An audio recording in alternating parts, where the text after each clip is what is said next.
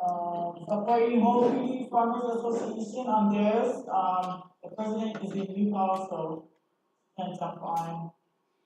And also Multi Farmers Alliance as a beneficiary on all three too. So many hats, like I said. For support for multi RFPs.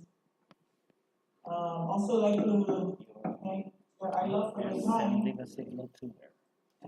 hype for the time of serving us this last couple of years. Hopefully we can keep this moving for the next group. Thank you. Thank you. Just there was a little glitch in the roadway, so the what we call the forms for the E-90s to release the money for the grants are going to have to be resubmitted under the new administration. So there'll be a slight delay, but I don't think that'll affect the grant approval process itself, other than just a short delay. Just anything that's curious about that. Okay. We do thank you for your service too, for all the volcanic groups and the beautiful fruits and vegetables that you grow on the island for us. Take care. Yeah.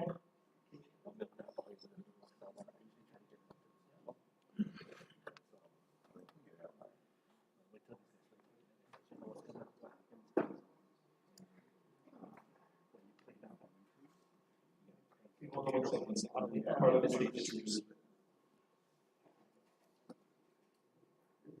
Shall I mute him?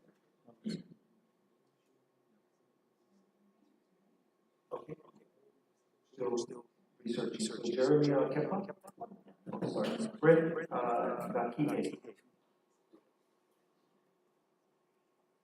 Hi, can you hear me? Yes, you can. Aloha. Thank you. Aloha, Commissioners.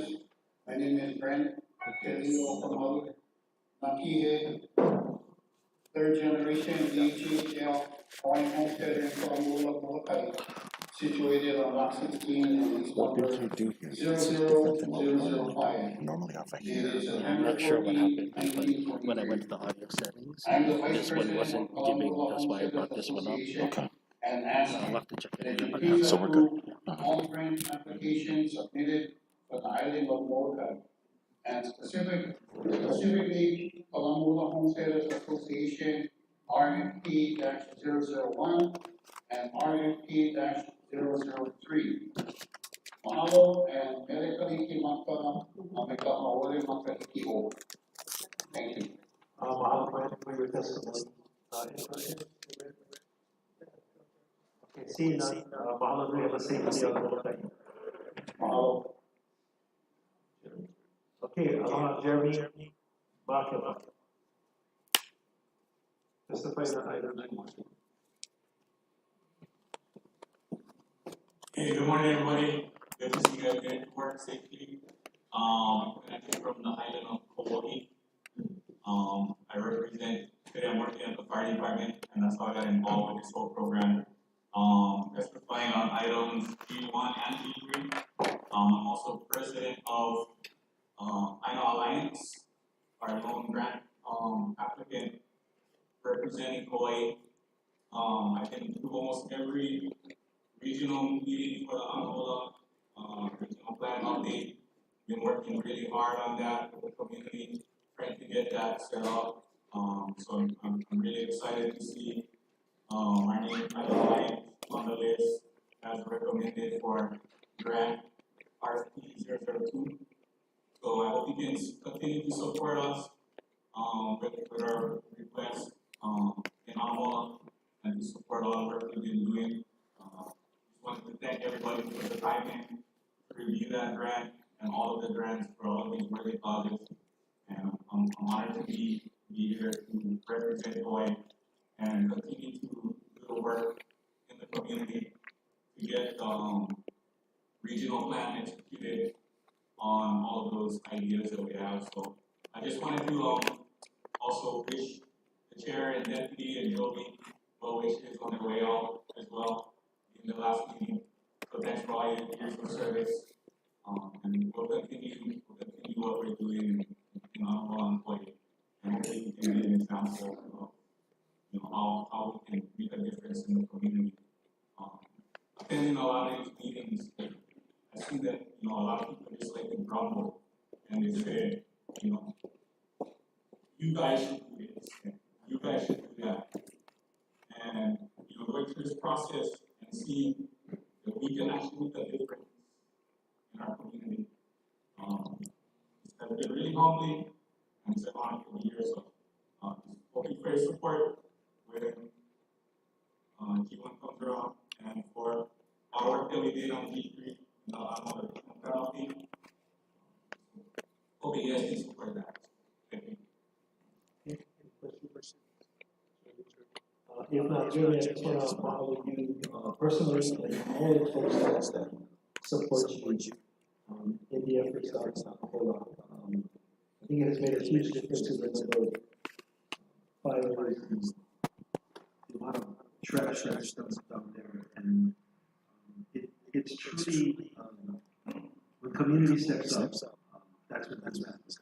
All the way for all your service as a firefighter.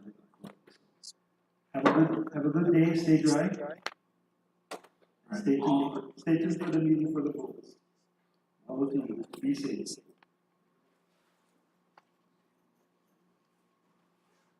Next up is Max for 9. Agenda item G1.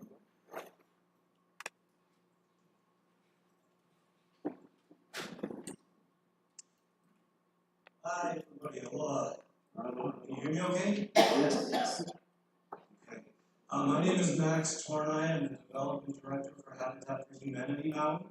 And I wanted to just speak in support of our application that we have. It's under 002, agenda item. If you haven't reviewed it, this is basically for safety repairs to any homestead association or DHHLBC in Maui County. And we were proposing to do 50 projects over the course of the grant period. I was just hoping to speak in support of that, the need of that, and just be a resource if anybody had any questions. Thank you, Max. No questions, but I do want to mahalo you for your willingness to continue to partner with the department and make things better for the beneficiaries. Mahalo nui. Thank you. Stay dry and stay safe. Thank you. All right. Is there anyone else? Bobby, I'm going to ask on the remote. Anyone else on the remote? Michael? No? Okay, so we'll go to the audience. Bobby?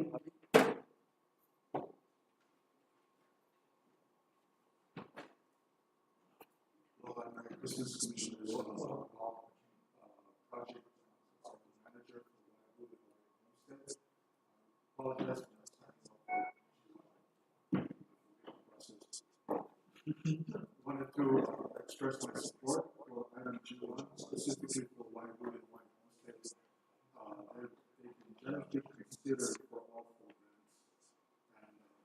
And I'd like to acknowledge and reflect on their commitment to their community, to work with the department to improve things, basically doing what they do. And this recognition acknowledges our efforts for the past years. And we do want to thank the department and its staff for working with Waiguru and trying to make it. In closing, I'd like to also acknowledge Jogi Mosipatani, Tyler Holmes, and Chairman Bill. Mahalo for all you do is working with the Hawaiians, working in the community. At the end of the day, the heart takes us to the right place. Thank you for all you do. Thank you. Any questions? No, but I want to thank you for continuing to engage in the beneficiary community. once a member of the DHHL community, Anyone else in the audience wishing to testify on any agenda items? Okay, thank you very, very much. We will go to removal item C4.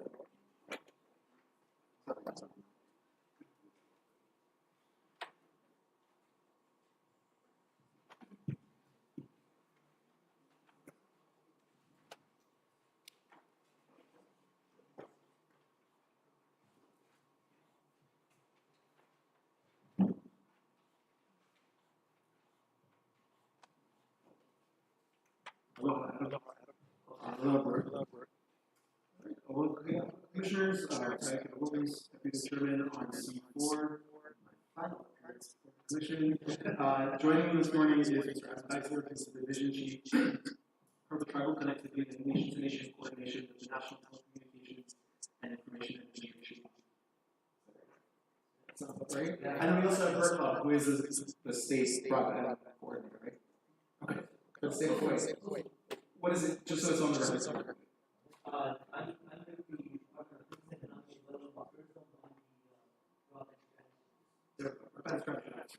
And this morning we have a for information only, an update on the tribal broadband connectivity program by the National Telecommunications and Information Administration. So I'm going to turn it over to Alex. Thank you. Media, Trustee Shono Madam Geisler, thank you for having me today, Mr. Chairman, Mr. Commissioners. On behalf of my community, I want to thank you for the hospitality that you guys have shown me every time I've come out here, so I really do want to thank you. We're here to announce something really exciting, and long time coming, I imagine, for some. I was chatting a little bit with a few of the commissioners this morning about broadband, and I realized we've been at this now for nearly a year, and I have some really great news to share with you today. So today, we can now officially speak about and announce over $17.2 million that is going to be coming to the Department of Hawaiian Homeland from NTIA and the Department of Commerce. So I want to congratulate the Department of Hawaiian Homeland's Chairman Isla, Kauai, for their dedication, Mr. Gomes. I also want to acknowledge Jerry Yoshimi from University of Hawaii, obviously Senator Brian Schatz, who has been a huge champion of your community. I just want to put that on the record along with his team, Ms. Dale Hahn and AJ. I also want to acknowledge that we've reached today in the support of the Biden-Harris administration. And while I'm not a political appointee, I do have to acknowledge that this is an unprecedented effort that has been made by government for indigenous communities with the creation of the private broadband connectivity program, which I manage. And so I do want to acknowledge and also send our congratulations to Secretary Peter Ramondo, as well as Assistant Secretary Alan Davidson. I also want to acknowledge the team worked on this internally at NTIA, Ms. Crystal Hottaway, Margaret Gutierrez, and Mr. Nicholas Courtney, who you're going to be interacting with even more now that we get into the implementation portion of this particular program. Of the $17.2 million, we are talking about $10 million, a little over $10 million of those funds that are going to be used for broadband use and adoption activities, including telehealth and teleeducation, and being able to provide those remote services to your various island communities on the homelands. In addition to that, we have another $6.3 million. Again, this is all part of that 17.2 that is going to be addressing planning, engineering, and feasibility study. And I do want to just acknowledge and commend the Department of Hawaiian Homelands and the State University of Hawaii for taking an opportunity to ensure that as you approach this once-in-a-lifetime investment coming from the federal government, from NTIA, from the Department of Commerce, for stopping and really thinking about how to plan this in the right way. A lot of times folks will rush into infrastructure and just start building, and this is an instance where I can really appreciate everybody that has been working around the table to stop and look at all the dollars, and I do have to acknowledge the leadership of the chairman here for doing that, along with his support team, with Mr. Gomes and Nino as well. It really has been a pleasure to work with folks to address the connectivity challenges in our indigenous communities. I'm an indigenous man. I live on the La Jolla Indian Reservation in Southern California, where I have the fortune of leading this effort. And I can tell you have real advocates. And I don't want to say warriors, because I think that an advocate is a little bit stronger at times. You really do have real advocates across the board that I've experienced in working with here, and I just want to put on the record, Mr. Chairman, that you have good people that you've had at the table that have really gone to bat for the needs of the Native Hawaiians. And I mean that with the big N and the little n. I've learned that at this point, so I do just want to say thank you for the continued open door and relationship that we've been able to develop as we move forward in getting the Department of Hawaiian Homelands out the door with this first 17 million and several million more to come, tens of millions more to come. Thank you. Did you want to say anything? Hello, Chairman and Vice Chairman and Commissioners. I just want to say that, you know, with the support of the federal government and NTIA and actually having the reality of the program actually getting funded now, more than 1 year later, the role that we play in DBED is to help with an area called digital equity. And as much as Adam has talked about broadband infrastructure, even if you have access to the internet, it's all about digital literacy, access to devices, affordability, and digital navigators. It's the wraparound services that basically get everybody to take advantage of the technology that has now been given to the participants in all of these programs. So, you know, the idea is that you have broadband access and you have the wraparound services like digital equity. And that is what elevates Hawaii to a place where we all can benefit from the technology going into the 21st century. I oftentimes think of it as the democratization of technology. So we're here to work together, we're here to support you, we're here to elevate everybody so that they all have a level of competency in this area of digital technologies. So thank you very much. I'll be around, so you know, I will be supporting, hopefully through the next administration as well. Thank you, Bert. Just on behalf of the department, we want to thank both Adam and Bert for their support. This certainly got off to a very interesting start, and I'm really glad we found a healthy resolution for it. As the Commission's aware, we're actually eligible for up to $90 million. So the $7 million that Adam just spoke about is going to help us better inform our plans for that remaining $80 or so million.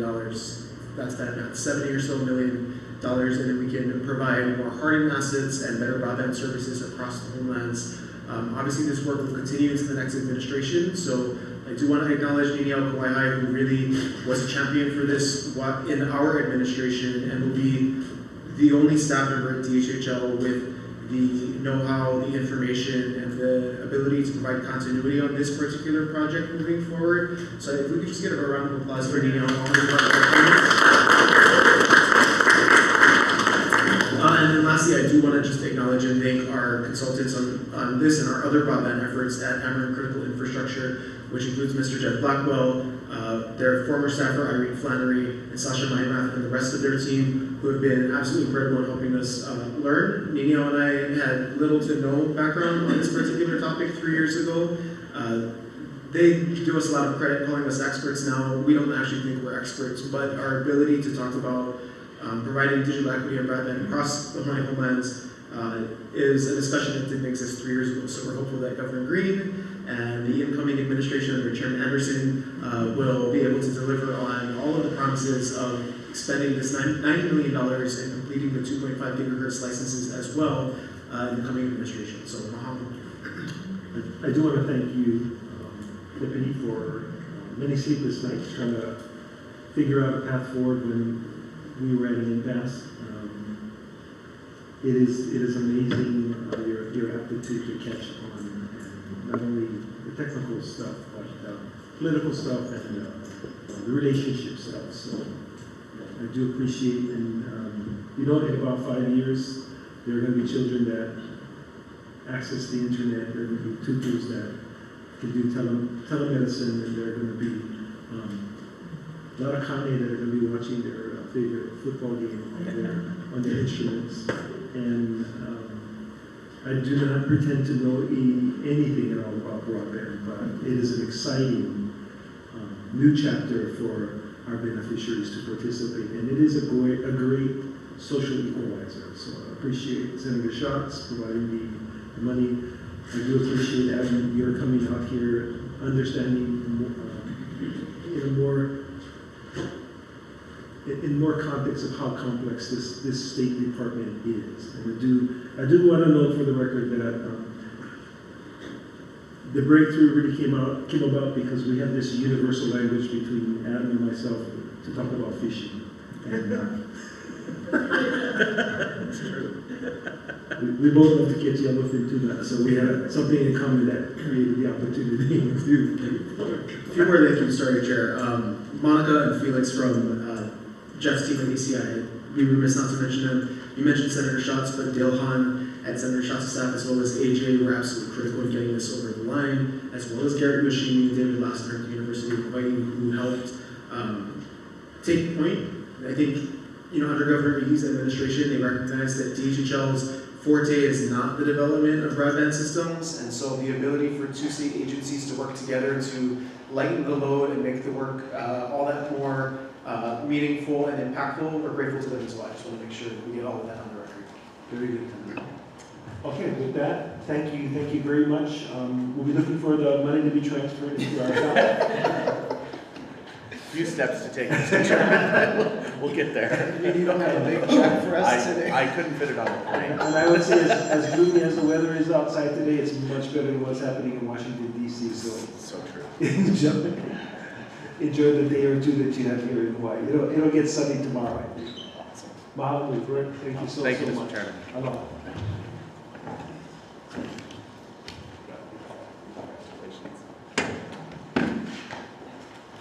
Okay, we'll go to the consent agenda.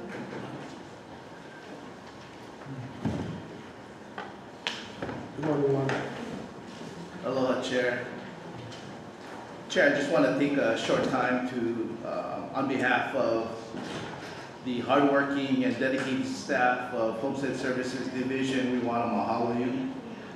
Mahalo nui for your support, your continued encouragement, your constant reminder that we can only do what we can do with what we have. It's been an honor, it's been a privilege, and it's been a blessing having been able to work with you these past years. Our hope is that your time away from public service be filled with joy, peace, and good health. Enjoy your time on the water, enjoy your time on your boat, and may the big one never get away. However, if it does, I know you'll remember that a bad day of fishing is way better than a good day at work. Thank you. And lastly, our hope is that you have success in attacking and getting done your honey-do list. Thank you for the good wishes on that one in particular, because I have a strange feeling that it's short right now, but it'll grow. So, but that's okay. I'm up for the challenge. Right on. And thank you for all of the support as chair for this administration. For Tyler and myself, Joby, you guys have done an amazing job with what you have. Thank you.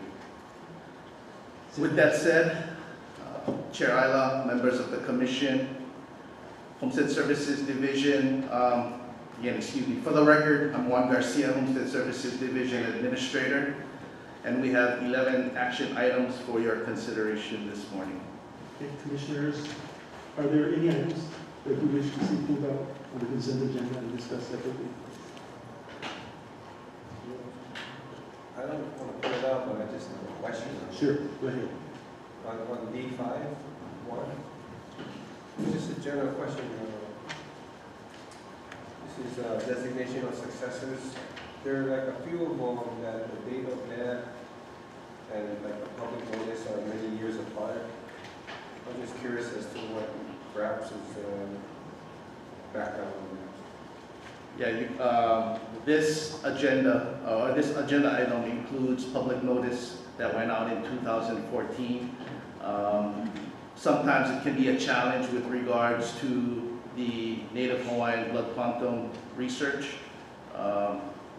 Most likely, that delay is attributed to that challenge. Okay.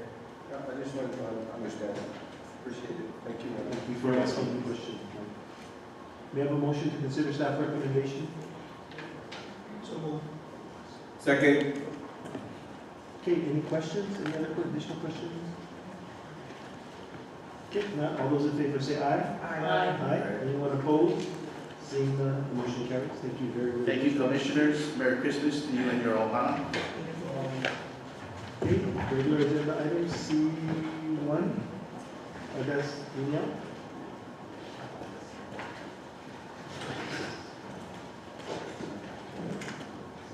I'll just caution everyone, don't believe everything you read, so go ahead. Or everything you hear. Aloha kakayaka mai kako. My name is Danielle Kwai. I'm Special Assistant in the Office of the Chairman, here to read item C1, Hawaiian Homes Commission Resolution number 305, honoring William J. Isla Jr. for his service as Chairman of the Hawaiian Homes Commission.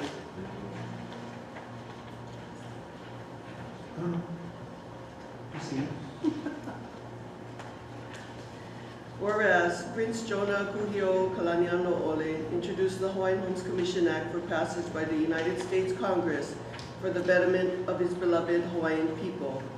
And whereas Prince Jonah Kuhio Kalaniano Ole, as a delegate to the United States Congress, was not a voting member of that body. And whereas the Hawaiian Homes Commission Act was signed by President Warren G. Harding on July 9, 1921, and the commission was fully operative on September 16, 1921. And whereas William J. Isla Jr. graduated from Waianae High School in 1976, where the motto, once a sea writer, always a sea writer, lives on today. And whereas William J. Isla Jr. graduated from the University of Hawaii at Manoa with a Bachelor of Science degree in 1980. And whereas William J. Isla Jr. married Melva Napua Kailikea on August 20th, 1976. And whereas on October 10th, 1989, Melva Napua Isla was awarded lot number 59, an unapproved lot under acceleration in Pahe'ehe'e Ridge subdivision as a beneficiary of the Hawaiian Homes Commission Act of 1920 as amended. And whereas lot number 59 was located within the perimeter of the U.S. Navy Lualualei ammunition blast zone, and the 7 other awardee families joined with the Isla Ohana to be relocated. And whereas after the DHHL's attempt at finding suitable lots for relocation failed, the 8 families advocated for the rights to DHHL commercial leases in Lualualei that were nearing expiration. And whereas on February 15, 1994, the Hawaiian Homes Commission granted Mrs. Isla and the other 7 families relocation to the Lualualei land previously held by a dairy farm and an unregulated trunking company. And whereas William J. Isla Jr. and his wife spent months cleaning up lot number 7 of the environmental hazards left behind by the former commercial lessee, including barrels of motor oil, car batteries, and rusty farm machinery. And whereas lot number 7 now boasts farm animals, fruit trees, and kalo through the collective resilience of the Isla Ohana. And whereas William J. Isla Jr. began his public service career in July 1986 through November 1987 with the Honolulu Police Department as a storekeeper. And whereas William J. Isla Jr. served at the Department of Transportation in November 1987 as harbor agent, and then under the Department of Land and Natural Resources until December 2010, when he was appointed chairman of the Board of Land and Natural Resources by Governor Neil Abercrombie. And whereas William J. Isla Jr. was appointed deputy to the chair of the Department of Hawaiian Homelands from January 1st, 2015 through May 16, 2019 by Governor David Y. Ige. And whereas Deputy Isla spearheaded evacuation discussions on February 23rd, 2015 at Maku'u Farmers Market for residents at risk of displacement due to the pending lava flow caused by Kilauea caldera. And whereas before going to the community meeting, Deputy Isla hiked to the flow front at DHHL's Maku'u water well and offered oli and ho'okupu of kalo from his homestead of Lualualei. And whereas after the eruption ended, the lava flow had stopped before the Maku'u water well went around it and formed a protective kipuka. And whereas the lava flow did not reach Maku'u homestead and no evacuations were necessary. And whereas William J. Isla Jr. became the 25th chairman of the Hawaiian Homes Commission on May 17, 2019, when he was appointed interim chairman by Governor David Y. Ige. And whereas the Senate of the Hawaii Legislature confirmed him as chairman of the Hawaiian Homes Commission on February 10, 2020. And whereas under Chairman Isla's leadership, the Hawaii State Legislature funded DHHL a record $600 million to reduce the department's wait list. And whereas Chairman Isla headed a permitted interaction group to develop the strategic plan for the $600 million that was passed by the Hawaiian Homes Commission at its August 2022 meeting. And whereas Chairman Isla submitted the Act 279 plan to the state legislature on December 6, 2022. And whereas under Chairman Isla's leadership, Title 8 of the Native American Housing Assistance and Self-Determination Act was funded at its highest level in 20 years at $22 million.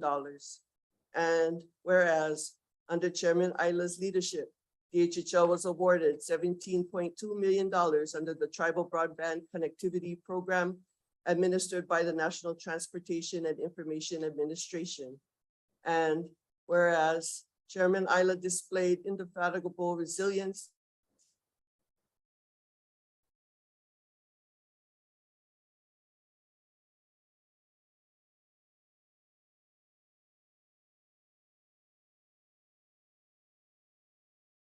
as the vice chairman and members of the Hawaiian Homes Commission on this 19th day of December 2022 to set forth their hands in honoring William J. Isla Jr. for his service as chairman of the Hawaiian Homes Commission. And be it further resolved that the Hawaiian Homes Commission also recognizes William J. Isla Jr. for his 36 years of public service to the people of the state of Hawaii. And be it further resolved that copies of this resolution be transmitted in its entirety to members of Hawaii's delegation to the United States Congress, the governor of the state of Hawaii, the president of the state Senate, the speaker of the state house, the mayors of the 4 counties, the presidents of all the community associations of the Hawaiian homesteads, and to his wife of 47 years, to whom he had promised all those decades ago to always honor and obey, Melva Napua Isla, adopted this 19th day of December 2022 at Halipono'i in Kapolei on the island of Oahu, state of Hawaii, by the Hawaiian Homes Commission in regular meeting assembled. Can I get a motion to approve resolution 305 honoring William J. Isla? So moved. Second. To approve resolution number 305 honoring William J. Isla Jr. Second. Any discussion? Yes. Thank you, Madam Chair. I don't know what to, but First one. anyway, this whole resolution is very true. This brings tears to our heart. Because of his service to our Moku of Waianae and to the Native Hawaiians and Beneficiaries Bill. You have done so much in committing and our staff, your strong staff to support you. But your leadership as chairman will be missed. You share so much knowledge. You have taught us so much. And I've never seen a human being like you that knows everything around the homestead islands from Waianae to Puna or wherever we talked. Bill. Your knowledge is just extremely gift to share to the commission to help us make our work easier and to make the decisions, some tough ones that we have to do, but with your help and assistance and your mana'o, I've never seen you upset, not even at me, and sometimes, but you're very calm and, you're kind and warm. And I appreciate that so much and your friendship. And thank you so much from the bottom of my heart, from our Moku of Wai'anae. And thank you very, very much. We love you. And Keokua bless you and Auntie Melba, because she is just a super, super patient wife. Very, always just smiling in the room wherever we go. And so we love you both and we pray best wishes to you, Bill Island. Mahalo, mahalo, Nina. Thank you so much, Patty. Yeah, And thank and you. yes, we have disagreed on some things, but that's how it's supposed to be, right? You're supposed to be here and representing Exactly. beneficiaries. So Thank you I all. appreciate even those times that we disagreed. There weren't that many. I think No. most of the times we definitely agreed. Thank you. Thank you. Thank you so much, Bill. If I may, Chair, I want to add to Patty's comments. Yeah. After hearing the beautiful resolution, I feel a little bit shortchanged because my interaction with you has only been on the commission in these past 3 years or so. But that interaction has been meaningful and has been blessed for me. When I was listening to Niniao, I don't even know how to pronounce it. Indefatigable resilience. And then the other one was unwavering commitment. But to me, the word I would use to describe Chair is steadfast. He has been a leader. He has been committed to his duty and his service. And when you look for people that you want to follow and you want to pattern kind of your practice and your how you want to be as a person yourself, I look for people who are pa. I heard that word earlier today. Do what you say what you do.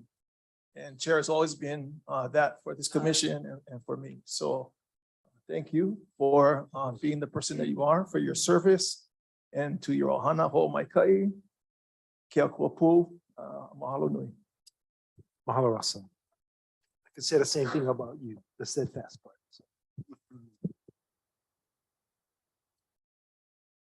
Yeah, I'd like to also add, Niniao, you're spot on everything you shared with us. There's some interesting things I thought. One interesting thing. You got married, you graduated in 76 and got married in 76. Yes. Congratulations. I also had a son in 76. Fantastic. No, I too would like to say, send my warmest mahalos to you, Chair Ayla. I too only been here a few years, but there was some interaction when Chair was at the LNR from my professional side. But nothing but impressed with your leadership. All of our beneficiaries, I can't speak for them, but if it was me, I would say they would be very appreciative and thankful for all the work that you've done for everyone across the state. And I don't see you being quiet in your retirement days from what I kind of heard on Friday. So we look forward to that. And again, God bless and mahalo for everything you've done for us. Thank you, Mike. That's Portuguese blood in me. Madam Chair, I just wanted to offer some clarification on the terms I used, because there's some historical value there.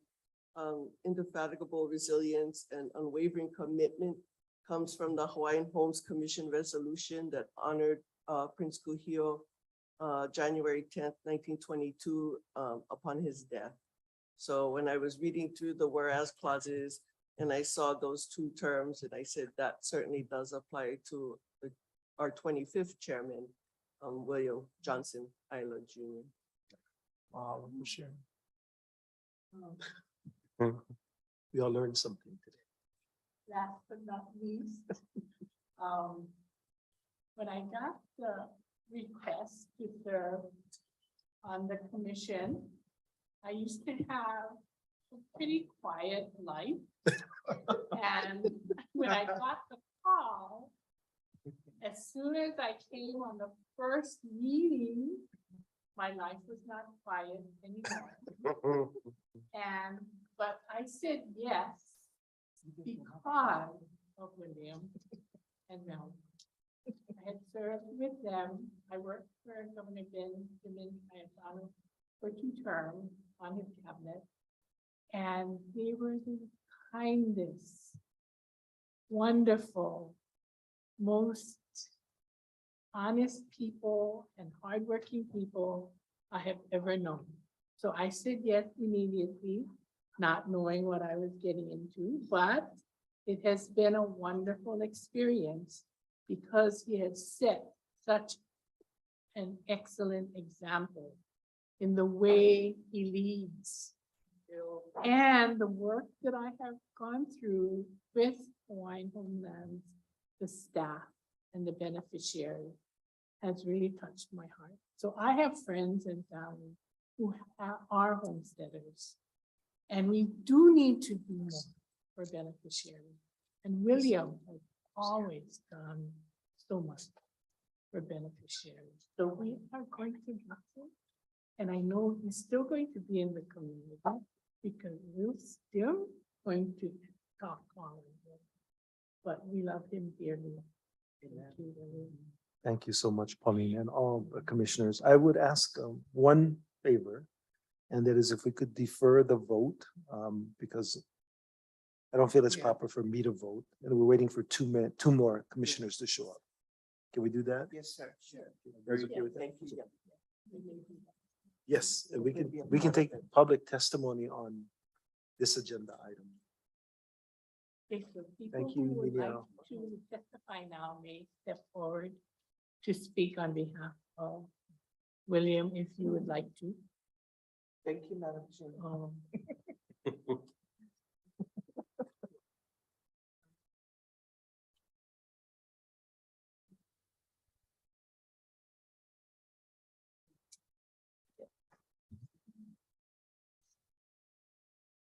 Aloha kakahiaka, o au ka puakili I kua kamai no ka aina ho o kula ka awa waina mai au. Mahalo ke akua no ki ala. I didn't notice this part on the agenda, but it is so appropriate that we honor this beautiful Hawaiian Kanaka who has served our community in this fake state for all of his many years. I know him as a community person, and we have not always agreed. But like he says, we have more often come to stand on the same side. And the disagreement is good because that's how we learn and that's how we grow as individuals. But you know, William, you have done so much for Naka Hawaii. You know, and there are many, sad to say, you know, no matter what you do, you're never going to please everybody. So you just have to do what is right in your heart and what is pono. And those people that love and support you will agree to disagree and love you just the same. And there's no words that could express all the aloha that I have and our community has for you. I came unprepared, but I give you a leo aloha. A leo aloha. And it shares to all of you trustees as well for serving us, because we know that we oftentimes do not agree with you either. But you have to do what you are informed. And sometimes you have to go outside of the department to get fully informed, because there's always at least two sides at least. So let not all of your information come from the department, but lean heavily on it and be thoughtful of what else is out there. And I thank you for doing that all the time. Mahalo. As I thank you for your work in the community too. Mahalo nui.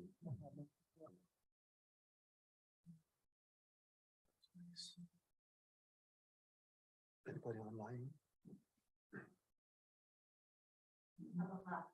Oh, aloha. Velma Mariano from Pakukalo. Blessings to you, Chair. I'm glad to be here.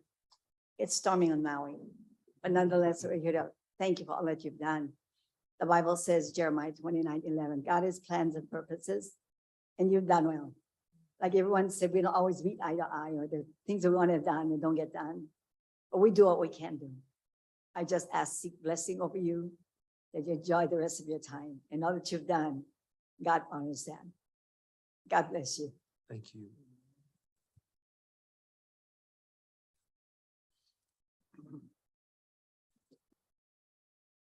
We're going to the next section. Okay, I was remiss in not asking for public testimony on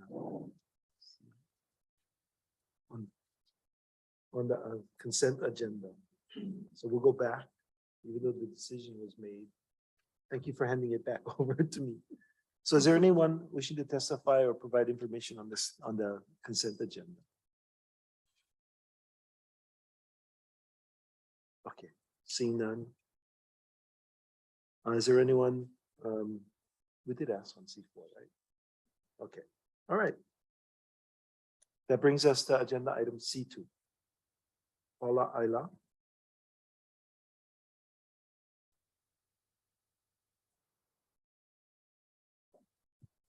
Aloha Chair, Commissioners. Good morning, Paula Ayla, Contact and Awards Division. I'm here today on item C2 to request the approval of 3 leases, 99-year leases, 2 in Kapaina and 1 in Maku'u. Okay, they have a motion to consider staff recommendation? So moved. Second. Moved and seconded. Questions by commissioners? Seeing none, is there any public testimony on agenda item C2? Anybody online popping up?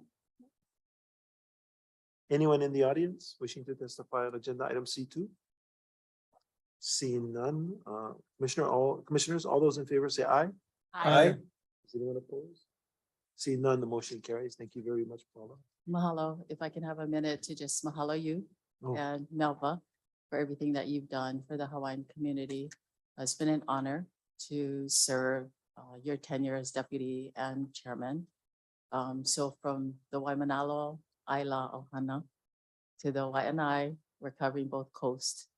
Mahalo nui and God bless you and your family. Thank you so much, Paula. The Kolohe one. Okay.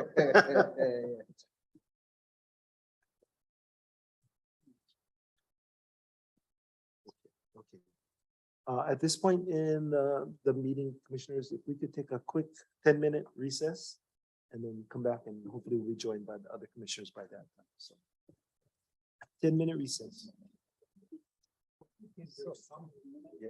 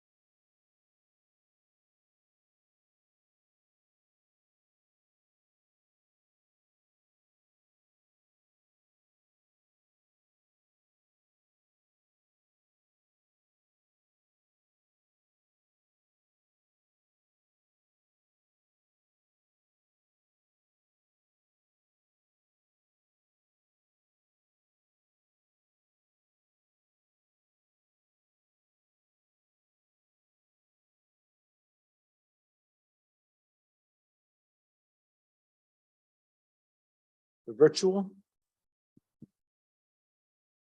And with Vice Chair present now, we'll go back to agenda item C1 and my intent to abstain on this agenda item. Okay, Randy? so aloha everyone. Since we are late, we're picking up where everyone left off. So regarding Reso 305, does anyone have any additional comments, starting with you, Dennis, since we were not here? Yes, I do. First of all, William, I'd like to thank you for the time we spent together and the interesting conversations we've had at commission meeting and outside of the commission meeting. But yeah, I think this should be a book. I'll be looking forward to your biography coming out. But just want to thank you for all your service and continued, and I'm sure you can continue. I just brought you a big box to Huli so you can get to start planning. So, anyway, thank you for your service and thank you for being a brother. Mahalo. Thank you, Dennis, and I appreciate our shared appreciation of Carlo. So, Randy. Yes, so I would also, William, like to mahalo you for your service. 37 years of serving with passion as well as compassion. I think that's been one of your trademark contributions to serving our community. I don't think everyone fully understands all the various roles you have played in and the manner in which you have served our community, from your activism in Makua with the Navy, protection of EV, repatriation of EV, your very valuable time chairing DLNR and now DHHL. We have much to be grateful for. And even though we did not always agree, I want you to know we have tremendous respect for you and who you are. And you're going to be missed. So mahalo for everything you've done for all of us. We greatly appreciate it. And aloha, and we wish you well.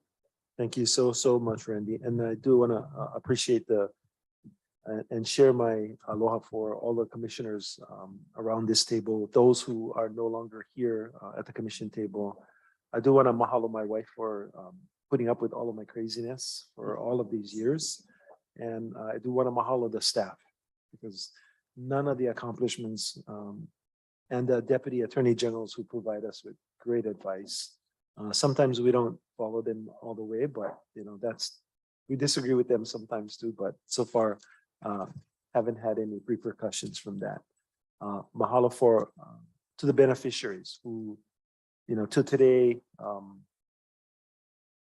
do their best to make all of the lands that are in their positions aina ho'opulapula.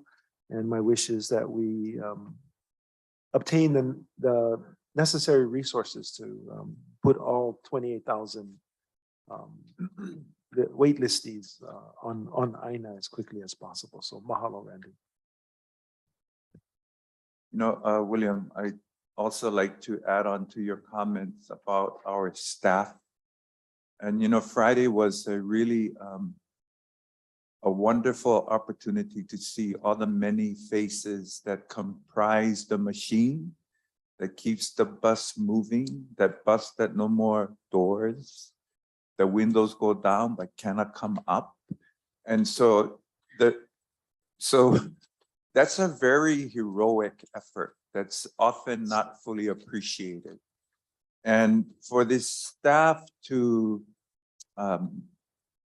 do what they do with very little resources, I commend all of you. And during this time of transition, we have 3 leaders that will be gone soon. It creates a void that I'm sure this level of uncertainty is creating anxiety for our staff. But this commission wants all of you to know, in spite of our occasional disagreements, we value your work. We value what you represent to the department, and the commission is really about, in order to serve our beneficiaries, We must establish and continue to maintain a respectful and healthy relationship and partnership. So that's what this is all about. And we do value all of you. And we will continue to support your work during these uncertain times. So that is it. Mahalo. Thank you, Randy.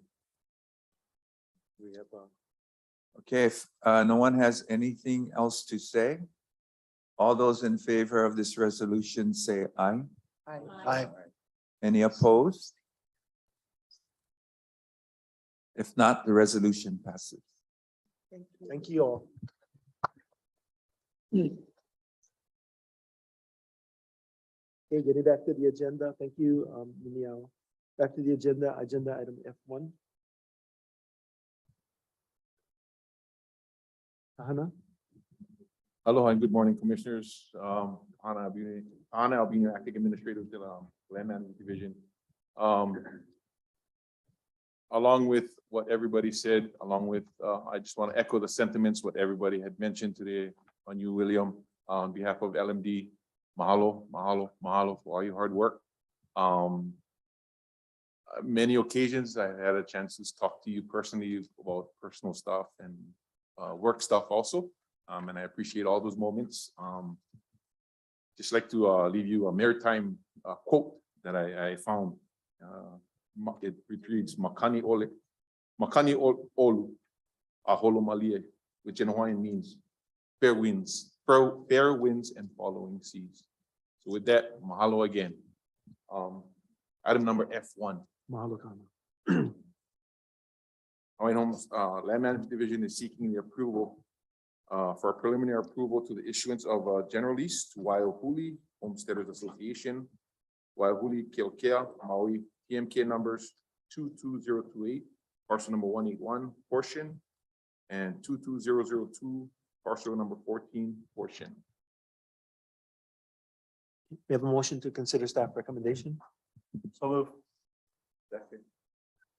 Okay, proceed. With that, on the side of me, I have our land agent, Shelly Carrera, who will add on to this submittal. Aloha Chair and Commissioners. So the Waiahuli Hawaiian Homesteaders Association is seeking preliminary approval on a issuance of a 65-year general lease. This proposed preliminary approval will allow them to solidify their funding efforts. And also they will continue to pursue completion of the Chapter 343 environmental assessment and Chapter 6E historic preservation requirements. So today we also have Bobby Hall present, who can also further add to their request. Okay, aloha. And this presentation has been made prior to the commission. There are some changes regarding homesteading activities, I believe, that have been worked into it. So commissioners, minus the homesteading activities. Bobby, did you want to add anything? Aloha again, Commissioners. I'm not sure if they're online, but Waiahuli people were going to try to join this morning's session.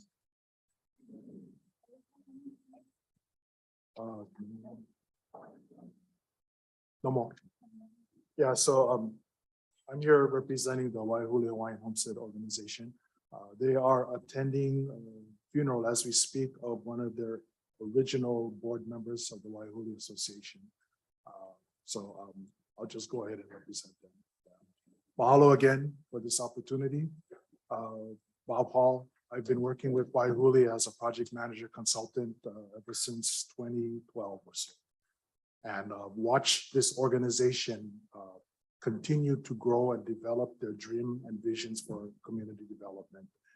In this past, I believe it was September meeting, we did a for information briefing to the commission about Waiahuli's economic development initiative called Waiahuli Economic Development Opportunities, or We Do. The concept behind We Do is to secure and promote employment opportunity, community-based through development. Waihuli has experienced over the years the ability to raise funds and develop their own community park site, starting from their initial heiau, which they started to take care of through a commercial kitchen, through a community center, through outdoor amphitheater, multiple things that they were able to grow and do as, as part of their initiative to do things within the community. Waihuli has been an avid supporter of the DHHL programs from Kulia Ikanu'u and has followed the steps to that program diligently on how to raise money, how to write grants, how to apply for money, and eventually how to spend the money and get the most for the dollar. Waihuli continues to do that. We believe that that is the way to get there, and Waihuli has proven that. Today's subsequent action, there is recognition of Waihuli's efforts by consideration for even more additional grants to further their vision, and we appreciate that. Anyway, the plan that we presented in September has been amended a bit. There's some uncertainty about Waihuli's ability or legal ability, I'll say it, to take on homestead development as part of the initiative, primarily vertical construction. In our presentation in September, we offered a plan where there was an actual conceptual plan to build out homestead lots, homestead homes, kupuna homes, as well as the multifamily. Those initiatives or those components are basically put on hold until we can get further clarification working with the department on our ability to move forward in that. Nonetheless, there is still an opportunity for Waihuli to pursue and gain employment from infrastructure development, which is what they're proposing to do. In the proposed map, revised map, we propose bigger bubbles for agricultural development or agriculture initiatives, bubbles for infrastructure development. There is still a component for energy development as far as water development. Waihuli has secured partnerships for both entities to not only provide the initiative, but to bring money to the table to help complement DHH's efforts to get people on the land. Our partners who we were able to disclose by a confidential agreement are solid developers, contractors on the island of Maui. Department of Hawaiian Homeland has used them in the past. So Waihuli feels confident that it has the expertise to learn from, and that's what they want. They also have the commitment from our partners to the extent possible, new jobs that will be created or new opportunities that will be mentored to include the Waihuli community and make that part of the employment package. We're also working with various trades and unions, particularly operating engineers, to consider using these bubbles, these sites as training areas so that our residents can get into the field, train over there, and perhaps even take that to a final grade that someday somebody can live on. All of these efforts are done in concert with the strategy of trying to leverage everything and coming to the department last. We're not looking at the department for any particular upfront money to do this. You've afforded us grant opportunities, and that's allowed us to get this far. What's being considered today is the next step for Waihuli. It's a preliminary lease consideration. It is not a general lease yet. There are conditions primarily to complete Chapter 343 requirements, and we are ready to do that, and we are ready to finance that, to move that forward. And we're hoping within the next 9 to 12 months to be back at the commission for a full 65-day general lease consideration. We have been able to secure private financing as well as federal state financing to help drive this initiative. Because it's an economic development package, we're not only looking at construction money, we are looking at labor money, we are looking at different type of private money to help train and educate people for program development jobs. So there's a multitude of new pools of funds that can be utilized, all for the purpose of We Do, for allowing the community to strive and benefit on the homestead. One of the initial things that Waihuli when they set out to do this vision back in 2018, one of the things that they tried to address is the children leaving home. No more jobs, basically no more future. All are good jobs, all long-term jobs, everything that required, some sort of commitment, they weren't able to do. This is Prince Cohil's homestead's residents' opportunity to show that his vision is true. You can work with the Hawaiians. In doing so with this general lease disposition, we feel enlightened because now they're considered at a higher level of operation, a more private sector type of thinking. And that is part of the goal. Anyway, I'll stop there and entertain any questions the board may have. Okay, thank you very much. Bobby, questions? Yes, I do. Patty? and then- Thank you, Mr. Chairman. Thank you very much, Bobby, for being here. I guess my question is, Kahana, what does it mean by preliminary approval? For 65-year general lease, what are we approving? Is this preliminary approval that we're approving today? Or do they have the ROE right-of-way entry? They already have a right of entry that is in Okay. place. That right of entry, again, will allow them to continue to meet the requirement before an actual right of, general lease is, approved. So preliminarily, it is a preliminary approval based on them, subject to them completing that HRS, chapter 343 compliance.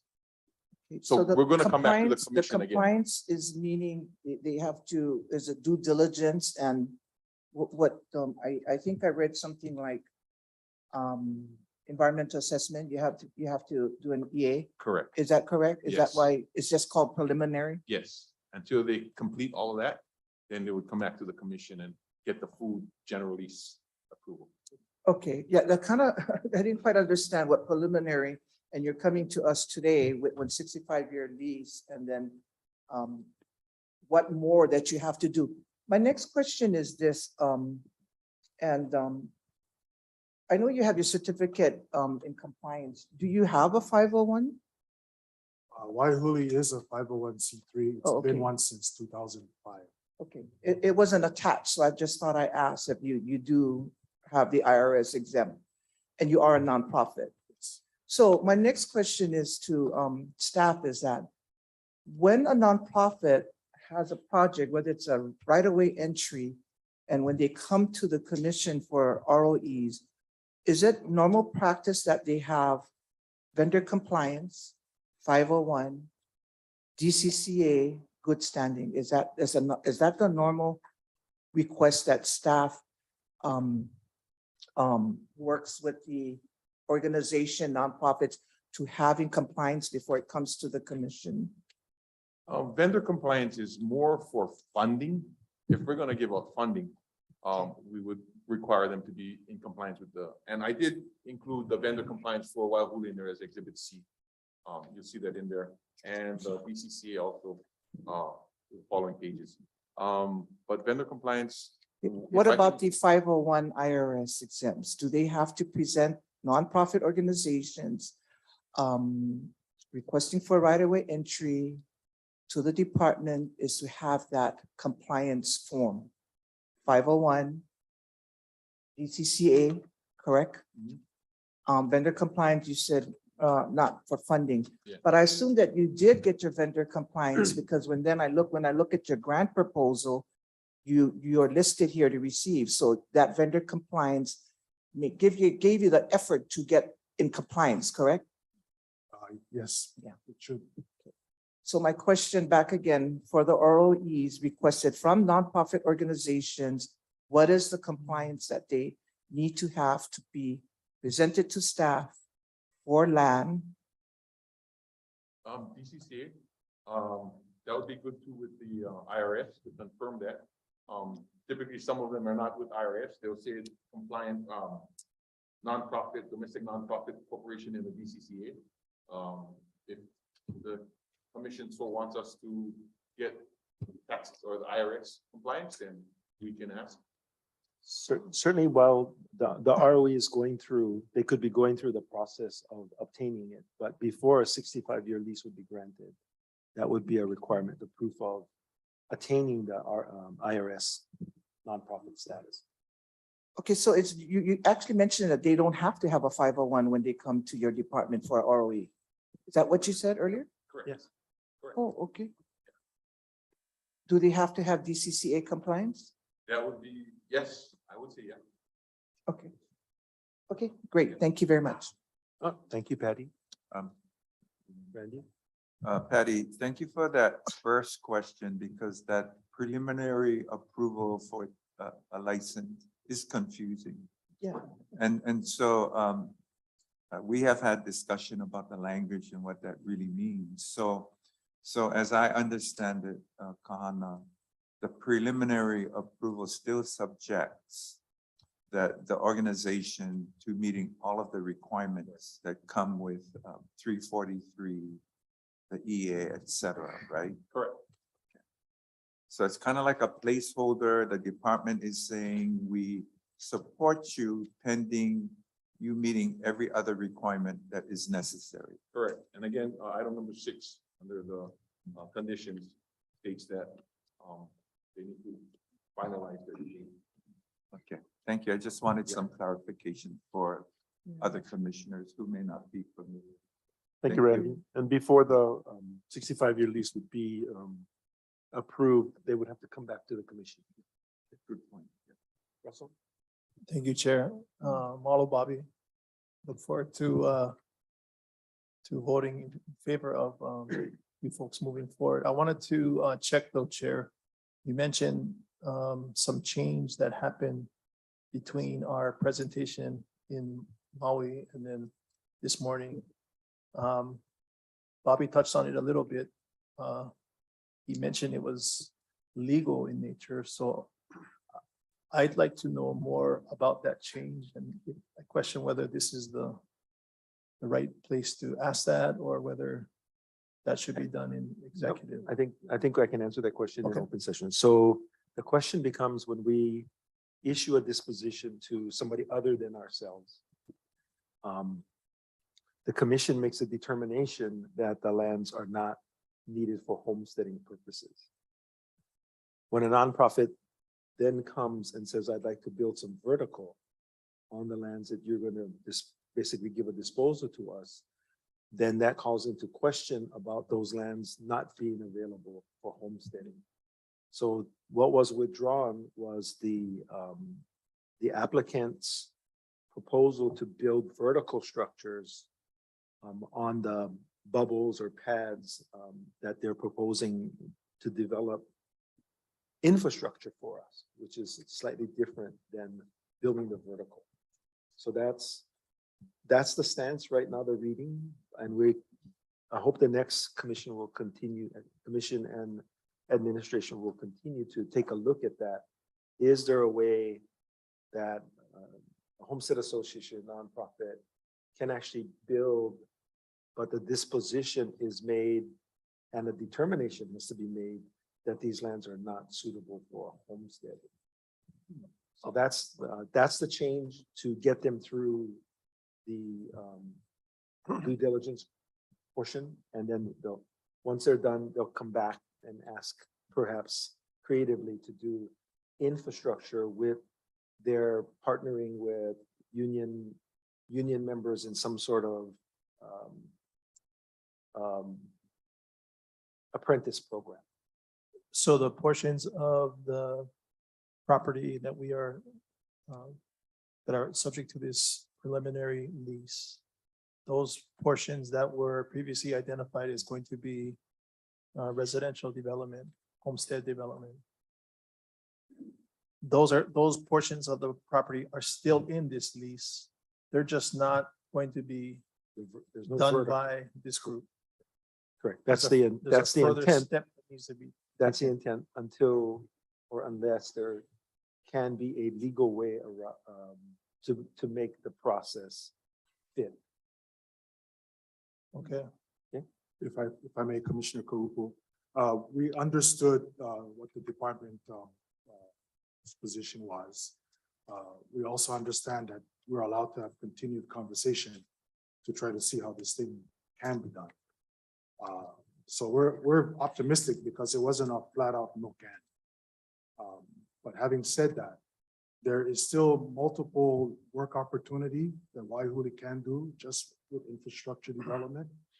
And should at some point in time, we can exercise doing vertical development, then it's already been, vetted through the process. We haven't planned to do that.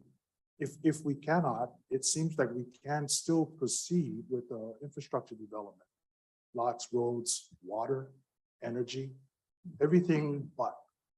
And we believe that we can advance the department to be in a better position to take over the rest if we can at least continue to do this master plan of horizontal construction. Again, what we're looking for is the building of the house is not our end product. Jobs are long-term jobs. There's multiple employment opportunities with any development, starting from the person who's Xeroxing all the way to the engineer. And that's all we're looking for. So the current proposal before us also allows them to move forward with the due diligence for the energy project, the water development project. Yeah, I look forward to seeing how, I just don't know without the residential piece, how you pencil all the infrastructure. And I guess that's a big part is your partner that you. It's safe to say that this is an out of the box strategy. Waihuli's been out of the box from day one. They've survived up the hill without attention. They've been able to get all their what they've done basically just by putting their head down and working. However, in saying that, while this preliminary journal lease is not a document that we can go to the bank with, it is a strong enough commitment to show our potential investors, to show everybody else who's signing up for this program that there's an intent. We need to still do this. Initially, when we submitted our due diligence for the right of entry for a journal lease consideration, we didn't finish the chapter 343. We were of the understanding that you do that after you get the journal lease. And had we done that, had we finished the chapter 343, we would be here asking for a journal lease. Yeah, and I appreciate and understand the timing issue as far as the preliminary lease. I guess bottom line, if we go through this process and despite all of our desire for you folks to move forward ultimately with the residential piece, but it's determined that that cannot go forward without, putting that work out to public process to, and complying with procurement or whatever. What happens to the lease that has identified those properties as subject to their lease? Do we therefore at that point amend the lease to pull it back out to go through this process, or? The process up to the building of vertical, which they asked for initially and has been removed, that process can continue. Their desire or ability to perhaps bid on an infrastructure package still remains in place. Commissioner Kogu, for now, with the conceptual, vision that we have right now, we're able to proceed. Ultimately, if we get close to when the EA is completed, and then, we're going to get into a potentially final general lease, we would want to make that determination before putting that effort into the ground and then looking on. But the land uses that's being proposed, the strategy would still fit what you're granting today.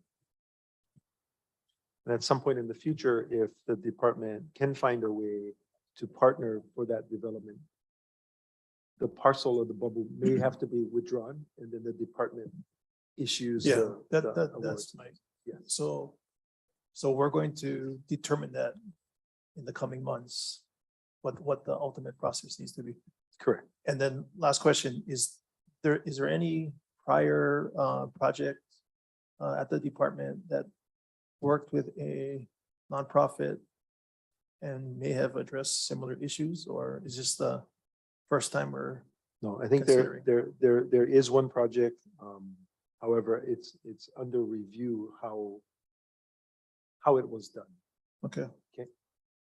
And that raised the concern that we're trying to address upfront with this project. The issue of land disposition, but but the challenge, a land disposition to someone other than the department, when the department makes a determination that the land disposition is not for homesteading purposes, Yeah. and then the land is used for homesteading purposes, that's where we have to figure out how to make that match. Okay, thank you.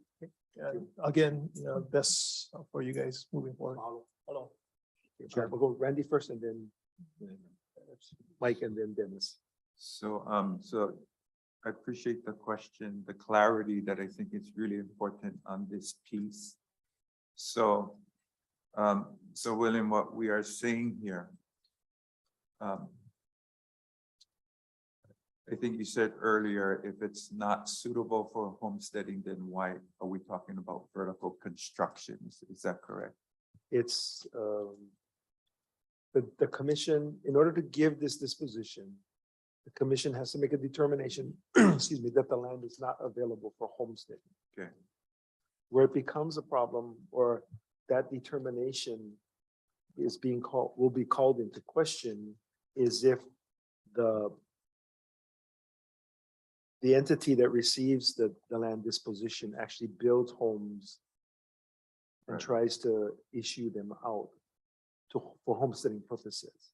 So the current out the box thinking is no vertical construction, but infrastructure is deemed allowable. That is something that we have determined is possible to this point. There needs to be further discussion as to if and how perhaps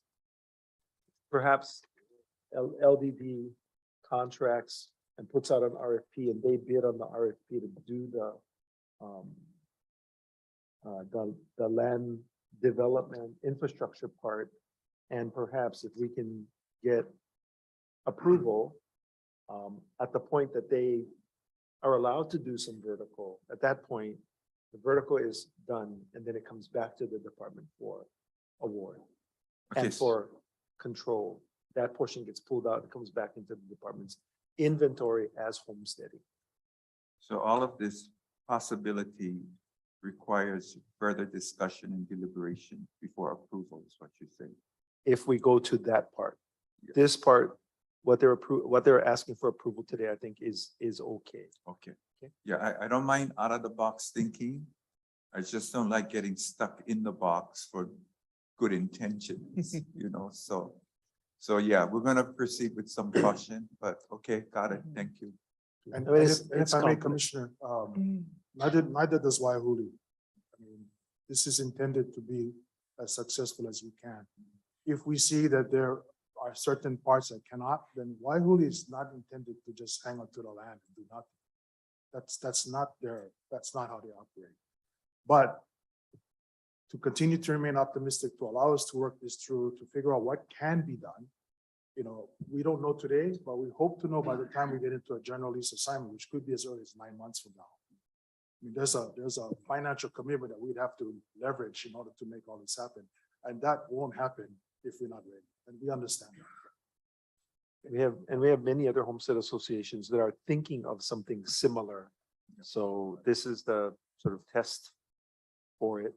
And then we'll address the other desire and requests for land dispositions to do something similar.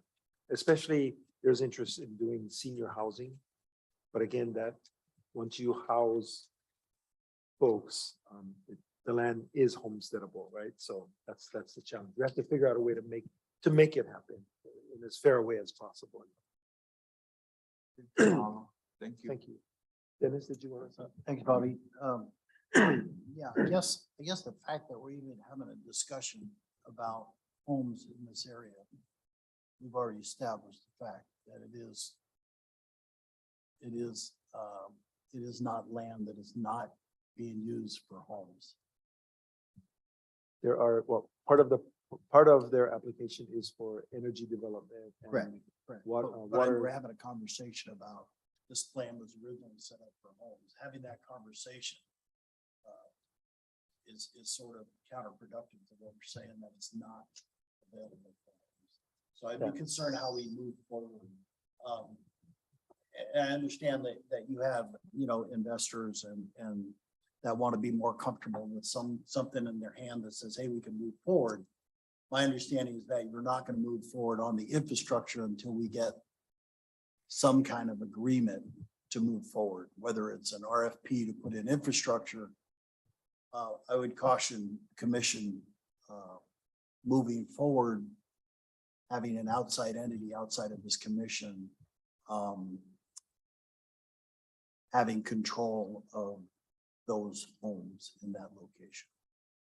Yeah, they're not gonna, until we resolve the issue, they're not building any That's what I'm homes. saying. I'm just saying, I want to make it for the Nor do we record want that control, but the control of those homes in that area, whether, and I understand where you're coming from. You want to utilize your young folks to build those homes. I appreciate that. I think that's important.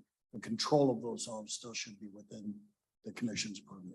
Okay, thank you. Mike, and then Russell. Yeah, first off, I want to say mahalo to Bobby, Anna, for, I think this is a great project. And, you mentioned, Chair, that this could be the first of many other associations that are interested. So we can appreciate the clarification so we can get this right as a commission. So if there is someone that follows up and try to do things that you guys are proposing there, Bobby, we'll have it set. I did have a side question. I think maybe you answered it, but when do you anticipate chapter 343 and chapter 6E being completed? We're looking at the next 9 to 12 months. Okay.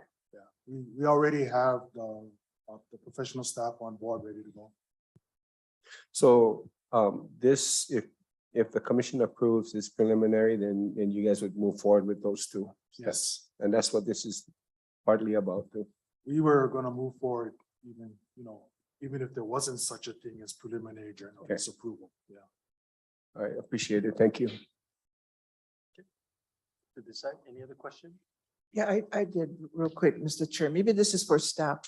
So for understanding clarification for me is that preliminary approval is usually go for organizations who obtain requests for general lease, correct? Do we go through a preliminary approval? And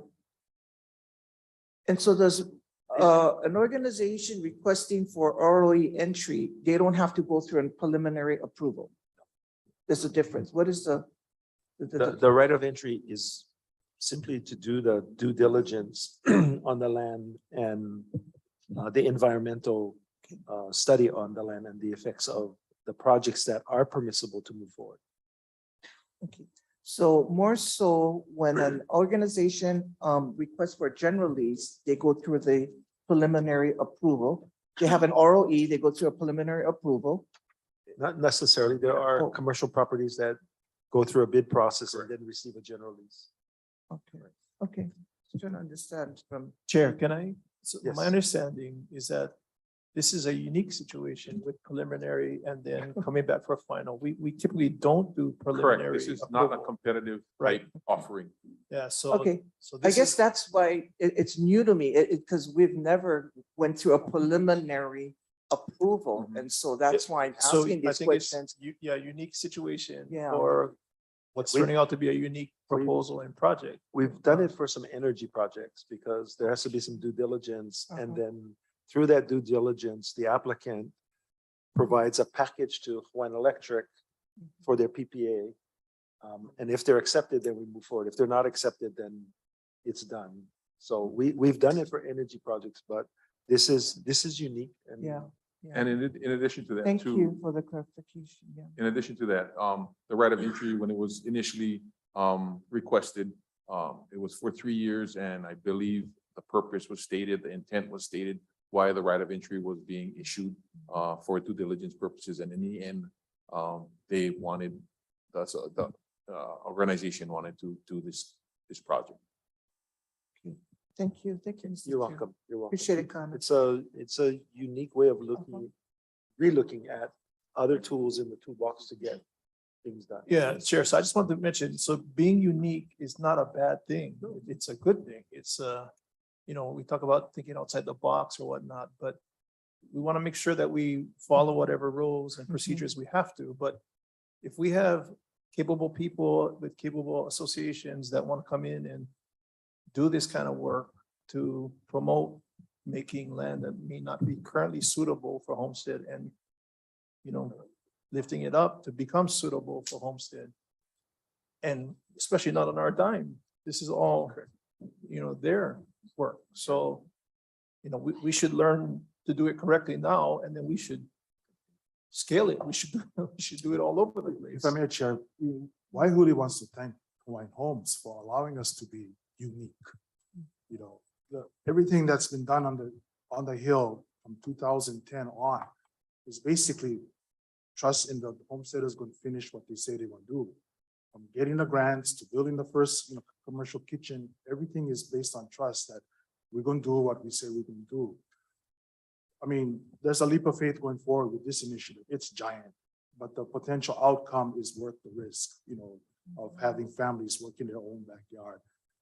And going forward with this, we realize that no more all the answers because this is new ground for us. But for me, out of the multitude of organizations there are, Waihuli has gone that path of being unique for multiple years. And they will know if they cannot do this or not. They will tell us what can and cannot be done. You know, what we're asking for is the opportunity to continue the journey and see where we end up together. So what's also unique about this project is Waihuli has also gone out and received permission from the legislature to issue special revenue bonds. It's just, they have to develop a source of revenue to help cover the bonds. But that's also unique, first time, I think. Special revenue bonds, not our money, not the department's money, it's the legislature's money, but it's through the bonding power. So that's also unique. And I keep hoping that it can be made successful. So, okay. Any other questions? No, but one more. And I just wanted to say, I want you to be successful, you know, and thank you for being unique, you know, and so these unique questions are that we got to ask is try to understand where you are. But, you know, I commend you for the steps, Bobby and your team. So, you know, and thank you for moving forward, you know, appreciate that. Appreciate the time, Mr. Chair. Okay, thank you. If there are no further questions, I'll call for the question. All those in favor, oh, I'm sorry. Thank you. Is there anyone wishing to testify on this agenda item in the audience? Is there anyone wishing to testify on this item in the remote audience? Looking to Michael? Nope. Okay. All those in favor say aye. Aye. Aye. Anyone opposed? See none, the motion carries. Thank you so much, Robbie. Happy holidays. F2? Yep. Item number F2, LMD seeking approval to First Amendment of Right of Entry number 708 to Frank V. Colosio Construction Company in Pu'uaina, Honolulu, Oahu, TMK number 22005-035 portion. Shelley?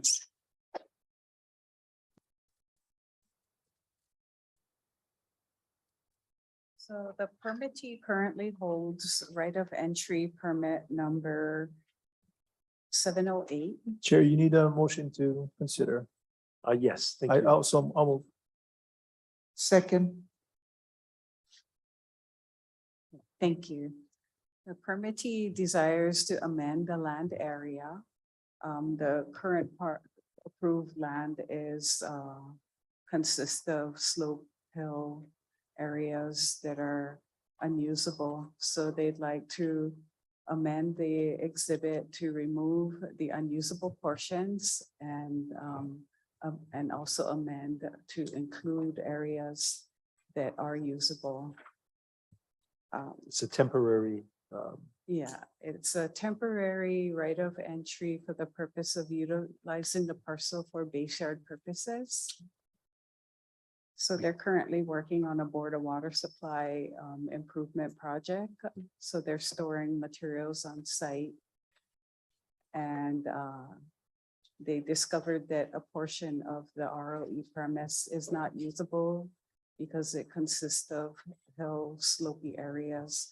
So they'd like to amend the ROE to remove the sloped areas and use alternative areas that are flat and usable. They're also, Question. Okay. they're also requesting to extend the permit for an additional 12-month period. This will allow them to utilize the parcel as a base yard while the project is ongoing. Thank you, Shelley. Any questions, commissioners? Okay, seeing no questions. Go ahead, Mike. Hannah, thank you, Shelley. So they're asking for an extension, but don't we normally review them on an annual basis anyway? But they're asking ahead of time? Yeah, this particular ROE is not the normal batch of ROEs that come to commission on an annual basis. So it's separate. They did have some requirements from the county unanticipated while they applied for permits. The county had asked that they show proof of the environmental assessment compliance with the chapter 343. So our planning office reviewed the proposed project and the project was exempt under the DHHL exemption list. So that therefore they didn't actually have access upon execution of the ROE, but there was some lag time. So now they're utilizing the parcel at a later time. So they anticipate they'll need to use the parcel for a longer time.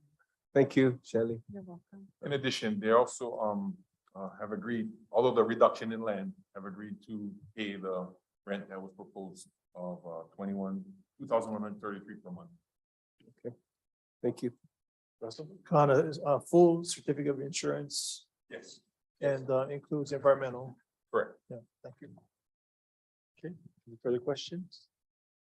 See none? Is there any public testimony? In the audience first? Okay, online next. Michael? None? Okay, all those in favor say aye. Aye. Anyone opposed? See none, the motion carries. Thank Mahalo, you. Merry Christmas. Mahalo. Thank you, Shelley. Mahalo. Is Andrew here? There you go.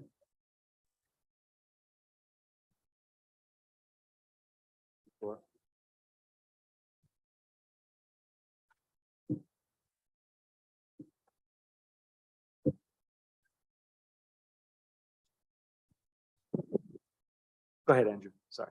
Aloha, Commissioners.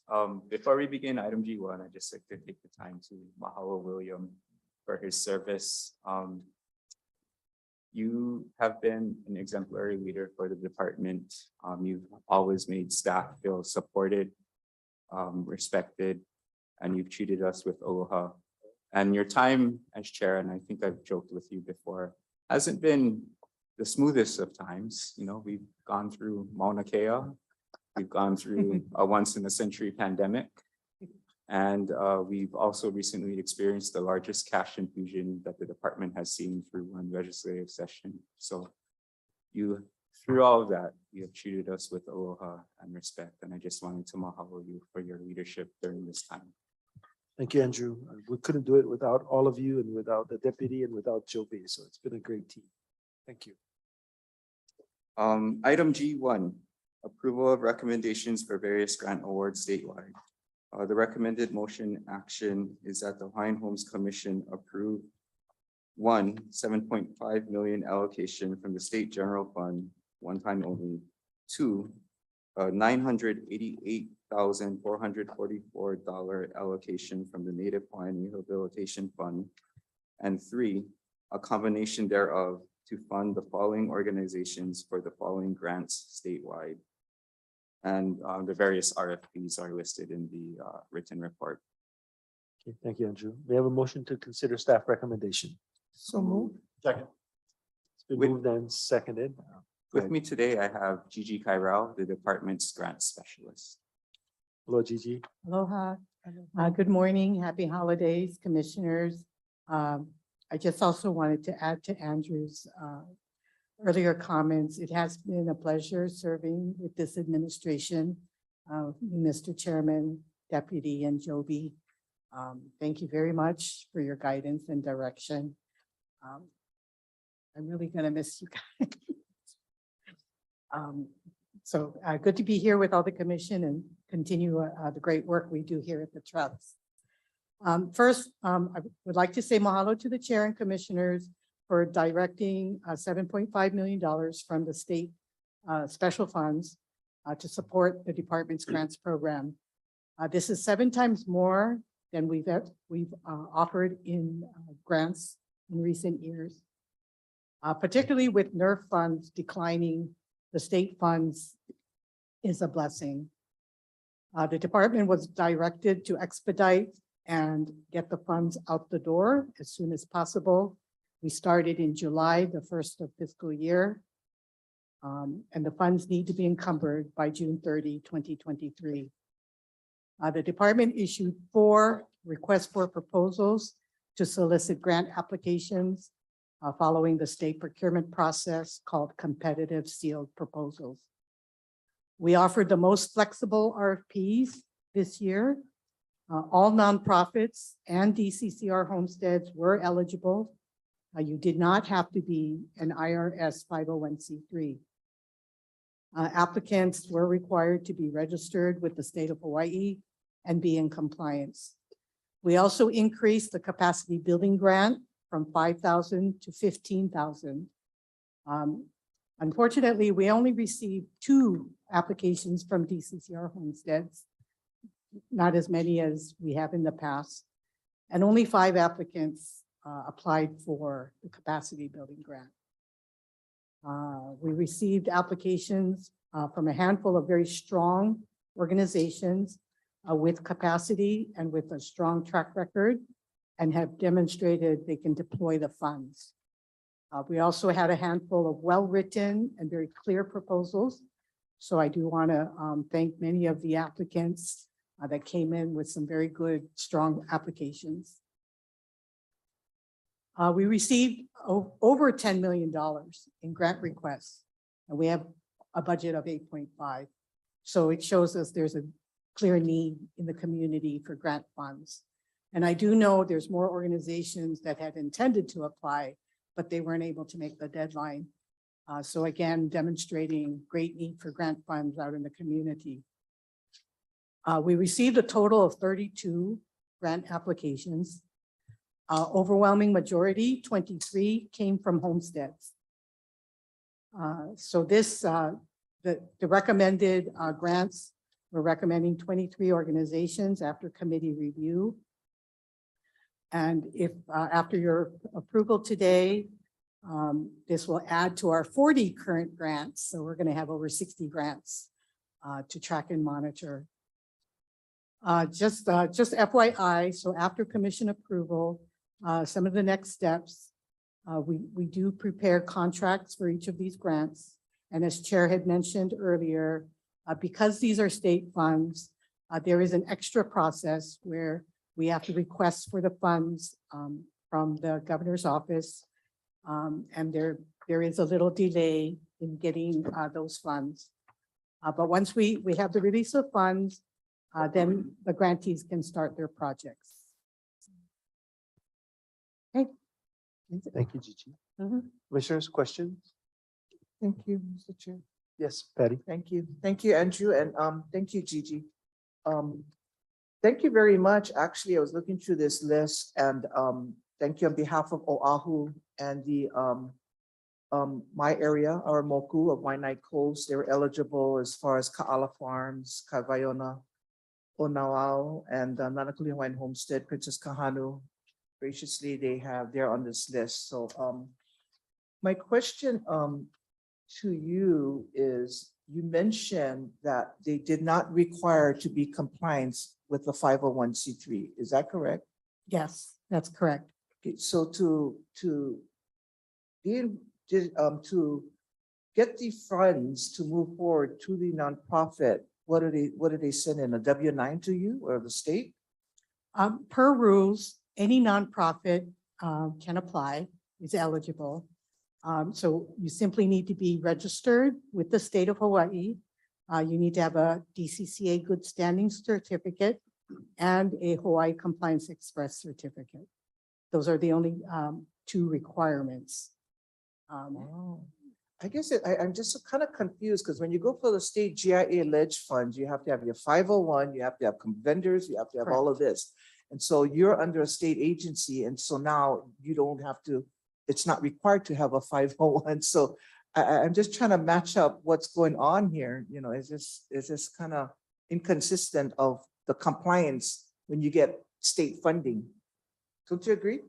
I think many small groups that are applying don't have the capacity to get the 501c3. Also, our rules allow for it. So it's hard to deny somebody when our rules say you can apply for it. And again, the state funds are a source for our grants program, which is authorized by the commission. So it Yeah. falls under our rules. And so it's kind of, when you see a nonprofit or an organization receive state ledge funds, I assume this funds coming out of general fiscal funds, correct? And so as required to file, when you receive funding, you file IRS. So I'm not sure how they file, no? I'm not sure how they file their 990s at the end of the year. They wouldn't, if they're not a 501c3, if they don't have their 501c3 determination from IRS, they would not won't file. fall under IRS's rules to file a 990. Okay, thank you. And so you mentioned there's a delay in the funds to be released in 2023. How long is the delay? Because the fiscal ends in June 2023. So are these nonprofits going to be able to receive the funding before, or? And what happens if they don't? Is it going to lapse? I can only speak for the last 2 weeks of this administration. I know. But, We actually had submitted, Correct. quote, this form called the A19. Thought it was going to be approved because they normally approve them fairly easily. Yes. What we got back was the A19s need to be submitted under the new director. So hopefully the new director will make this a priority and submit them to the new administration, the new budget and finance, and they'll be approved I understand. expeditiously. It's just that the state, you have this, they're waiting for their funding, and I know how the state works. They take forever, and sometimes funds lapse, and they'd have to go through this whole process with the nonprofit.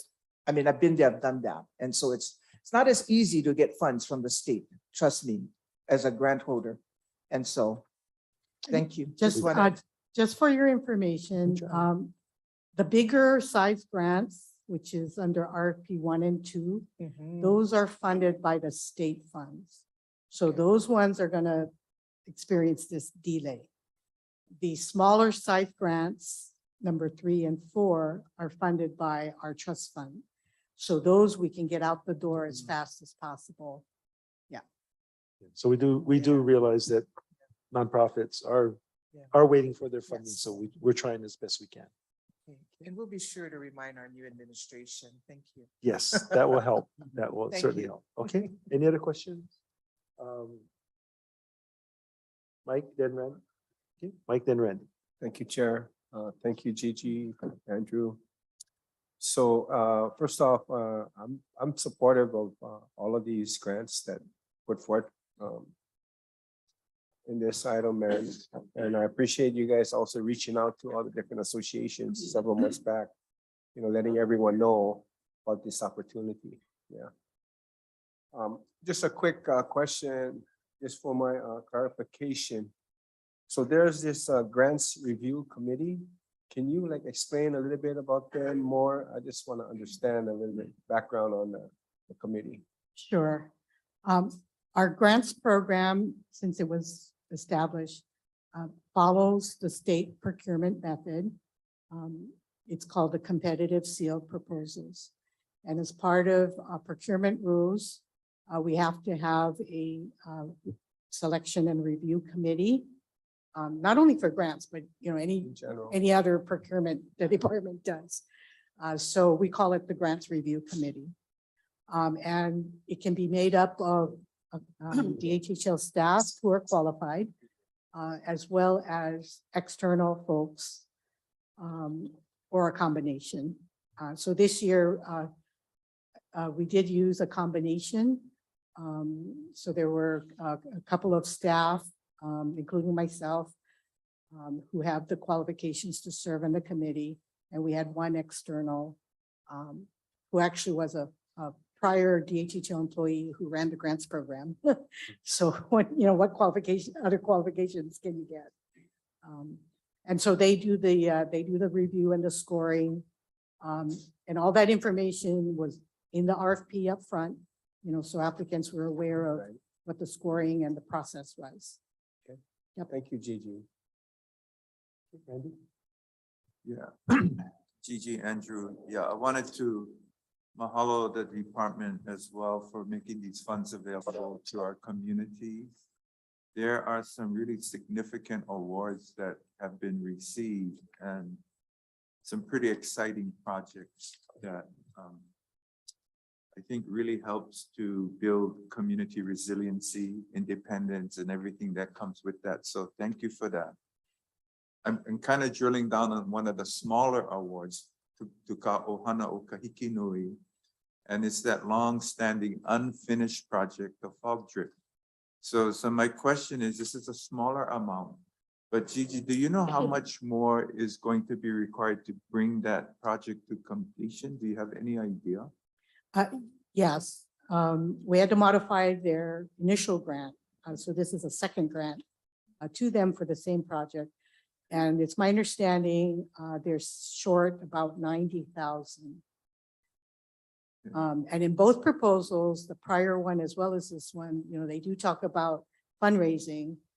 So that was one of the things the committee made sure to mention is, we'd really like to see them take some active efforts to finding additional funds, to complete their project, because now we've got we're awarding a second grant to them.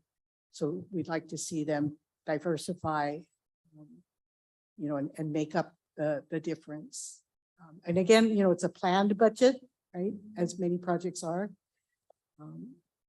So we do want to see it going, and it's an important project because it'll help inform us for other homesteads that might be in this similar situation for access to water. Yeah, I would agree. It's important, especially as we continue to experience climate change, anticipated extended droughts. This is the kind of technology that we really should be supporting and pursuing. So you're saying they need 90,000 additional dollars to complete the project? Yes, that's what they were estimating recently. Yes. Okay, and what the department would like to see is that they do some fundraising on their own to supplement that 90,000 that's required. Correct. Okay, thank you. Thank you, Randy. Any other questions? I had one last one. Yes, go ahead, Daddy. Gigi, these organizations that are receiving grants, would that affect them when they apply for December 2022 for 2023 GIA? No. No, I don't see why not. In fact, I encourage Yeah, well.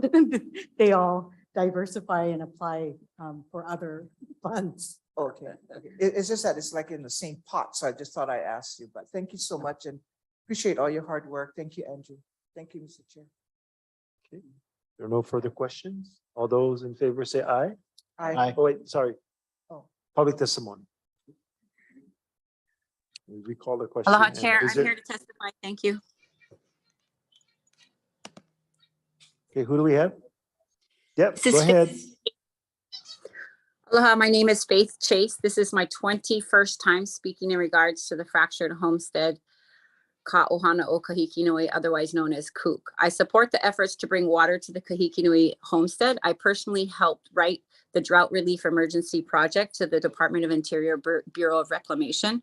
I do believe there must be a multi-pronged approach to garner the much needed water in this moisture stressed region. And I caution the commission in granting any more grant funds to this organization until legal bylaws that make full beneficiary reach are ratified and that the meetings are properly held using Robert's Rules of Orders.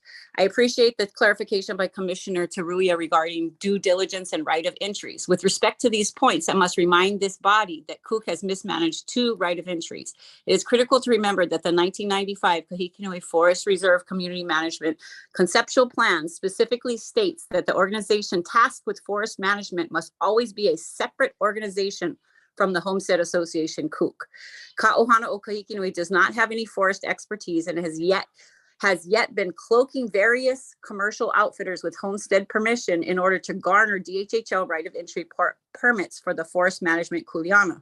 I have made recommendations to the present Maui District Office that this homestead needs board training. This Homestead Association needs board training and a parliamentarian to help conduct meetings with no hostility that encourages increased beneficiary reach. I make these recommendations with a sense of urgency as the recent cattle removal from the easternmost side of Kahikinui Hawaiian Homestead is suffering from poor, inhumane, and unfair practices. It is an unfortunate reality that 2 DHHL representatives, Kochola and Camara, have tried to validate their land management plans and request of right of entry by leaning on a non-existent watershed partnership. Leeward Haleakala Watershed Restoration Partnership failed on their grant deliverables 2.5 years ago. I tried to make a presentation to you all by requesting a formal J agenda presentation, but I was denied. Until Commission on Watershed Resource Management awards a new watershed management entity, the watershed managers right now are in fact the subsistence hunters and the homesteaders who steward the mountain with best practice methodologies that honors the animal kingdom. This has been communicated to the Department of Land and Natural Resources at the December 7th Maui Agriculture and Public Trust Committee. In closing, I further want to remind this commission, in which I believe there has been only one new commissioner who has joined since attorney and DHHL homesteader Emmett Lee Loy explained to you all that you cannot abandon Kahikinui and its needs. The kuleana designation in actuality is an adhesion contract, and I beg you all and those commissioners in the future to keep Kahikinui on the desktop of your concern and aid this region with roads and infrastructure as deserved. In doing this, you will alleviate the struggles that impede homesteaders from returning to their aina and create the comfort ability for leaseholders to be helpful and neighborly. If you must move this funding forward, I would highly recommend that you pay directly to the vendor. This organization has needed an audit for a very long time. Mahalo for the time to share my findings of a 4.5-year study of this homestead. Okay, we appreciate that testimony. Thank you. Anyone else wishing to testify? Okay, anyone in here wishing to testify? Okay, hearing none, I will call for the question again. All those in favor say aye. Aye. Anyone opposed? Seeing none, the motion carries.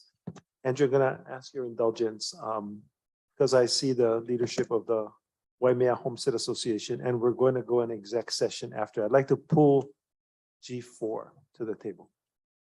Mahalo, Commissioners and Chair. Thank you, Gigi. Gigi, thanks for taking on the additional work of all of those Yes. grants. Mhm. Not an easy task. Okay, Andrew, thank you. Commissioners, item G4, that the Hawaiian Homes Commission issue a finding of no significant impact declaration based on the final environmental assessment for the Waimea Nui Regional Community Development Initiative, Kipuka Oke Ola, clinic relocation final environmental assessment. Thank you, Andrew. Before I ask the commission to consider staff recommendation, I'm going to just notify those in the audience that after this agenda item, we vote on it, we're going to go into exec session. So we'll be out for about an hour. You might want to start planning your lunch activities and then come back in an hour. So commissioners, may I have a motion to consider staff recommendation? So move. Second.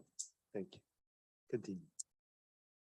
Aloha Commissioners, staff presented an informational item on this subject in October of 2022 at our commission meeting in Hilo. We presented the draft environmental assessment. Since then, we published a draft environmental assessment with the environmental review program out of the State Office of Planning. We received various comments during the 30-day publication 30-day public comment period from November 8th to December 8th. Those comments are listed in your commission packet. Most of the comments were supportive of the project, as well as comments that could help to mitigate further impact. A lot of the comments did not require revisions to the draft environmental assessment, but have been noted for the record.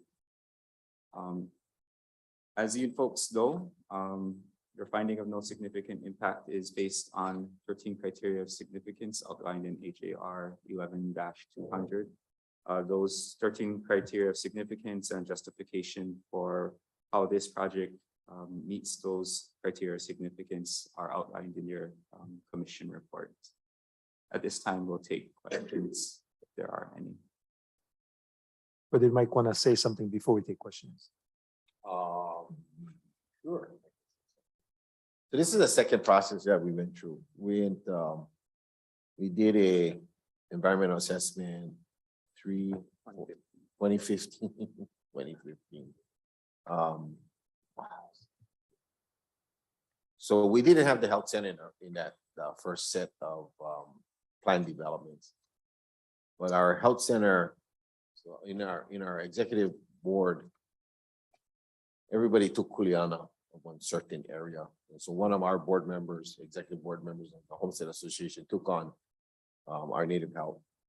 And I think some of you met her. She came to the last meeting in Elo, Claren Kello Bude. Her husband sitting in the back there with community schools. But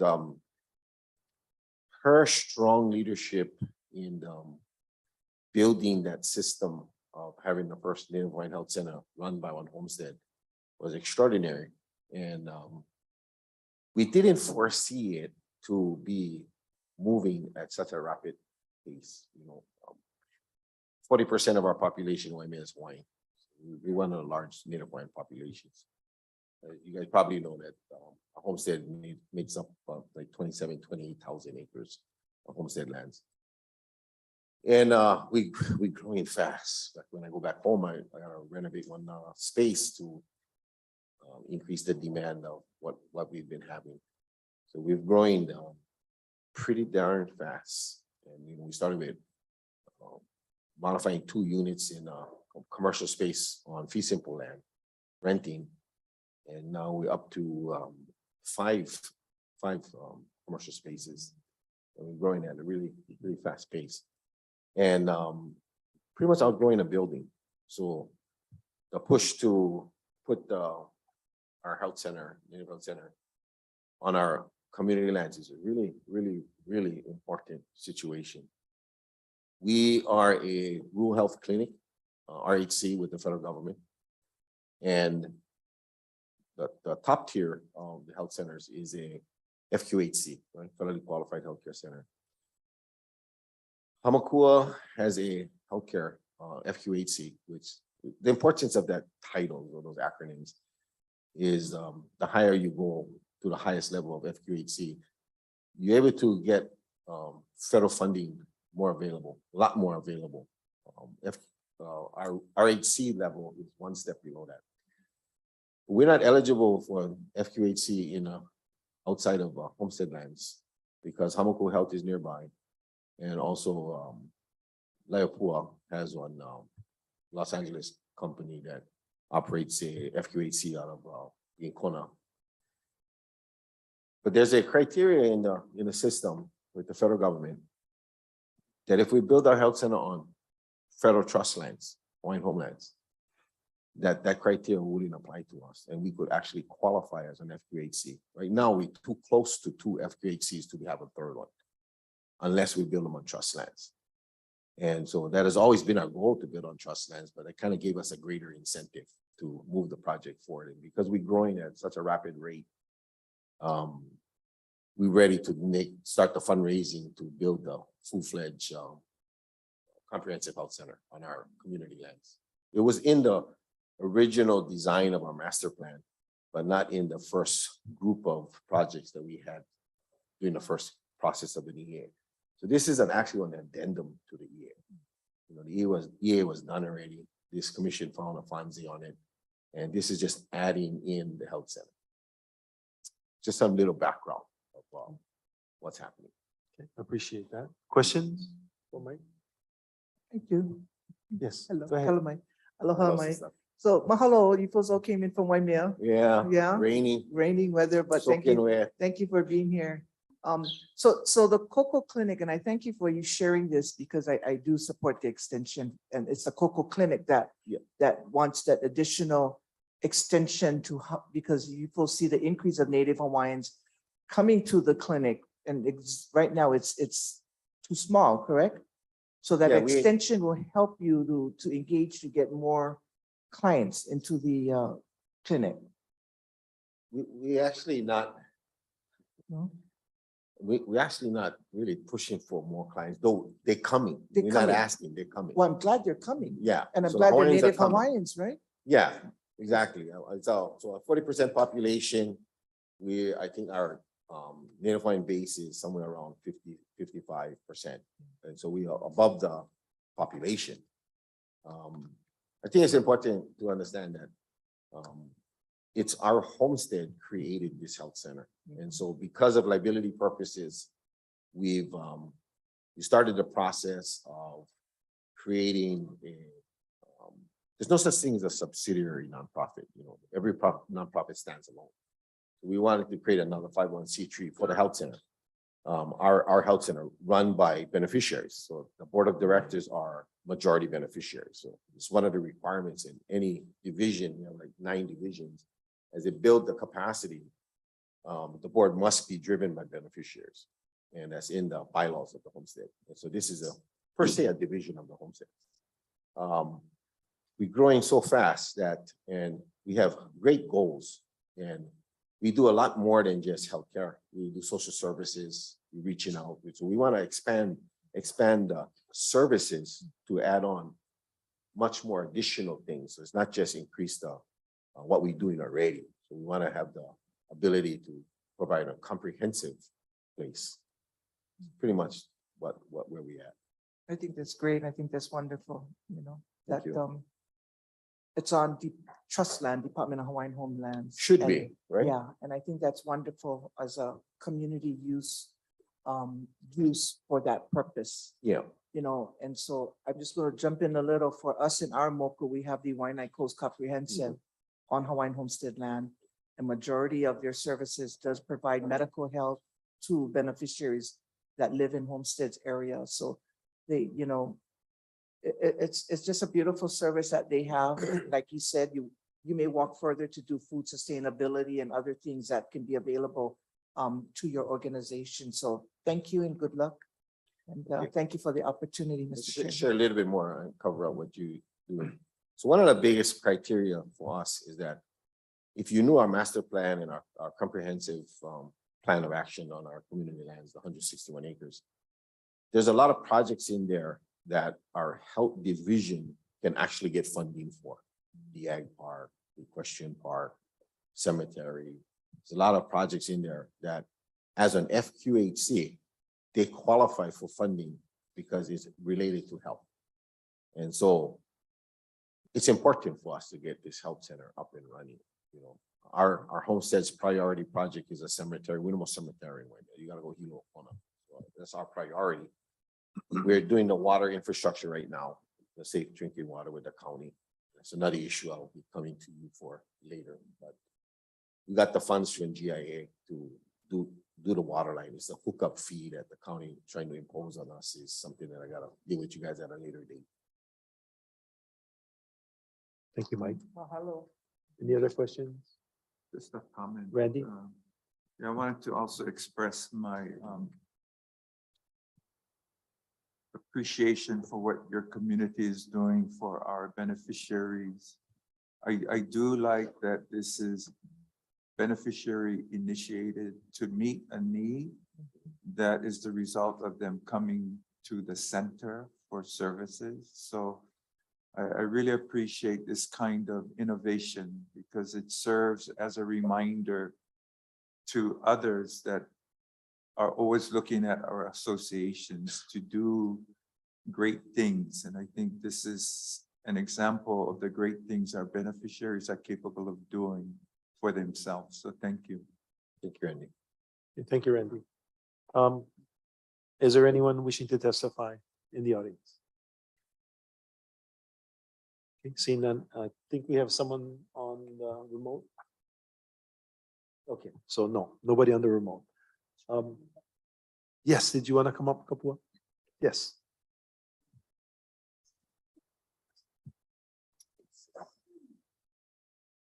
Aloha, welcome. So I just want to support what Mike them are doing, because they are moving mountains for our communities. And so what he touches, what they touch is gold, and gold, sometimes we gotta clean it up, we gotta smooth it out, but it's good. It's good for the people.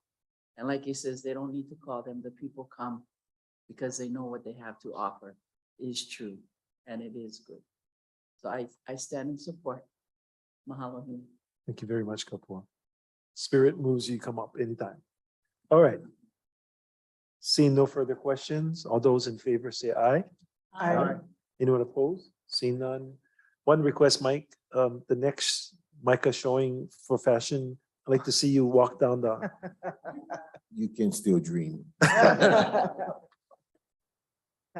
Mahalo. Thank you. Take care. Have a safe journey home. Travel safe. Okay, thank you. Commissioners, I will entertain a motion to go into executive session. So move. Okay. Nice of you guys. Let me finish. Convene an executive session pursuant to section 92-5A, subsection 4 HRS, to consult with its attorneys on questions and issues pertaining to the commission's powers, duties, privileges, immunities, and liabilities. All those in favor of going into exec session, say aye. Aye. Thank you. Anyone Aloha. opposed? See none, the motion carries. We'll take a 5-minute break to get everybody settled.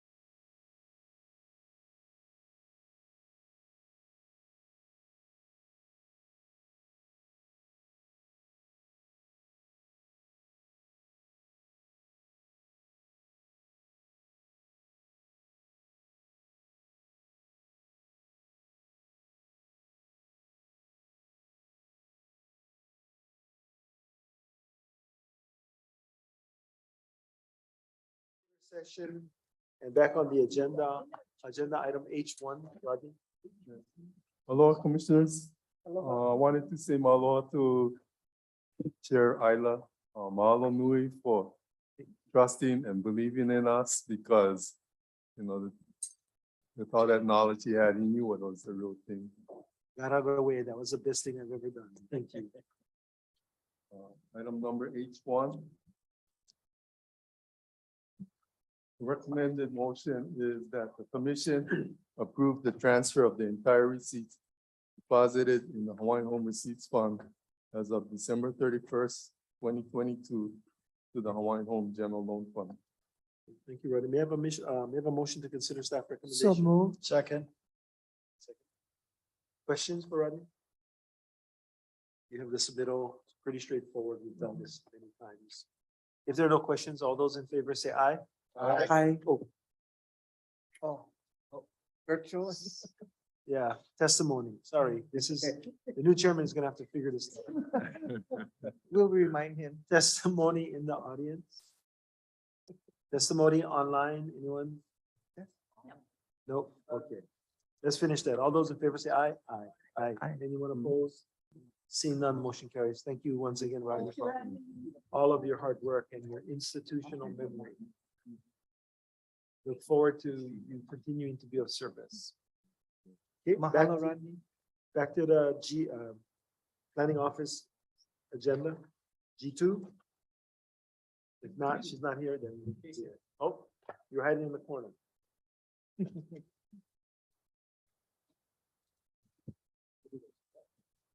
Aloha Commissioners, item G2, the recommended motion action is that the Hawaiian Homes Commission approve the South Molokai Shoreline Erosion Management Plan, also known as the SM-SEMP, and to authorize dissemination of the South Molokai Shoreline Erosion Management Plan. With me today, I have Nancy McPherson. Before you start, Nancy, hold on one second. May I have a motion to consider staff recommendations? So moved. Second. Continue. Yeah, it's been a while to get to the actual action part, so it's pretty exciting. Aloha Kako Commissioners, thank you for hearing this item. This has been a long journey for the South Shore Molokai. I just wanted to, I'm assuming we have the PowerPoint. Not yet, okay. To begin with, just to sort of refresh your memories, because you haven't seen an update on this since March and April of this year. We do have some previous steps that the commission was updated on the project in January and March of this year. And there was a second focus group meeting held via Zoom on April 5th of this year. So the preliminary draft recommendations were vetted with beneficiaries. Then there was a project update provided on Molokai in April at the community meeting, the Hawaiian Homes Commission community meeting. So yeah, if you can go to the second slide. So the preliminary draft recommendations were revised to reflect input received during the second focus group meeting. And then we were finally able to hold a community open house on Molokai this November mainly to share information, answer questions, and review the findings and recommendations with beneficiaries. We also really wanted to explore opportunities for their participation in implementation of the Shoreline Erosion Management Plan. And so now we are bringing the final draft to you today, hopefully for approval. So we have, you have seen these slides before, so I'm going to go through them very quickly because I know we have a long agenda here. Next slide. So the main thing is that we are requesting approval and these are all the steps that we went through and the information that was gathered, the presentations that were made to the beneficiaries along the way, and then sort of what the outcomes are and the specific recommendations. Those have not been substantively changed from when the draft was presented to you. Just to let you know that. Okay, next slide. So the purpose was to provide a roadmap to enable DHHL to plan for and manage shoreline erosion in partnership with the lessees and the beneficiaries. We had to investigate the underlying causes and how it's progressing, identify erosion management strategies that maintain natural processes, as well as consider community needs and educate the community as to the causes, the true causes of shoreline erosion and appropriate management responses. So next slide. One thing we really wanted to emphasize was this was working with traditional ecological knowledge of the lessees who in many cases have lived along Molokai South Shore for generations. Some are third and fourth generation lessees, especially in Kalama'ula. The program started there and the first leases, a number of them were along the shoreline. Unfortunately, that shoreline has been moving. It's moved quite a bit in the last 100 years. So to honor the Native Hawaiian knowledge and values and the uniqueness of this community, to create a more resilient shoreline for future generations.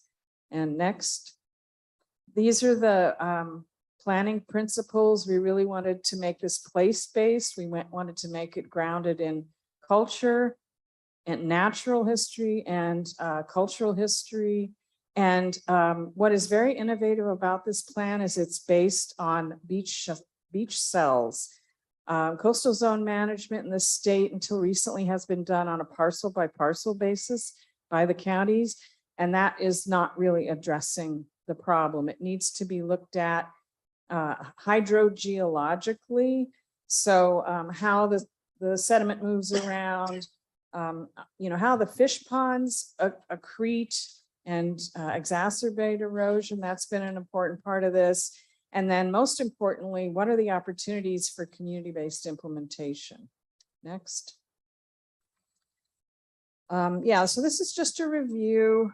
These are the steps in the process. We found out some really interesting things. One, that there are old maps that show a beach parcel in front of Kapa'akea. So Hawaiian homelands, Makai of the existing shoreline is still Hawaiian homelands. That's our position. So I think that's going to be an interesting discussion with state and federal agencies when the time comes to do work in the shoreline area. And next. So again, the planning context was really emphasized to be place-based. Next. And this was the project area. We are also looking at Ohi'apilo, which is a wetland just to the west of Kalama'ula for future community resilience planning. So this project area is going to be expanding with a follow-on project that's in the works right now. But this is the extent of Hawaiian homelands. We also have a small amount of Hawaiian homelands at Malama Park, and that was also included in the analysis. So next slide. We did look at a hupua'a. We did have some challenges with the hupua'a boundaries, and I guess that's a topic for discussion in the state GIS and SHPD world right now. So stay tuned for, the final version of the hupua'a map is still in preparation. Next. So one of the important things we did is we got the oldest maps we could find, and we started looking at those from the 1800s. There are some state maps, survey maps, Montserrat, 1886, I think. And it was a very natural shoreline originally. Next slide. So of course, then they started coloring them. But the Molokai Ranch and American Sugar Company really made a lot of changes They put in a railroad, they put in the wharf. And so, human endeavors started changing things, but the original construction along the shoreline, of course, were the fish ponds. And those play a very important role in delineating the littoral cells, as well as some ideas we have for shoreline mitigation measures. Next slide. This was the shoreline in 1950. There were a lot of wetlands along Molokai's coastline, and some of them have been filled. And in the case of the Kapa'akea subdivision, there was a wetland that was filled in order to build that subdivision, and that's one of the reasons they're having so many erosion and flooding challenges now. Next slide. This is today. There is more development, but there are also still a lot of wetlands, especially, like I said, Ohiapilo to the west. There's wetlands around the wastewater treatment plant just to the west of the wharf. And there are wetlands on either side of Kapa'akea. Next slide. So this is, these are the patterns of shoreline currents and sediment migration. And what we see that's really interesting is that we see accretion up current, so to the east, and then so it's blocked by the fish ponds and by the wharf. And then what we see on the down current side is exacerbation of erosion. So that's something we have to take into consideration. Next slide. Again, sea level rise has speeded things up. This had progressed sort of in a stable way for the last, let's say 70, 80 years, but I would say in the last 10 or 20 years, it's started to accelerate. We're seeing a lot of coastal flooding. We're seeing infrastructure, the highway, the beach parks, and some of the structures in the beach parks. Commissioner Helm knows about that because he managed the park district there for many years. There's been cesspool and septic system failure, impacts to cultural resources and access, and most significantly, a diminished coastal water quality. A lot of our beneficiaries, of course, fish and glean in the shoreline areas and feed their families this way. So having a healthy near shore environment is really, really important. Next slide. So these are the management options that these are being looked at statewide, nationally, and internationally.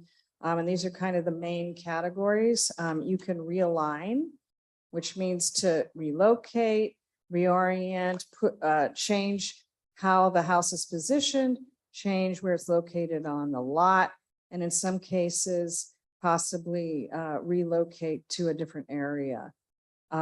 Accommodating hazards involves elevating, strengthening the foundations, and figuring out ways to waterproof, ways to allow the water to flow under the house, and to make sure there's not a lot of things under your house that can break loose and damage your foundation or your neighbor's foundation. And then what we look at a lot in this plan is nature-based restoration, different kinds of use of pohaku, use of native plants like makaloa and different kinds of sedges, using dry stack fish pond wall technology, and then, doing other kinds, maybe a little bit harder. Kapa'akea is a really challenging section of shoreline, so we may have to have the most firm measures employed in Kapa'akea. And next slide. So each of these, it just goes a little more specifically into definitions for these different categories. And we're going to be looking at all of these as we move forward, looking how we're going to implement this with you folks involved and apprised every step of the way. Next slide. More on accommodation. One of the things is slab on grade is really problematic. And another thing is when when Kapa'akea was created, instead of making long, narrow lots, it was broken up. And so there are three rows of homes. That is not best practices in designing subdivisions on the shoreline. And that's one reason we're in this situation with Kapa'akea, is because if there were long, narrow lots, then those homes could be relocated closer to the highway. Next slide.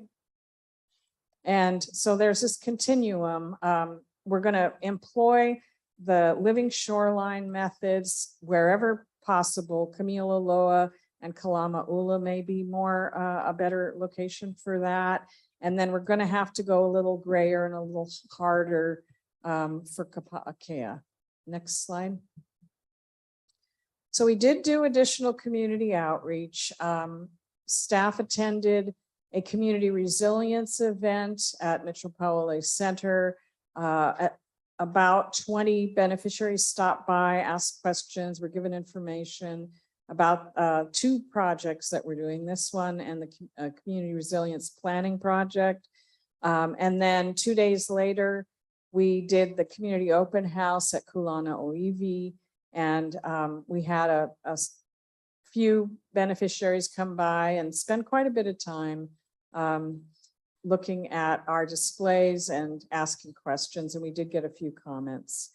We were also distributing the homeowner's handbook to prepare for natural hazards, which has a lot of information on how to strengthen your home for flooding, for hurricanes, all that sort of thing. And so we're going to continue, we have more copies, we're going to continue to distribute those. We're going to try to get them to all of the district offices so beneficiaries can pick them up there.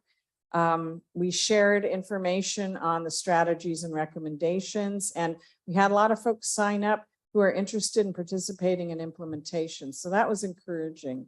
I think folks are kind of burnt out on the planning part at this stage. They're just like, we need you to implement this plan.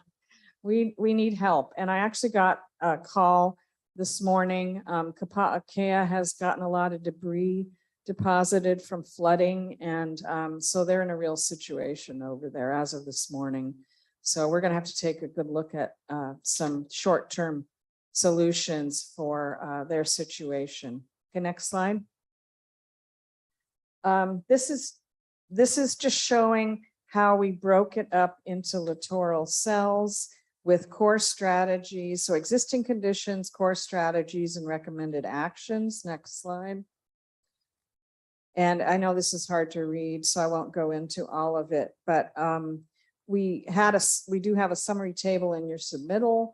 One of the main strategies is to restore the natural shoreline function, and also strengthen management stewardship of shoreline resources. Some of the beneficiaries are already doing small scale projects, limu, and shellfish, and I do believe they've gotten some DHHL grant money to do that. So we just need to coordinate and tie all of that together. Next slide.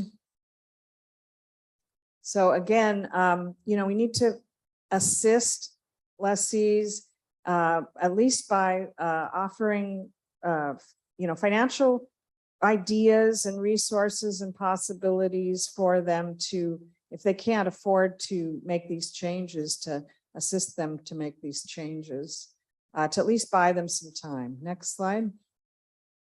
So we're going to go from east to west, and this is the first littoral cell, which actually starts on Kanoa Fish Pond, which I lived on for 6 years, and that which is not Hawaiian homelands. And then Onei'i'i Beach Park.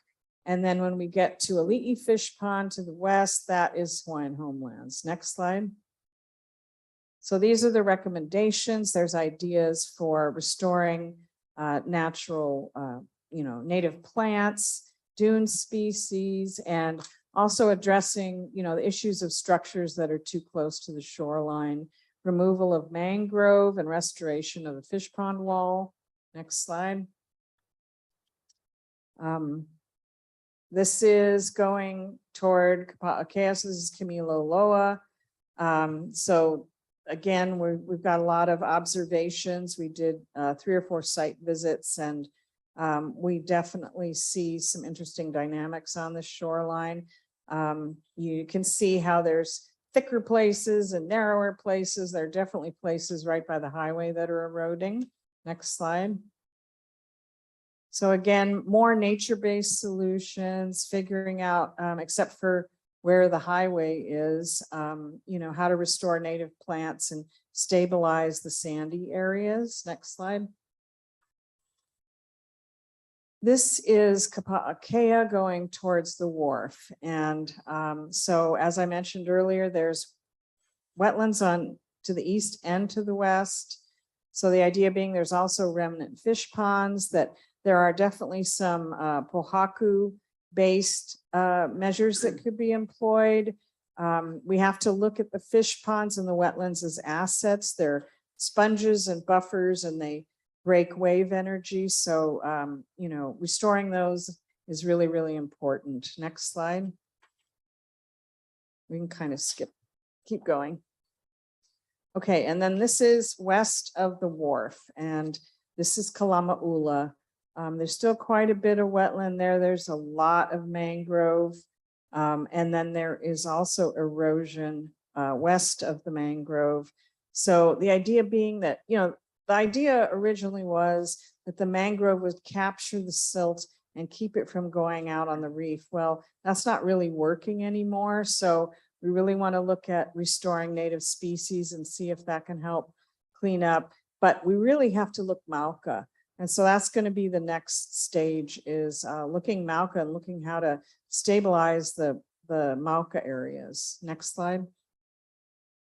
So we really want to work with the Kalama'ula homestead folks to look at, you know, Kilauea Beach Park and the Grove and the wetlands, and try to figure out how to improve, also down by Malama Park, how to improve the shoreline area. We've heard wonderful stories about how they used to be able to walk all the way down to the wharf, and how rich the area was in resources and how much healthier it was in the past. So we'd like to see it get healthier again.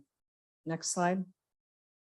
So the recommended action, as stated earlier, is to approve the SMSIMP and authorize dissemination. And yes, so we'll stop there. Thank you, Nancy. Questions for Nancy? Chair, just a statement. I received a text from Commissioner Helm. He's in support of this initiative. Okay, thank you for bringing that up. Any other questions? Is there anyone wishing to testify on this agenda item in the audience? Okay, is there anyone online? No? None? Okay. William. Yes. So, Nancy, thank you for the presentation. I do support the mitigation plan. My question is, at what point, with ocean rise becoming what it is, that's vegetation, Native Hawaiian vegetation, these plantings are current, and I know we have to do something. Something is better than nothing. But at what point does it just overwhelm the shoreline based on the studies that we have? Well, it really is a moving target is the problem. And it seems that sea level rise is anticipated to rise for hundreds and hundreds of years. So we really are going to have to look long term. You know, it will buy us some time. And so I think the idea will be that it will buy us some time to look at the midterm solutions. We don't want folks to get really, you know, invested in thinking that it's going to stay this way. But right now they're getting really desperate, and it's really scary for folks. So we want to help them feel like they can steward their shoreline. Let's try to make it as healthy as we can. But in the meantime, also look at how to start retreating from the shoreline. They're going to need more distance. They're going to need to elevate. and to, figure out how to assist them any way we can. Also with hopefully be able to get some federal dollars to do this, because there are tribes in Alaskan Native villages that are getting millions of dollars from the federal government to deal with sea level rise, and their permafrost is melting, their land is melting away. And so, we want to make sure that Native Hawaiians are also a part of that conversation. So we think the best place to start is on Hawaiian homelands on Molokai. Yeah, and to your point, when we talk about retreat, I think it's important we start giving that some real serious deliberation now, and concurrent with these interim solutions, because it's going to take a very long time and a lot of money to effectuate retreat in any meaningful way. So that's my monologue. Thank you. Thank you, Randy. Any other questions, commissioners? Okay, see none. Did I ask for public testimony? Yes, I did. Okay, all those in favor say aye.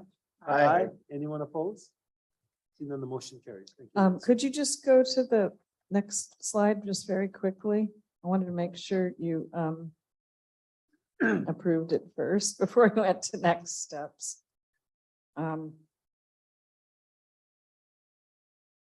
So thank you, commissioners. We're going to finalize this plan, distribute it.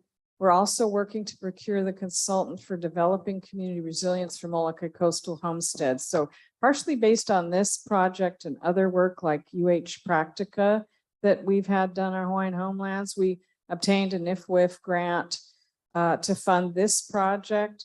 But as you said, Commissioner Owo, while we were doing the SEMP project, things started accelerating. So we're in a different place now than when we started doing that plan only, 4 or 5 years ago.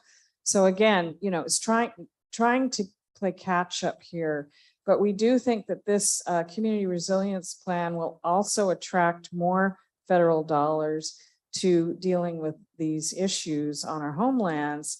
We're going to start, interacting with the beneficiaries about this, conducting additional site visits. I'm really anxious to get over there again after this big storm. I was very worried about what might happen over there, and they are definitely getting impacted as we speak. And then we also need to meet internally. The department needs to discuss, as you said, longer term strategies to address what we know is just going to be an accelerating process. So thank you.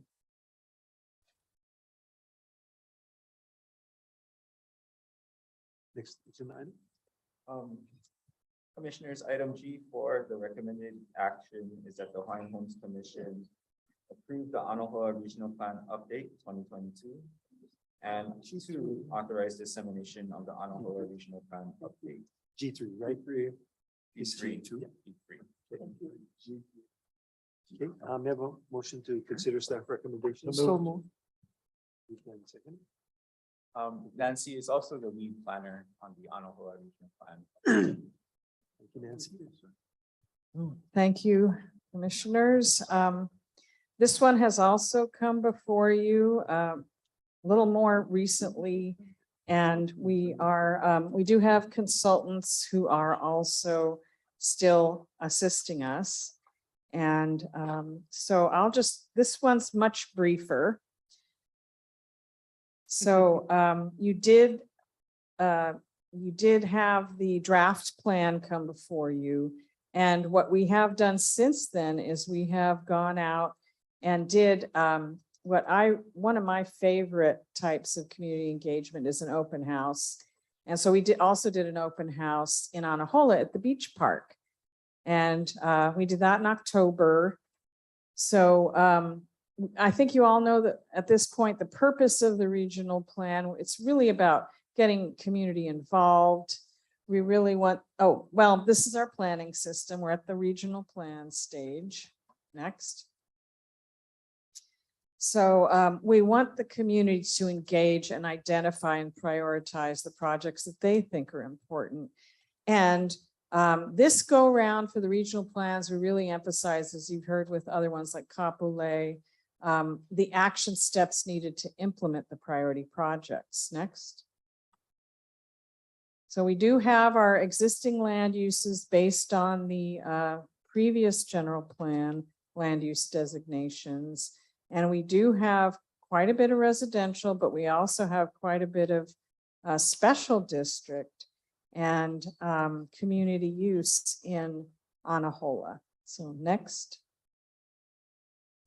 This was our plan update process. So we started in December 21 and we again kind of got hit by COVID, but we were actually, the timing worked out pretty well. And with COVID protocols, we were able to engage in person. We had the Anahola Clubhouse, which was awesome because it was open air. And we had quite a bit of beneficiaries involved.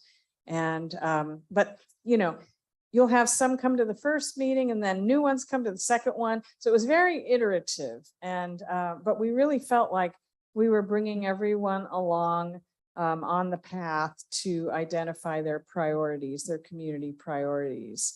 And so the open house was mostly just sharing, you know, where we are with those projects. And we did get quite a bit of feedback on those projects. Next. A different thing about this time around too is we identified regional values and guiding principles. And these ones were really heartwarming for me. I found this very, very inspiring. They really got into the visioning part and identifying their community values and guiding principles. Kupuna were really high on the list, as well as youth, and having a aloha aina economy, and then also building trust and transparency. Next. So this vision statement, I just want to read it out loud because it's really inspiring. Anahola is a thriving Hawaiian community that cares for our land, ocean, and natural resources from Mauka to Makai. We come together to heal our differences and work toward a sustainable future, drawing wisdom from Hawaiian knowledge and traditions while incorporating the tools and technologies of today. So that's like, okay, every meeting you guys have, you got to start with this vision statement. You know, it's just really a good navigational tool. Okay, next. Okay, great. So we ended up with 5 priority projects, 3 of which are community driven and 2 of which are going to be DHHL driven, including this first one, surface water resources management. There was a plantation water, surface water management system up there, but it kind of became defunct. You know, there's vestiges of it left. We did get a surface water management plan with recommendations. So we're going to have to continue to look into that because the community is saying we have these water resources. We need to make them available for agriculture in Anahola. So we're not paying or using potable water to try to do ag. The second one is really exciting, Trades Academy and Institute. A number of people involved in the regional plan were also involved in the Anahola Kuleana Homestead Settlement Planning Project, which is up Mauka. And they identified that they have folks that want to train the youth to learn the skills, the trades, to build homes and to assist the lessees, the future lessees, to build their own homes. So it's kind of a win-win project. And so we're looking at, we've helped them locate the project. And so they're going to continue to do due diligence. And as you were hearing earlier, the whole process that they have to go through as a nonprofit, as a 501c3, they're already doing this on other parts of Kauai, but they would like to have a sort of a base yard up by the highway. So next. The Makai management plan is something that actually, I believe Julie Cachola worked on back when the island plan was being updated and the last time around with the regional plan, because there have been problems for a long time with, keeping folks from dumping, keeping folks from setting fires, and there needs to be a presence, there needs to be stewardship. And the community has organized as you heard with, folks that have been involved for a while now with removing the junk cars. And so it's kind of, the idea is for the special district along the coastline, both to the north and the south of Anahola Bay, to coordinate all the community groups and nonprofits that want to do things in the coastal area to do a stewardship program and plan. So the department's going to assist with that process. And but it is community driven. And then the fourth one is the Anahola Place-Based Education Network. There's a charter school, and also KKOA, Kukulu Kumuhano Anahola, is working with the charter school, and they want to do place-based education, take the kids to the coastal areas, take them to the Ulupono Anahola project to learn about farming and growing kalo. So this one is really bringing the community together as well. And then lastly, the Mauka Farm Lot Plan is also is the DHHL Anahola Kuleana Settlement Plan and Program. But they really want to be involved, even if they're not, going to be awarded a lease. There's just a real community effort to want to support the success of that project. And so basically encourage the department to keep that moving. Okay. So again, the recommended action that we request that the commission approve the Anahola Regional Plan update and authorize dissemination. Thank you, Nancy. Questions? Yes, thank you, Nancy, for your presentation. Yes, it was, and for all the effort that planning put into this. I started off, I went to all the meetings, and it was interesting. The first meeting was like a yelling fest. People in Anahola just got to get out their frustrations, and I think after that, it sort of calmed down a little bit. I call it therapy. Yeah. Anyway, they, everybody, after a while, we got settled down. People really got involved in what they want to do. I think we averaged somewhere around 30, 40 people a meeting, which is good for Anahola. And, the fact that we have a lot of nonprofit entities that want to be part of, fixing things in Anahola. Jeremy McKepa with Aina Alliance just received a $330,000 grant through Hawaiian Homes to get some of that area cleaned up, and he's working with a lot of other nonprofits. We go out every once in a while and keep it clean, and he's built a building there so they can manage it. Then they built another building on the other part of the property for kapunas as they walk down to the beach for a resting area. So there's a lot of positive things moving towards Anahola. I appreciate all your patience and efforts you put into it. Thank you very much. Other questions, commissioners? Yeah, I do. Thank you for your presentation. And so my question is, when I hear Anahola and the regional plan that you work with the community, is Kumu Camp part of the regional plan? And is Kumu Camp Hawaiian Homelands? Yes, it's on Hawaiian Homelands. They had come in previously for license, and they had done beneficiary consultation previously.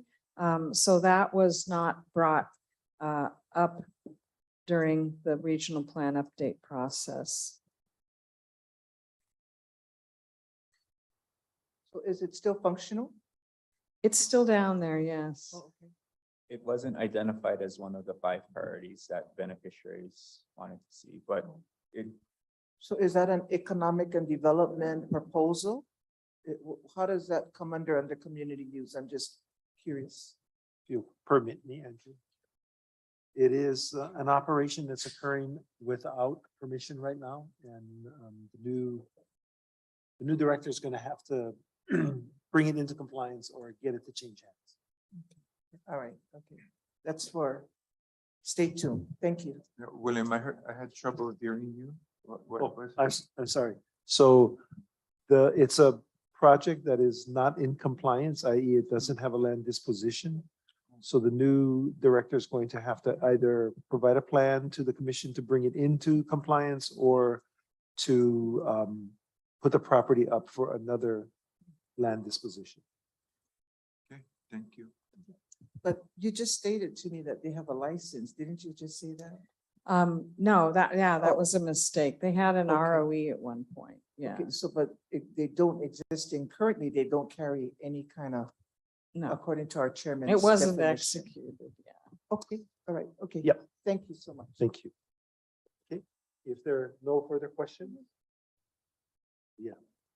Public testimony on this agenda item? In the audience? Seeing none. Got anybody online, Michael? Okay.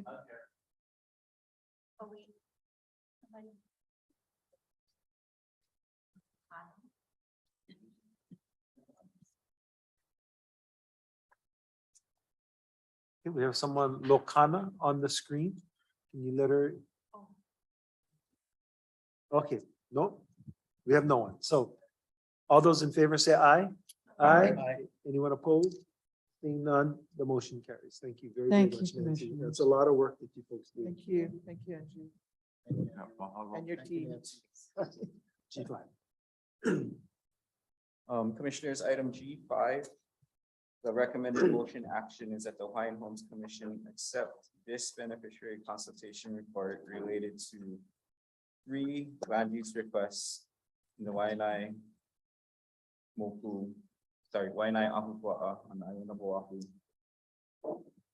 These 3 requests are unsolicited land use requests submitted by Pa'ala Farms Inc., Waianae Valley Homestead Community Association, and Waianae Coast Comprehensive Health Center. We have a recommendation to consider staff recommendation. So move. A second. Okay, continue. With me today, I have Julie Pachola, who has really helped and assisted with these land use requests and the beneficiary consultation meeting that was held on November 14th. Today we have a PowerPoint to kind of digest a lot of this information that was in the submittal. So we did have the 3 land use requests, and here's the map. The pink areas. So Pa'ala Farm was looking at the 97 acres in the top of the valley where they currently are. The company,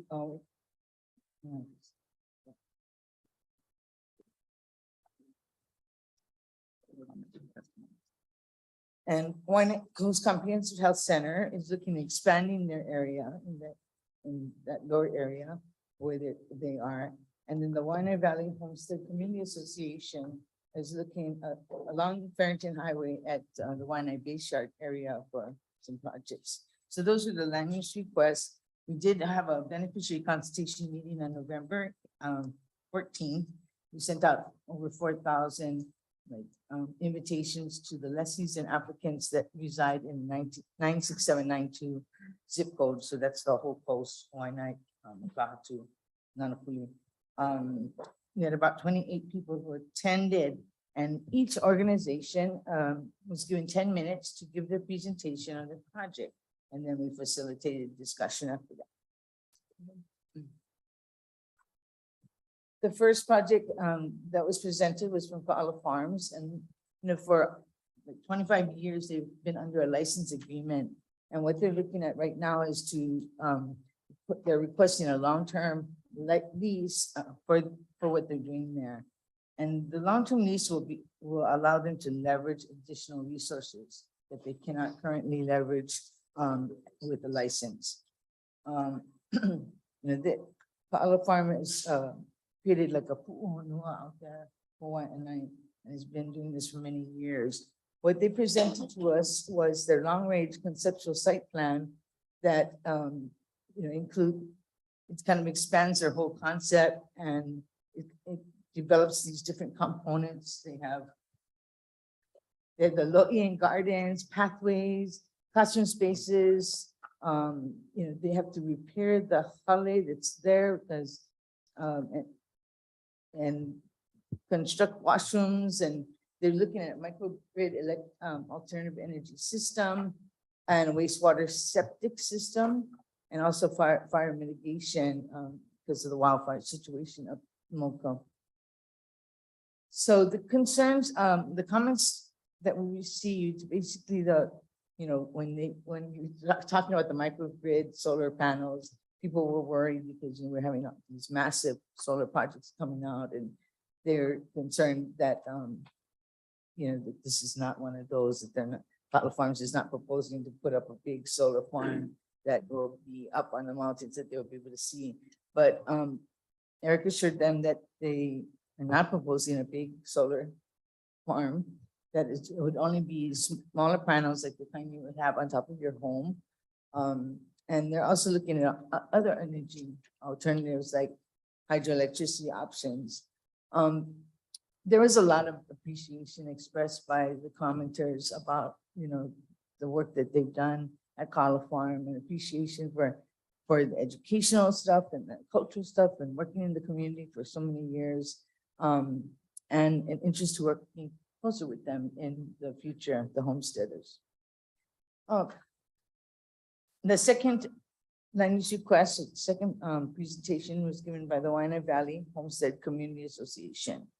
They're looking at that base yard facility right along Farrington Highway between the Comprehensive Health Center and the Waianae wastewater treatment plant.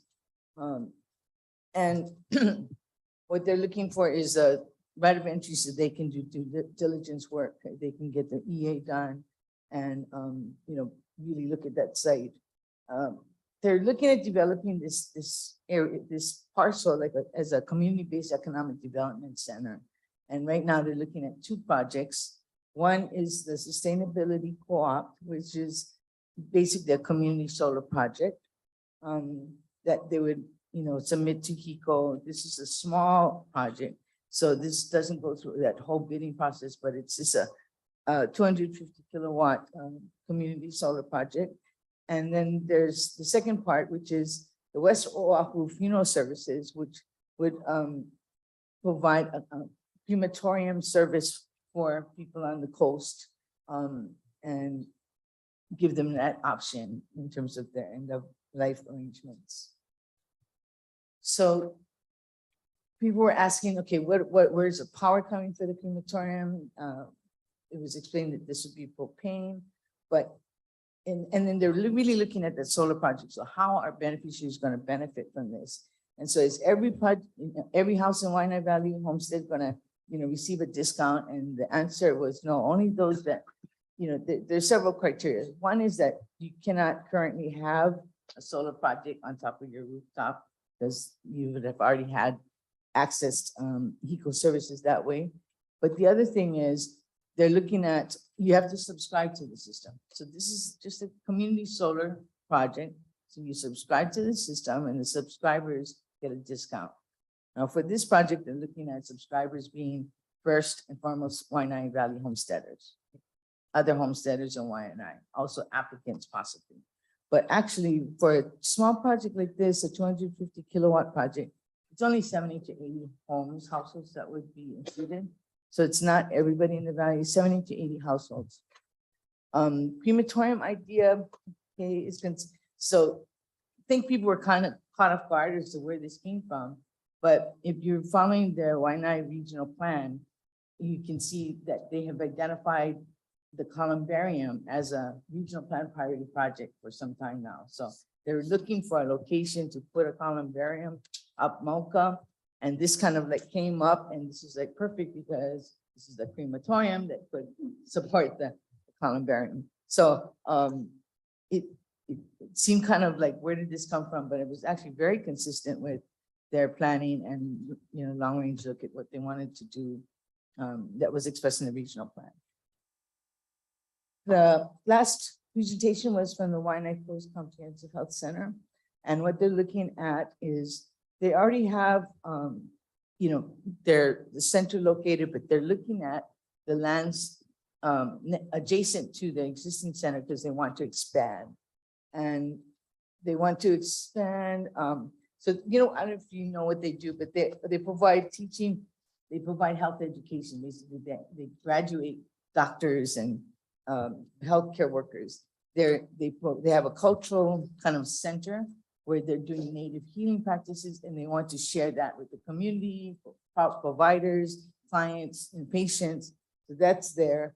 They also have the social services support center. So they feel like the underlying reason why we have health issues is because we have these underlying health, economic and social issues. So unless we get to solving the economic and social problems, it's going to be hard to be like a healthy community. So they actually address those issues as well. They do, and then they have this food campus. It's actually the whole food drive. They take food out into the schools and they distribute them like regular every Wednesday. The kids know they can go home with food for their family, right? For dinner for the family. They have the Hawaiian farmers market every Saturday. You can go there and get food. They were the first one to do the EBT thing where you could get food at the farmers market using your EBT card. So they have this big food security component as well. So go ahead. So they presented the sustainability plan, kind of expands the current facility. And, so on the right-hand side, so the slices of property that start, it goes all the way down. Those are the ones that are our properties on the right-hand side. And so that would be the area that they're requesting for their sustainability plan. Okay, the comments received, a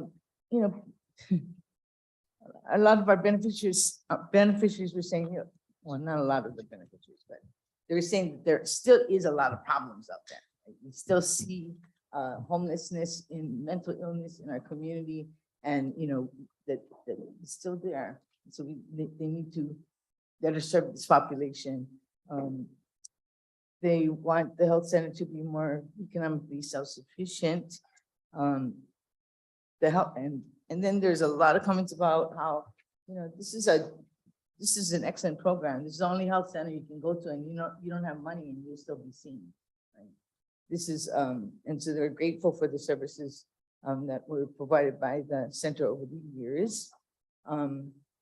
And I think they like the idea of training our health providers. We're actually training our own native healers, and getting them certified and getting them credentialed. So that was something that is a good idea. I think they want to know how is the center really affecting Hawaiian Homes beneficiaries? So we need to track that kind of data. Sure.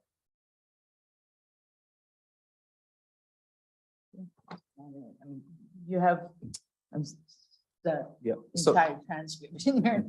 So the motion is to accept the beneficiary consultation report as the official record of beneficiary comments that were received on November 14th from the beneficiary consultation meeting that was held, as well as any written comments that were received. For the record, we did not receive additional written comments during the comment period. Okay, so just to accept the beneficiary consultation report. Questions, commissioners? On the beneficiary consultation report? Yeah, I do. Thank you so much. I also participated in the beneficiary consultation and mentioned some support. I mean, not some support, but support to certain projects that came about. One was the Ka'ala Farms project. We know that Mr. Enos has done years of work out in the Ka'ala Farm up in the Waianae Valley. And culture work, and also to prevent fire and to the valley protection. The other discussion was on the Waianae Coast Community, Waianae Coast Comprehensive. They are our only comprehensive medical facility there. You state, Julie, that a beneficiary did mention about Waianae Comp doing more for homeless and other homeless problems out in the Waianae Coast, but truly they have been doing as much as they can, and really that's not their kuleana of the homeless, but they have been out there getting medical attention, food, clothing, and they've done a lot. It is also a networking with the state and other nonprofits. Waianae Coles has been very active in providing good medical, upgraded their emergency facility.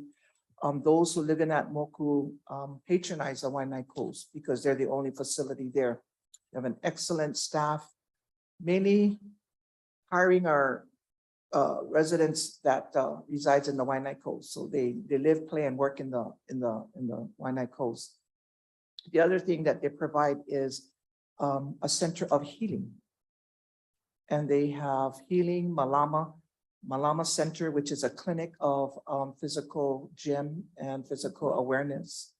And they also provide great behavior opportunity of family who go through, whether it's grief or loss of your family members.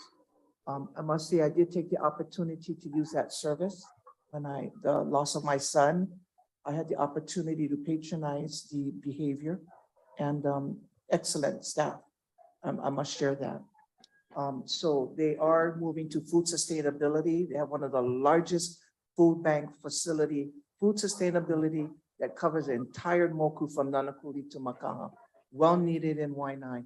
In fact, yesterday, we're out there in the rain with raincoat and having 6 trucks from Hawaii Food Bank out there in the rain. And let me tell you, they still had more than 400 cars lined up for food. So, you know, that project of extending to the community of community use is really valuable to a lot of us that live there. And it's nice that they are moving forward to move their master plan. The Waianae Coast Community Association, I do support their project on the solar proposal. They have worked with other agencies in Hawaii and HICO with the CBR solar project, I think for a year in bringing the project forward. And I'm just out of the beneficiary consultation under page 14, I did speak openly and had concerns on the crematorial proposal. And it is in the beneficiary consultation on page 14.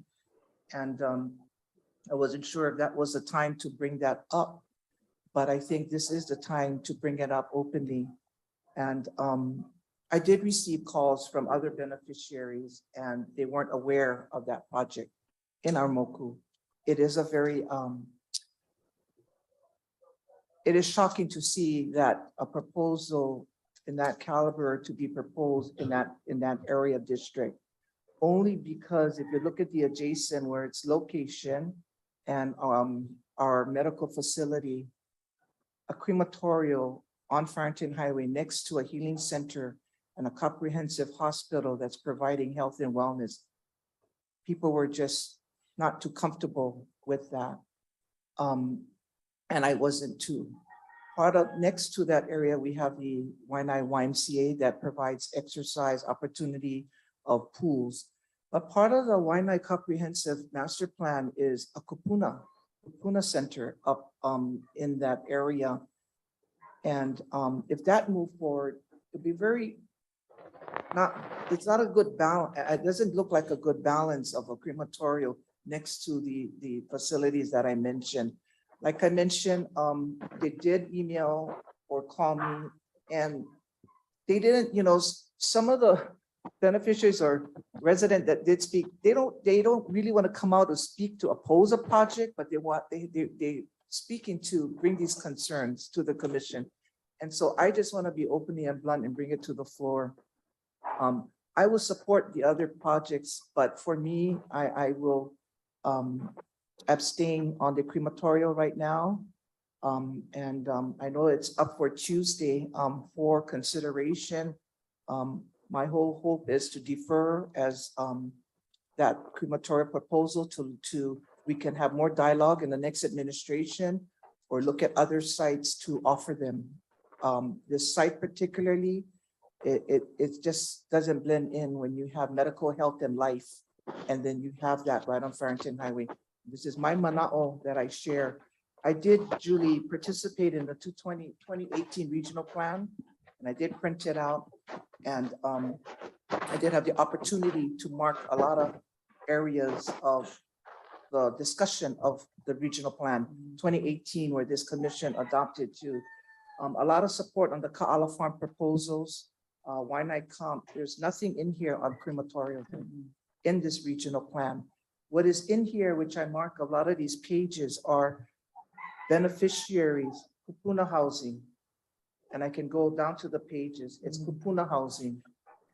The Waianae Lualole Moku kupuna housing, and all of these markers were discussions on kupuna housing, that this is what the regional plan has mentioned and the community has mentioned. So I did want to just bring this out in the open on this proposal and in this. So I know that's up for discussion tomorrow for approval, but I just describing what's mentioned in the beneficiary consultation.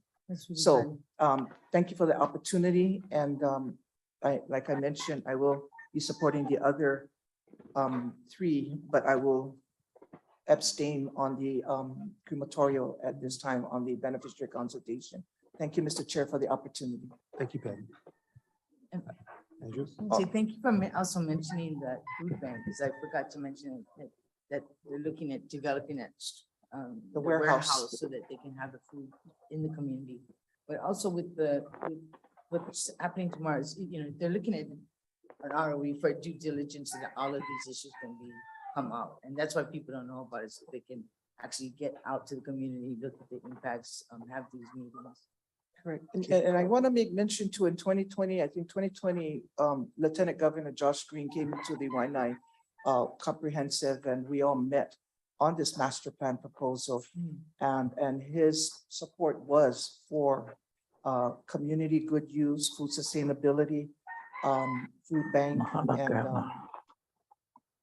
housing for our beneficiaries or kupunas. So I just wanted to put that statement into the minutes. So thank you. Thank you, Patty. I would just like to add, it is the only industrially zoned parcel that we have on the Waianae coast, and a crematorium is considered an industrial use at this point. And then, I think so you you're gonna- also have a industrial zone in Waianae Valley under the, what is that? You have another industrial zone. We also can look at Kalailoa. And I think, for me, I just think that we need a little more dialogue. I'm not opposing it. Deferring something is to just kind of hold it, to have more dialogue, to research, to look at it. And we can also have more dialogue on this particular proposal. And that's what it is. It's not killing the project, but it's giving time to have a little more research dialogue with the community and what is good for that master plan for the Waianae Coast Comprehensive Goal. So that discussion will occur Yes. tomorrow. Right now, we're voting Thank on you. Yes. the beneficiary consultation. Andrew, Yes, you sir. wanted to add something? No, actually Julie covered it. I just wanted to point out that the motion that Land Management Division is considering tomorrow is a motion to approve a right of entry for due diligence, which will allow for additional research, studies, discussions with the community to make sure that a future proposed uses on the property are consistent with everyone's wishes and well-being. So the right of entry is for due diligence purposes to do the type of things that you're requesting, Commissioner. Thank you, Andrew. Thank you. Any other questions, Yeah, Commissioners? Randy? Chair, if I could. So, in listening to Commissioner Teruya's concerns, on its face, I would agree that a crematorium seems incompatible situating it in a place of healing. I do recognize we need to have places like that because it provides an important service. But it does raise a question in my mind if that's the right place for it. The second thing is, I think if I heard Commissioner Teruya properly, it appears in a regional plan, this area was designated to create kupuna housing. Is that what you're saying, Patty? No, not this parcel. not this parcel has been sitting for years. The department has had that parcel on Farrington Highway, and we call it the CNC Transit parcel. Nobody knew how to call it, but that particular, in the regional plan, number one, there's no mention of a crematorio in Waianae. What is mentioned unanimously and then consistently is a proposal for a kupuna housing in that area next to the, on that property area next to the comp center. Okay, so the footprint where you envision having the kupuna complex, is that also the same area that we are looking at for crematorium or no? No. Is that two separate areas? Well, no, it's in one area, but right next you have the Waianae Coast Comprehensive Yeah. Hospital. Okay. Yeah, So- and then above you have the YMCA there. Okay, so even if it's in close proximity, I think it does raise the question, do we want a crematorium next to a kupuna housing complex? And we heard from someone because this issue caught this person's attention, and he did mention having a crematorium near their office in Kona. And at the time when it was being considered, did not express any concerns or objections. But now that it's there, it's the smoke, the smell, and we don't know how crematoriums work, right? So I think thinking about a deferral to give it more time is reasonable. I know that due diligence is also created to do that as well, but I just want to support the idea of a deferral if in fact it comes to that. Thank you. Okay, thank you, Randy. Any other questions, commissioners? This is just on the beneficiary consultation report. Okay, if the public testimony. Kapua. Okay, we'll do in the audience first, and then we'll go to the remote.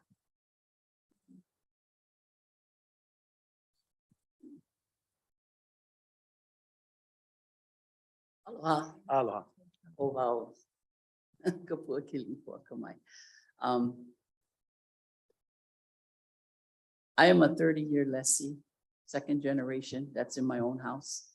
Prior to that, we were one of the first families that opened up Waianae Valley Homestead Community Association. My mother was a primary advocate and co-founder of the Waianae Valley Homestead Community Association. She was very much an active community advocate, not only for Nakanaka, Hawaii, but was for Napo'e, Hawaii. Our columbarium, which speaks to the planning. I have a letter that I sent to to Director Joby Masagatani, speaking to it, as well as our community center back in 2014. I've attended Oahu Island Plan meetings, going back to 2010, speaking to our columbarium. In our most recent 2018 Waianae and Lualua regional plan.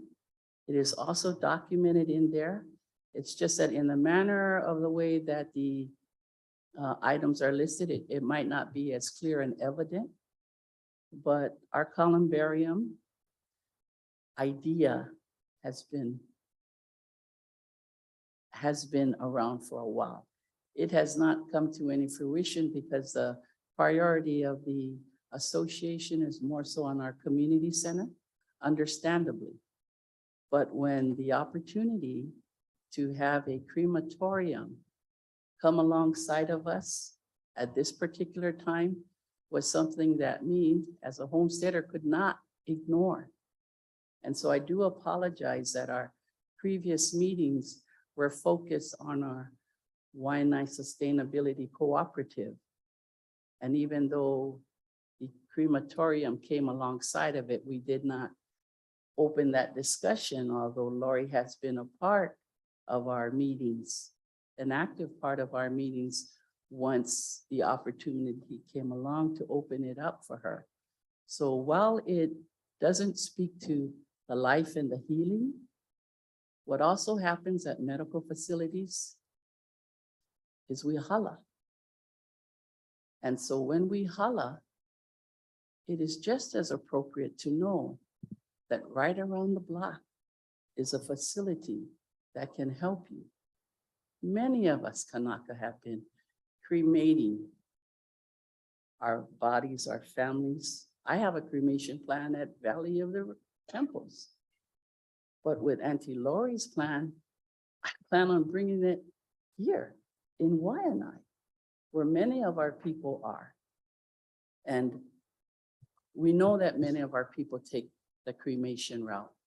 And we're so blessed that we also now have the ability to do natural funerary services in the Hawaiian cultural manner. And so that's what the columbarium speaks to. But once we get this moving, now that I know that there are people out there to help us and not just leaning on my board and my immediate community, I'm gonna go looking for them. And so I'm gonna go look and pursue our columbarium. But I hope, and I understand you're abstaining. I appreciate that, Commissioner Teruya, and it not be in opposition, but I think that this opportunity, which actually comes from Molokai, it's not even ours, but her daughter is one of our homestead residents. So she does have a direct connection to the Waianae community. And this crematory wants to serve our Waianae community, our beneficiaries, not limited to Waianae Valley Homestead, but to all of us. And so we ask for your approval so that in our due diligence time period, we can start meetings, speaking to the crematorium so that we can, because she knows that she has compliance that she needs to meet, just as what we need to meet as well. So I don't mean to leak at that, but I do want to speak, and I do thank you for your support. I do want to speak that it has been something that is long overdue. It is a niche. That site as industrial is appropriate, because if we go somewhere else, then we will have to spend the monies, more monies, because we're not sure where we're going to go. So this is a visible place. And it is in line because life is a circle. We live and then we pass. And so all the services that engage in that, the more visible and accessible they are to our people. And in this day and age, affordable is crucial to our well-being, crucial to our mental health, to know that when we pass or when our family pass, we have a affordable alternative opposed to what is being offered today, not only on Oahu, but on all of the islands. So I'll just leave it at that. Okay. Mahalo. Mahalo. Anyone else wishing to testify?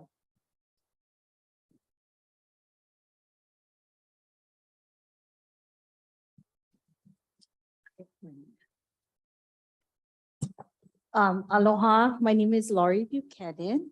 I'm the one that is working with the Waianae Homestead Association. I'm from Molokai. Have been the owner of Molokai Mortuary since 1981. So been in the business for over 40 years.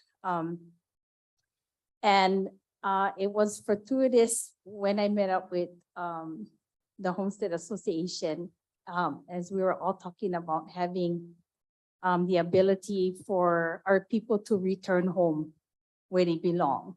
And this morning I was sitting in the back and I heard the gentleman say the word cemetery in Waimea. And I was like, wow, that's awesome, because Department of Hawaiian Homelands that I don't know, they don't have their own cemeteries.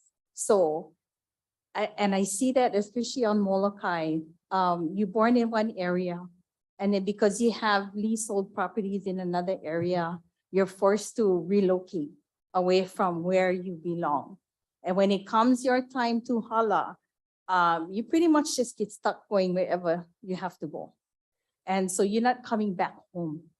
But what I want to say first before you move on is for the commission to consider, instead of deferring today, and thank you, Commissioner Teruya, for your concerns. I appreciate it and I totally understand it. You're welcome. Thank you. And I totally understand Mr. Commissioner Awo. But Mr. Commissioner Awo, can I please tell you that the unit that we are purchasing and thinking of installing in Waianae is odorless and smokeless. So the conception you have would not be the right conception for the technology in 2022 of how they're doing cremation units, which are retort units. And it's very complex. And I do have a 200-page independent report that actually explains everything and the measurements. And the flume that you see for that unit is a heat flume. It's not a smoke flume. So you would not see that. And actually you would not probably see anything from the outside of the road. I was kind of excited when I found out that the parcel was industrial zone. So I said, how appropriate. And I said, it's probably industrial zone because you're right next to a wastewater treatment plant. And that's probably why the property has gone unsolicited for so long, because it's hard to get a tenant to probably go next to a wastewater treatment plant. And it is industrial zone. So I had to ask myself, if not there, where? Because the closest facility for the beneficiary, well, for anybody on the west side is Mililani. And that's far.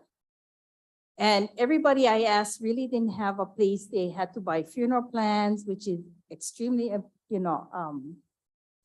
expensive and costly. And a lot of our beneficiaries just can't do that. I know that Molokai and Oahu is night and day and very different. But on Molokai, we actually operate out of the Queens Molokai General Hospital. We actually manage their autopsy room. My husband is actually the coroner's assistant. And we work hand in hand with Molokai General Hospital. Basically, if you holler at the hospital, you go right into the morgue and autopsy room at the hospital facility, and we are there, right there.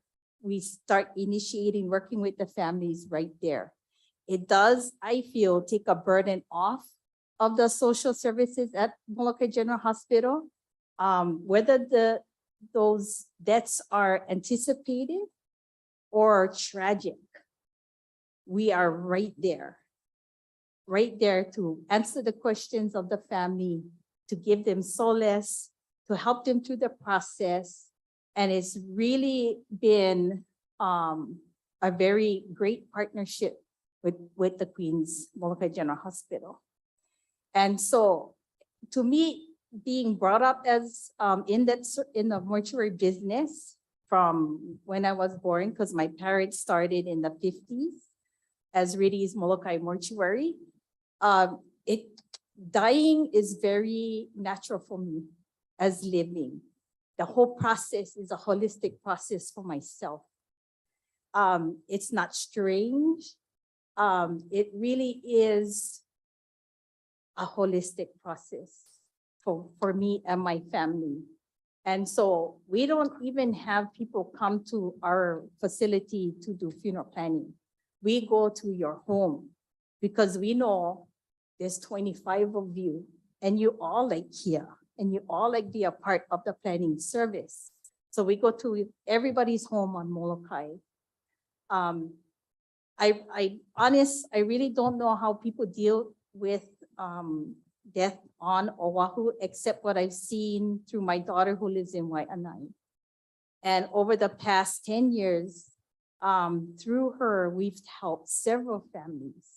And most recently, we've helped the Keone family who really had some difficulty burying a loved one in Leeward Cemetery, which is and unlicensed and untaken care of cemetery, where nobody wanted to step out of their comfort zone to get them the permits that they needed to bury the husband with the wife, even though they had a plot since for 25, 30 years.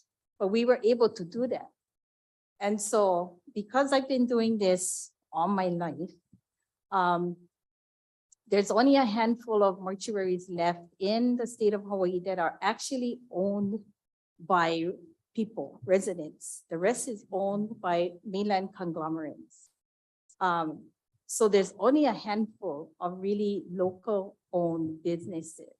And while the population of Hawaii has grown exponentially, the essential services of funeral and mortuary services has not.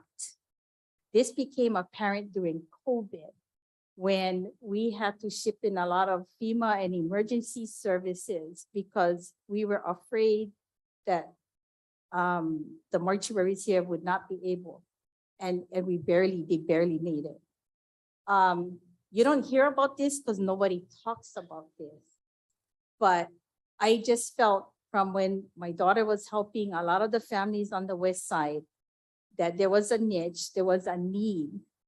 And I said, what better need would be for another local company to come in who understood our people, who could work with our people, who could really step out of the box and be in ownership. And I would say, for example, and I can state all this on the record because it's the truth. We have never charged for infants, young children, very tragic cases. I have that ability as the owner to waive fees, to actually do what I want. Had I been working for a mainland company, I would not be able to do that. So we view every case on a case-by-case basis. And I'm very proud of that. And so all of this didn't give us time to put a lot of things together. So I thought that the ROE process would be the time when a lot of that could be answered, because we have to do the environmental compliance, which I'm happy to do. We've already been working on that. And then to also go back out into the community and really answer those questions. So again, back to Hawaiian Homes, not having that source of industrial zoning that would accommodate for those types of industrial uses. We can all do economic development, but you cannot do manufacturing. You cannot do paint your car. You cannot do those types of uses. And I believe that we were only going to use a portion of the 2 acres in order to have the department still have that opportunity to have other industrial uses come in. So thank you for the time. Thank you, Patty, for the question. And then what I would like to propose now is I would like to humbly back out, because I do not want to deter Waianae Homestead Association or the Sustainability Co-op. I don't want to deter their forward motion on all the hard work they've been doing for the past 2 years. It would really be selfish of me to do that. And I would like to then step out and take my project out of the picture. I can always try to work, some other way. And, because I was glad the department wouldn't treat me like Walmart, because I don't have the resources of Walmart. So We're only talking about the beneficiary I know that. consultation I at know this that. point. So I can tomorrow, say this tomorrow too. if you so desire to say it tomorrow, that Yeah. would be the appropriate time. Thank you. But that is my thought going forward. I would not want to hold the association and the co-op Well, back. I think the Commissioners. commission can have the discussion tomorrow about Yes. whether an ROE gets us Yeah. there or not. Okay, but right now. But I was shocked that she sent out 4,000 invitations, to get beneficiaries' feedback. So I wanted to thank all of their hard work. I really wanted to thank Gigi and Andrew. Thank you so much, and Kahana. And the rest of you staff. Julie, sorry. Don't be shocked because we do that on a regular basis. They have the same height. They look similar from the back. Wow. Okay, anyone else wishing to testify Thank you very much for on William, on the motion of the just want to say a few report. things. So Laurie, I do appreciate this deeper dive because in our last informational brief, we didn't take this extensive dive into your proposal, your background, your history. At the same time, I'm thankful that Commissioner Turuya expressed concerns because that's what triggered this whole dialogue. And I think it's really important that we enter into these discussions so that we can strike the right balance. And I do appreciate your willingness to withdraw if deemed appropriate. But we'll have that discussion tomorrow. So thank you. Thank you very much, Commissioner. Well, I appreciate that. And thank you. Thank again. you. Thank you, Chair. Thank you, Randy. Anyone else in the And audience? I too, Laurie, wanted to express your mahalo and understanding to work together to move forward. And we can work together in a kako way. So thank you for your information and appreciate that. Mahalo. Mahalo. Okay, thank you. We do have someone online. Lokana? Oh, we have several people online. Lokana?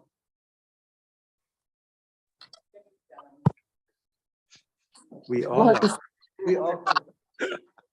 Aloha, this is Lokana. Can you hear me?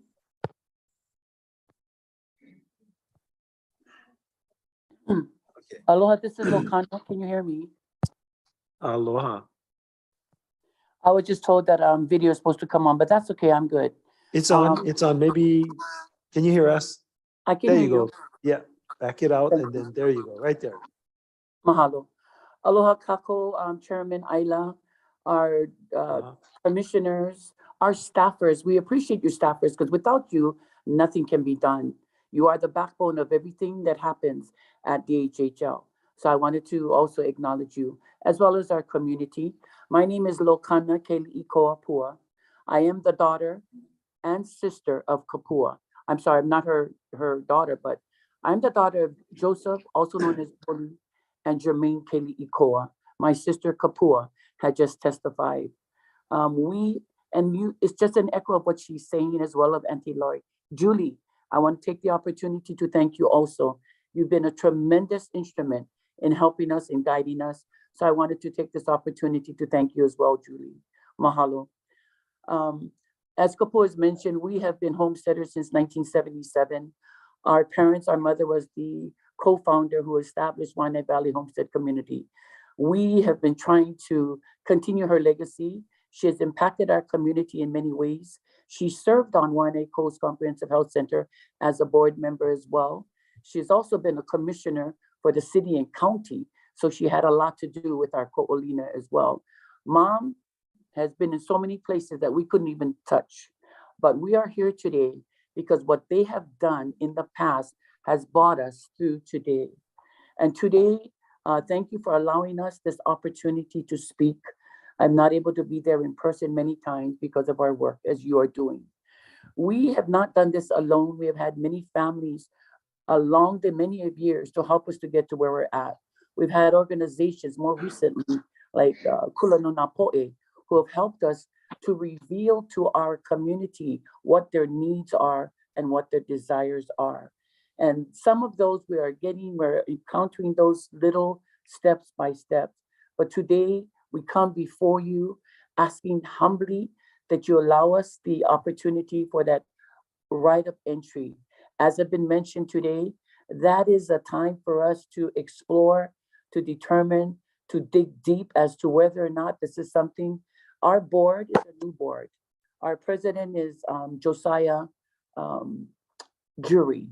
But with our board and our executive, Jan, and his wife, we are trying to move forward.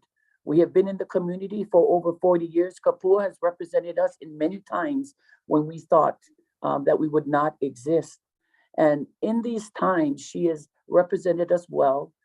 Our columbarium, as already been mentioned by Kapua, and even I think Patty had mentioned, has been in the books for many a years. This crematory, I believe, we want to do the columbarium from Hanau to Hala, from the beginning of our life to the end. And part of this is in alignment. I'm talking about the Waianae, West Oahu Funeral Services, which Lori just testified. She's brought us a lot of information that we may not have known. There are concerns in the community of why would you have something like that in the community? Everything exists in the community. Waianae Camp has been a tremendous help. Yes, they're doing as much service as they can, but we need to, I think, consider or allow us to consider to have other services like this. Industrial. We have things in our community that we're trying to get rid of. Waimanalo Gulch. Those things. Why does everything need to rest on our shoulders? But before my phone dies out, because it's been a while trying to hang on while I'm at work, I just want to ask that you folks consider us, consider our whole project, our solar panels, an opportunity not to have them on the roof, but to have them on the side. Just the opportunity of allowing us to explore. And thank you, DHHL. Thank you to our Native organizations that'll help us, in these steps. We're going to make mistakes. There's more challenges that we're going to be encountering. But I think together with the unity, and it's always the betterment from beneficiary to beneficiary. I believe the services that we're providing through our solar and through our funeral services is exactly what our prince wanted us to do, beneficiary to beneficiary. So won't you allow us that opportunity to help us to learn and grow and to guide us? We're looking for that. And thank you again for this opportunity. Mahalo. Okay, mahalo. Okana. Lohalani Smith. Yeah. Aloha Kakol, Chair and Commissioners. My name is Alohalani Smith. I'm a beneficiary, a waitlister, but I wanted to support the crematory proposal in Columbarium because we as beneficiaries don't have a cemetery. Right. Every time, can you hear me? Yes. Okay. So most like what Kapua was sharing, we want to be cremated as well. But this, in support of the beneficiaries as a whole, this is a business, a personal option for us beneficiaries. And I think it's a great idea and a creative one at that too, especially when we have a designated area in the industrial area. My family comes from Waianae too, and I'm a Kili Ikoa as well. So I didn't know they were going to testify too, but the whole idea is we need this for our beneficiaries. If we could do this for us here on Maui, I would jump on it too. So I would be in full support for Lori. But if she defers and, and the community decides that that is what it is, but at this point, I would totally support something like this. We really need something like this. So thank you for the opportunity. Aloha. Mahalo. Aloha. Mahalo, Alohalani. I saw someone else on the screen earlier, but I don't have a name. I saw Ka'ohulani, I believe. Excuse me, I'm sorry. Yeah. Is there anyone else on the screen wanting to testify? Chair Ayla, There you go. can you hear me? I can hear you. We can't see you yet. Is that you, Kauko'o? Okay, there we go. Yes, aloha.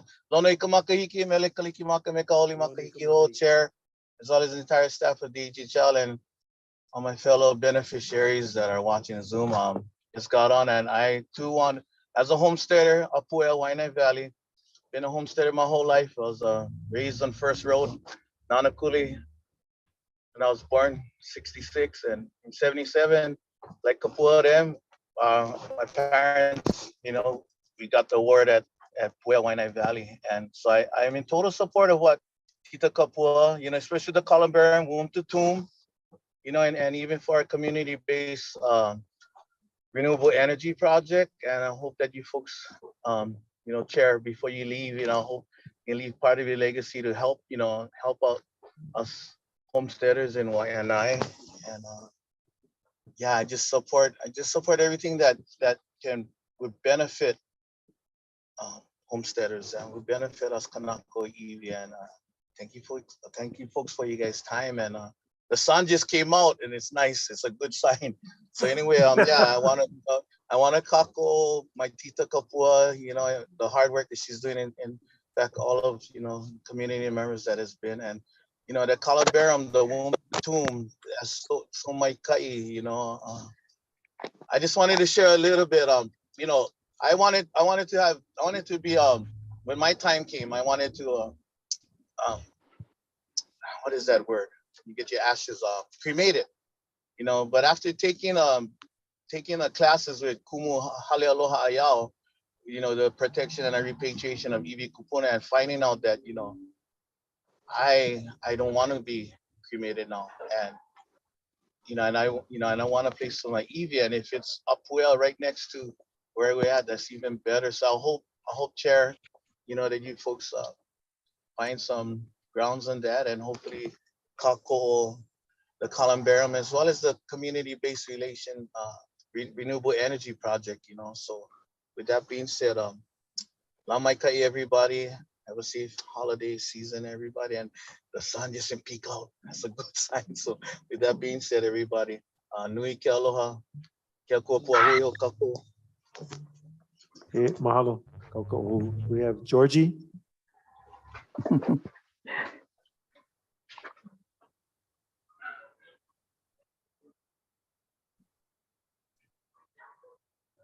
Aloha, everybody. Mahalo, board. Thank you. Can you hear me?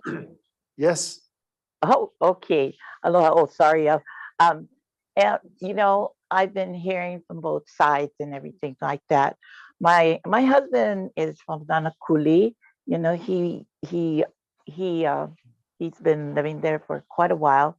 I transplanted out here in the 60s, got my homestead in the 80s and whatnot. And I've gotten to know Kapua Dam and, moving forward on all what has been said today. I was thinking too that I wanted to be cremated only because my husband was cremated and the location was so far away.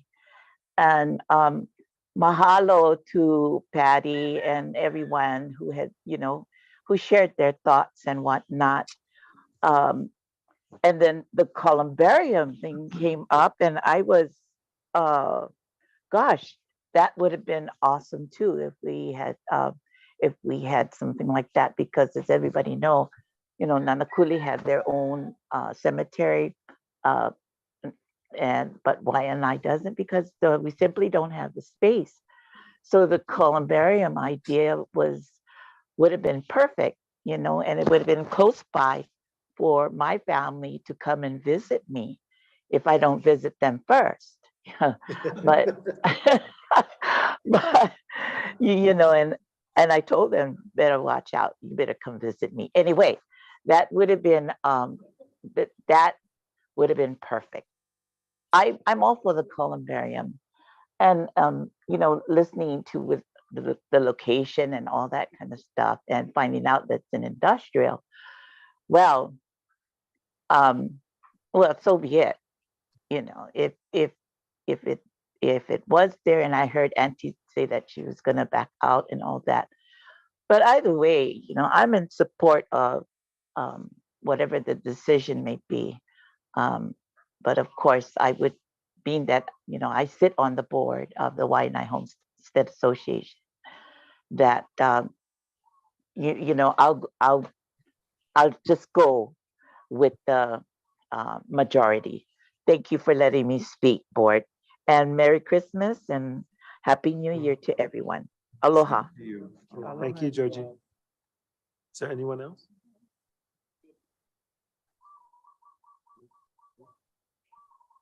Bo, are you waiting to testify on this agenda item or another one? And you're muted. No, okay, so stand by. Okay. Okay, just on the motion to accept the beneficiary consultation report. All those in favor say aye. Aye. Anyone oppose or Abstain. abstain? Okay, so we have one abstention and the rest ayes. Thank you very, very much, Andrew. Per your request, we'll go to G7. Well, we can do G6. Okay, Well, commissioners, the recommended motion action for item G6 is that the Hawaiian Homes Commission accept this beneficiary consultation report as official public record of beneficiary input and feedback relative to the South Kohala Coastal Partnership request to access Hawaiian homelands to implement a fire break in the Kailapa Homestead Community, Kauai, Kauai Island. So we do have a quick PowerPoint presentation for this one as well. while you're setting that up, can I get a motion to consider staff recommendation? Okay, thank you. So again, the recommended motion is just to accept the beneficiary consultation report as the official record of beneficiary input that was received from beneficiaries official input received by beneficiaries during a beneficiary consultation meeting that was held on November 15th, 2022.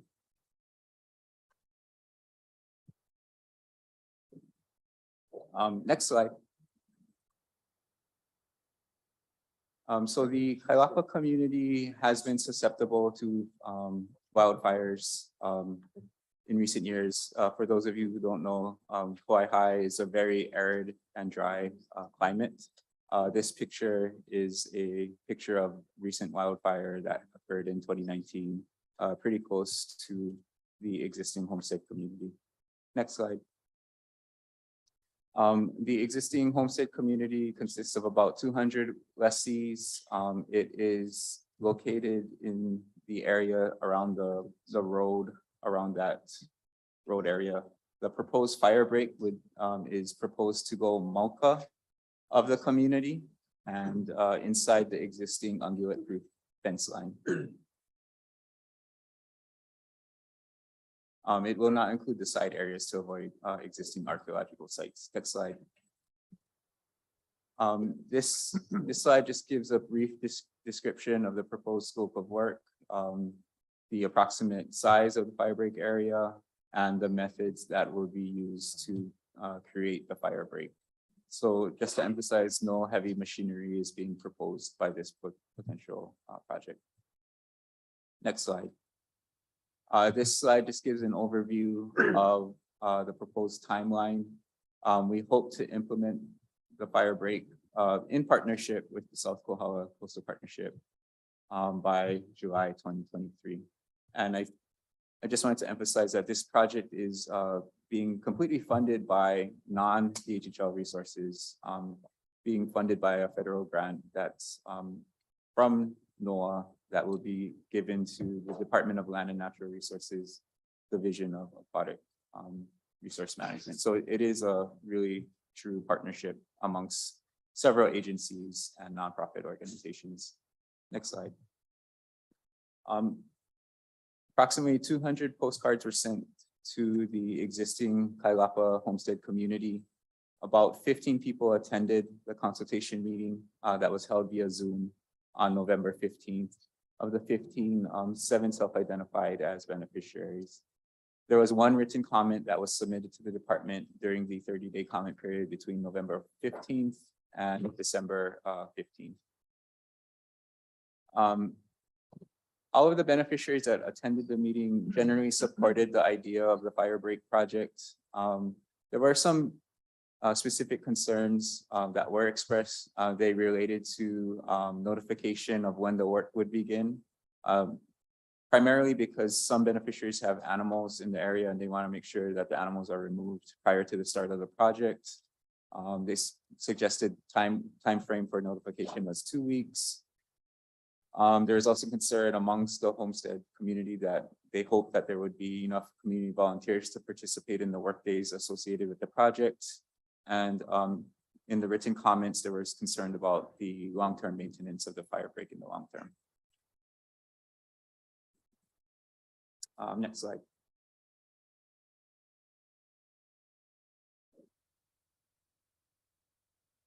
There are several other issues raised during the consultation meeting, not related to the fire break project, but for the sake of the record, I just wanted to make sure that those issues were identified and brought to your folks' attention. That's soil erosion going to nearshore waters, need for an alternative emergency access road, and Kailapa residents expressed the need for an alternative source of water that is more affordable than the water that they are currently receiving from the Kohala Ranch. Next slide. So that is a brief summary of the report in front of you. Okay, is there anyone wishing, or any questions first for Dennis? So, thank you. I have a question. Why are we not using equipment to clear that area?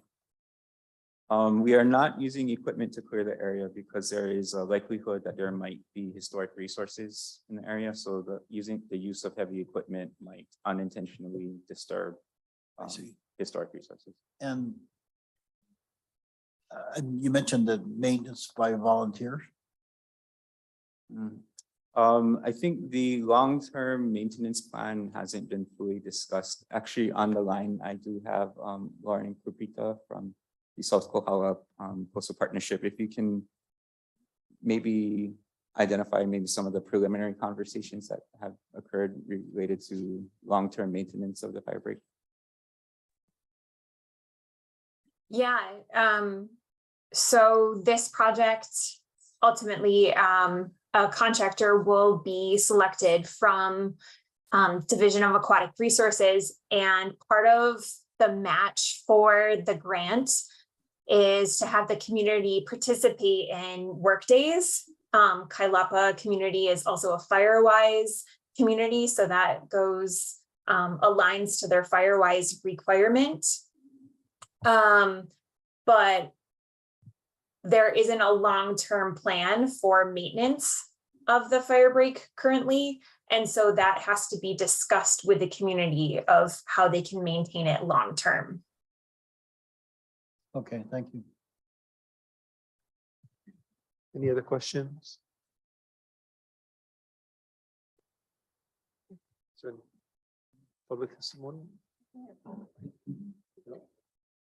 So no public testimony on the remote, okay? Last chance for questions, and I'll call for the question. All those in favor of approving, say aye. Aye. Anyone opposed? Seeing none, motion carries. Mahalo, Lauren.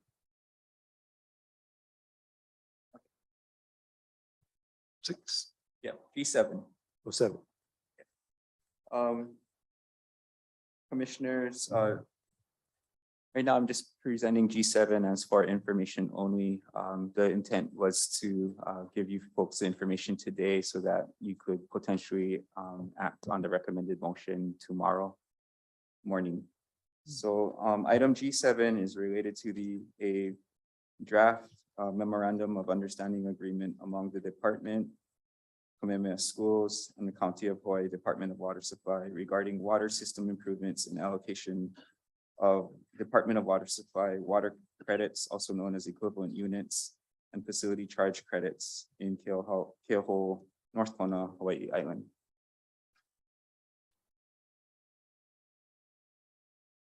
I'd also like to acknowledge Randy Baudet of Kamehameha Schools and Kamana'o Mills of Kamehameha Schools for attending today. Should there be any questions that I can't answer, they will help to answer. So just a real brief background. The Hawaiian Homes Commission approved the Kealokehe La'iopua Regional Plan in 2020. One of the 5 priority projects that were identified during that regional plan process was the development of a North Kona water source development project. The regional plan identified 2 potential sites for water development in North Kona. One was the Gianulius site. Actually, next slide. One was the Gianulius site, which I'll show on the next slide. And the second was on the Kamehameha Schools property. Just a quick overview of our lands in North Kona, since we don't currently have a West Hawaii commissioner. There are 1,400 acres in North Kona that the department owns. After the department is finished with its build out of Village 4, phases 1 and 2, The department will no longer have equivalent units, otherwise known as water credits, for further development in the future. The department has an unmet water demand for its remaining lands that are undeveloped of 3.398 million gallons per day. We received Commission of Water Resource Management approval, CWRM approval, for 3.398 MGD in North Kona in 2015. This map shows where the department's lands are. That's the teal, the aqua to the north, and then Kamehameha School's land to the south. The little red area within Kamehameha School's land is the approximate location of the well site. Just a quick background. Also, the yellow colored area is the site of the G. Millius property, which is one of the other two areas that the department is strongly considering for water source development. Just a quick background. Kamehameha School has developed a well on its property several decades ago. You'll also note in the agreement, there's also reference to well 2A. That has not been developed yet. So in the agreement, there's well 2 and well 2A. Well 2 is the one that is currently developed. Well 2 is currently in proximity of the County Department of Water Supply system. It has been tested and has successfully yielded water. Kamehameha School's development plans for its Keoho lands have changed, and as a result, their projected future water demand has decreased. And they thankfully have reached out to the department asking if we're interested in the water, and we are obviously interested in the water. Next slide. Just a quick overview of the MOU, which is Exhibit A in your packet. The MOU is meant to summarize our mutual understandings amongst the two parties. The MOU is a non-binding understanding of potential future commitments and benefits to each other. So basically, the MOU is a commitment to continue working with the three parties. I think it's particularly important as we transition to a new administration that we commit to working with the two other parties on this agreement. So future additional agreements that articulate specific costs to each party and specific water credit allocation amounts and facility charge or credit amounts will be needed. So future agreements will be needed. This is just the start to formalize that we agree to continue working with the other two entities. Next slide. So this table summarizes the department's commitments as well as the benefits that it would get from potentially completing this transaction. So we would commit to conducting a hydraulic study of the Department of Water Supply system. A hydraulic study just is a type of study that just examines the current system to make sure that water being drawn from the KS site can be efficiently transmitted to our lands in Kealakeke. So that study is currently ongoing. We would also commit to fund, design, and construct additional storage improvements as determined by the above hydraulic study. We'd also commit to prepare a HRS 343 EA, and we'd also commit to reimburse Kamehameha Schools for the cost incurred by Kamehameha for the development of well 2, which is listed at approximately $1.1 million. Our benefits would include receiving a third of the maximum day pumping capacity from well 2. Thank you. Talking about water, and I got water. Wet water, not a reservation. 2/3 of the maximum day pumping capacity of well 2A. And later on in the presentation, I'll go into a little bit more detail about what that means and how much water that actually translates to. Facility charge credits from the Department of Water Supply. And this is big for the department, as those of you who work or familiar with water systems, the Department of Water Supply would commit to the long-term operation and maintenance costs of the system improvements. Next slide.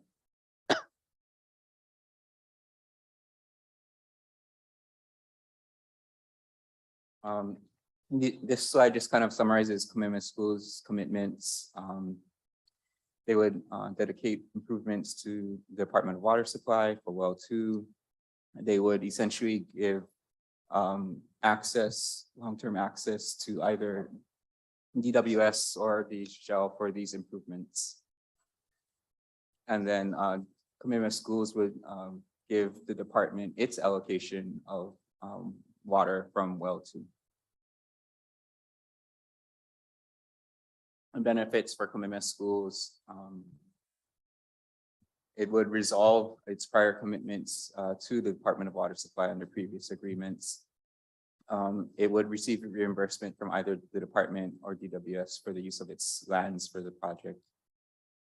Would receive compensation from the department or DWS for loss or damages incurred by its agricultural lessees caused by this project.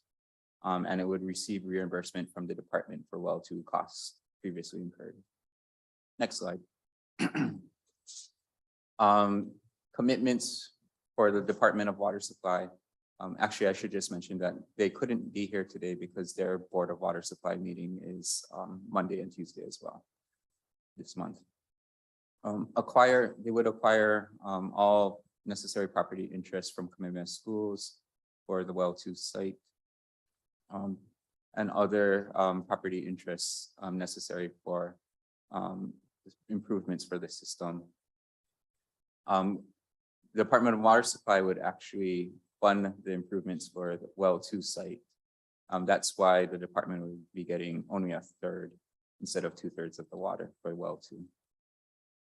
And then lastly, as I mentioned earlier, they would accept responsibility for the long-term operation and maintenance of the water system improvements. For DWS, the primary benefit is that they would receive improvements to their water system that would be funded mostly by the Department of Hawaiian Homelands. So for them, it would produce an additional source of water on their North Kona water system, which in recent years has suffered from drought and they've had to enact water restrictions on their system in North Kona over the last 10 years. So this would added a needed additional source to their water system. Next slide. So there are also some unresolved decisions that the draft MOU identifies. And these 4 bullets kind of identify what those unresolved decisions are. We still have to discuss with Department of Water Supply whether or not the department wants to develop well 2A. If we do develop well 2A, we do get additional water. The department or DWS and DWS need to talk about who and what the transaction would look like for acquisition of Kamehameha School's lands. The department and DWS need to come to an agreement about who would compensate KS for any loss or damage to their crop or damage operations. And also we have to talk with KS about what that compensation amount would look like. And then lastly, the specific water allocation credit amounts and facility charge credit amounts to be received by each party.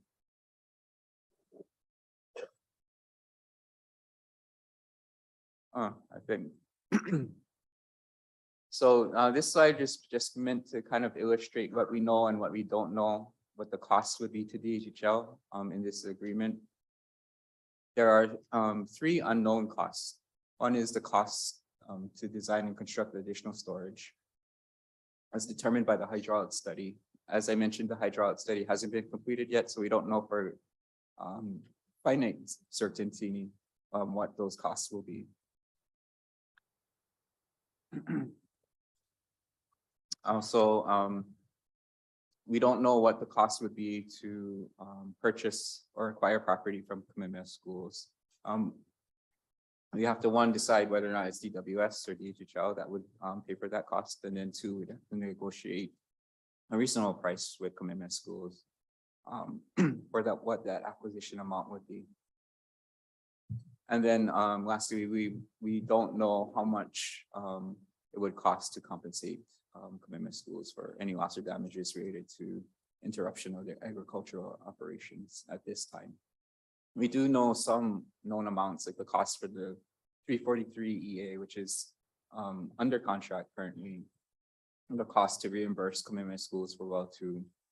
And we have a rough order of magnitude estimate for what it might cost to develop well 2A. Next slide. This is the estimated amount of water that the department could receive from this potential transaction. From well 2, as I mentioned earlier, we'd get 1/3 of the max day use because Department of Water Supply would actually be responsible for those improvements. So that equates to about 0.33 million gallons per day, which equates to about 555 equivalent units. One equivalent unit is equivalent to one house. So we could potentially get up to 555 new homes with the water from well 2. If we were to go ahead and develop well 2A, we could get enough water for up to approximately 1,100 new homes. So next steps, should the commission act to authorize the chair to enter into agreement on this MOU, we would then need the County of Hawaii Department of Water Supply to approve the MOU.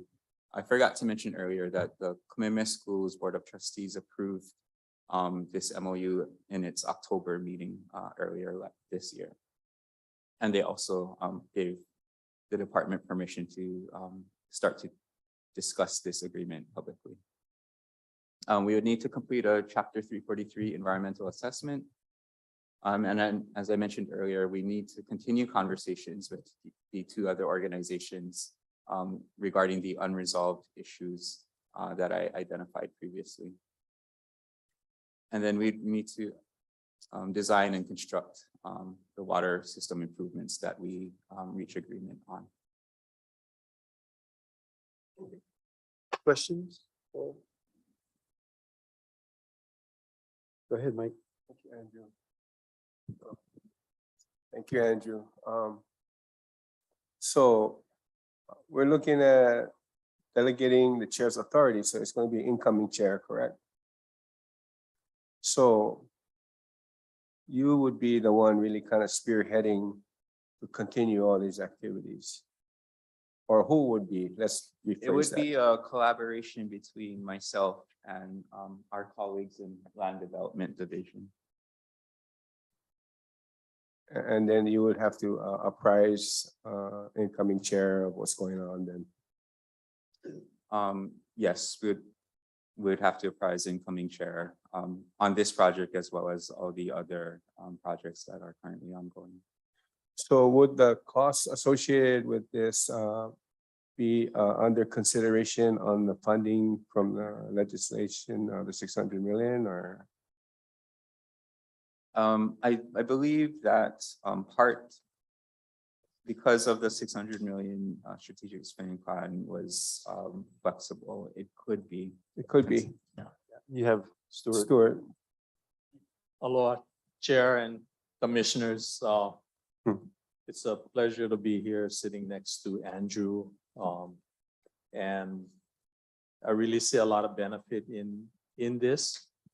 And there is currently $4 million approved in the budget. This is part of Act 279 in the first year.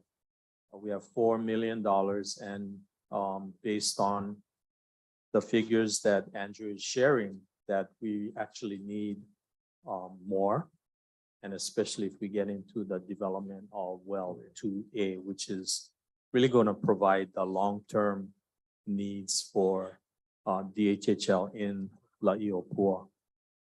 And so that's something that I would recommend. And of course, we would come back to the commission to to amend the budget.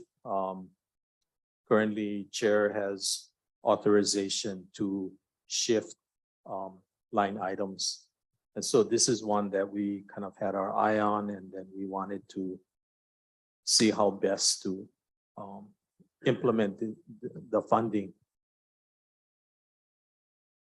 So Okay, long-winded answer. So the answer is yes, it could come out of 600, but I don't think we should be talking about how much it should be right now with our potential partners negotiating a price in the back of the room. Oh, yeah. But one last question then, what is the elevation above sea level where these wells are, 2 and the proposed 2A? It's about 1,800. 1,800. Who is the? Oh, sorry. Sitting in the back of the room is Brandy Baudet and Kaman All Mills of Kamehameha Schools. So we don't want to tell them how much money we have. Oh, okay. Thank you for letting us know. I appreciate it. Thank you.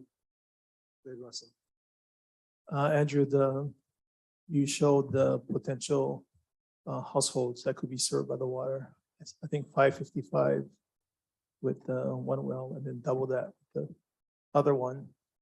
Our current plans, I guess, regional and island for this particular area. Do we envision building that many homes in this area currently? In the 600 million strategic plan that the commission approved, the department in the near term with that money was looking at developing villages 1 and villages 2. Actually, I'm gonna have to depend on Stuart for the lot count for those. But for full build out, our estimated total water need for full build out beyond villages 1 and villages 2 is 3.398 million gallons per day. And that includes not just water for new homesteads, but water for community initiatives, community-based economic development opportunities, and commercial uses in the region. And this water, Keoho, would service La Iopua. Correct. But just to point out that the department needs between 3 and 4 new wells for full build out of all of its lands in North Pona. So this opportunity presented by Kamehameha Schools is a partial solution to our overall water needs in North Pona. Share the answer to the question Yeah, on how many please. units would each village 1 and 2, and we would start with village 2 would be approximately 200 units per village. So total of 400 in the near future. And that's what is currently listed in the $600 million Act 279 budget. Okay. And then question for you. This unknown liability to users. And it sounds like we pick up the whole burden for that. I need some, not number, but in concept, what are we talking about? We're talking about people's inability to use a certain portion of their leased ag because we're driving trucks and construction vehicles through that, or what exactly are we talking about? And what's the magnitude of that? I'm gonna defer to our guests from Kamehameha Schools to answer that one. What the magnitude of the disruption to their lessees might be. Okay. Well, and then while they're coming up, so the deal from the Kamehameha is striking is they own the resource, the water source, but we pay for the development of the well, and the county takes on the ongoing maintenance and operation.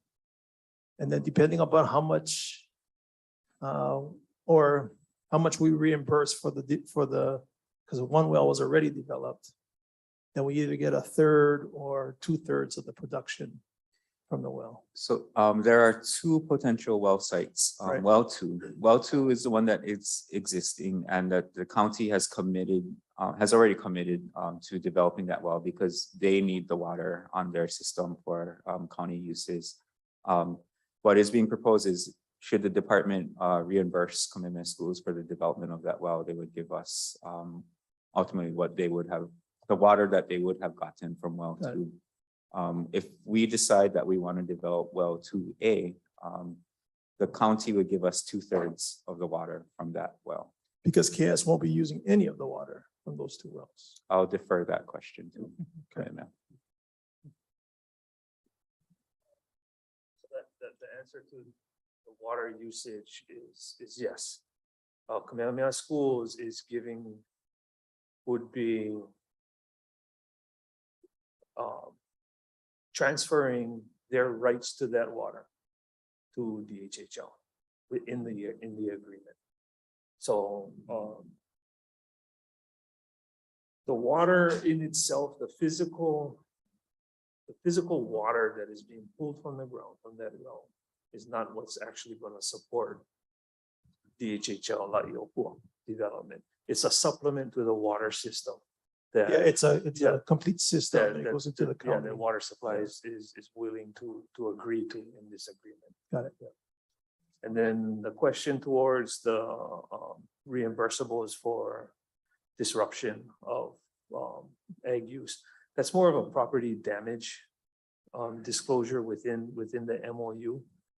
During construction, more than likely to be some type of property damage that may impact those ag users. Not all lands that are encumbered by transmission lines and storage will cause any damage or inflict any damage to those lessees. The only purchase of land that we're considering in this transaction is that for storage. That would be a permanent land disposition from the KS perspective. There's two sites for storage, one where the well is at, where the well is currently at, and the potential for 2A, and then further down the system, about halfway to the water's final destination, there's another storage unit that may need to be increased. So there's a take back from these current lessees. You need to get some property for some area for storage and for transmission, easements for lines. Yeah. And if they're growing crops on that particular area, then there's some damage that they've suffered by taking that back. Does KS have any ability in its leases now for the future development of infrastructure to take back those kind of easements or otherwise? Yes, we do. So this would strictly be a negotiation with the existing tenants on what that means to them. So you have the right to do it, but you have to pay them something to make them whole, basically, for that transaction. If it disrupts their current level of Operation. of revenue generation. Okay. Right, so if those lands for future development is not gonna impact their operations, then there's no damage caused. And we're talking all ag use right now? It's all ag. Thank you, Eddie. Any further questions? Patty? So I noticed that, Mr. Chair, this is on the agenda for tomorrow, the MOU agreement. So should that pass tomorrow, or who's signing the MOU agreement with KS? You are? It's a three-party. DWS, KS, and It's a three-party agreement, so Board of Water Supply, their representative, likely their chief engineer, likely the president or CEO of KS. Yes. And then I doubt they can finish this in 2 weeks, so it'll be the new chair. thank you. Okay.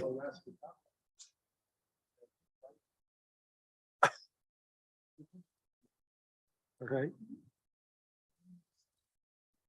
Okay, if there are no other questions, I'll ask if there's any public testimony.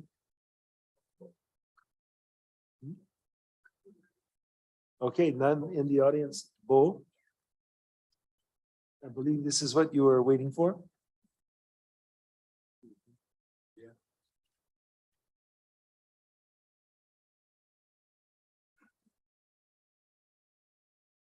There he is. Can you hear me? Yes. Aloha. For the record, my name is Bo Kahui. I am a resident of the Villages of Laiopua, former president of the Villages of Laiopua Homesteaders Association, former founder of Laiopua 2020, and current executive director, treasurer for Laiopua Community Development Corporation.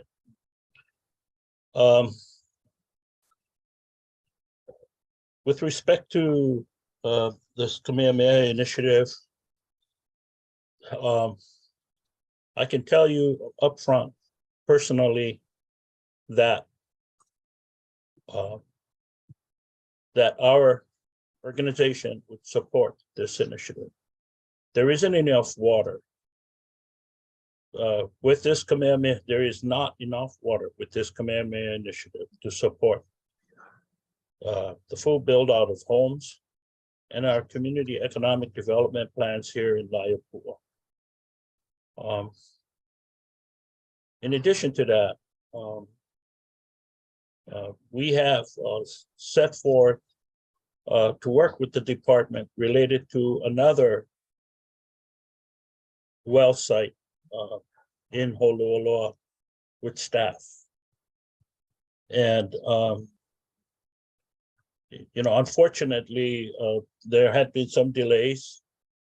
We had hoped that we would have fulfilled the geoanalysis initiative at Holualoa before the ending of your administration, Mr. Ayla. But in the end, the Kamehameha School Initiative, the geoanalysis Holualoa initiative barely supports the overall built out of our Laiopua villages, our housing plan, our community economic development plan, and the future of Kalawa and other homestead opportunities north of the villages of Laiopua. So with that, we are in total support of the KS proposal. Thank you. Okay, thank you, Bo.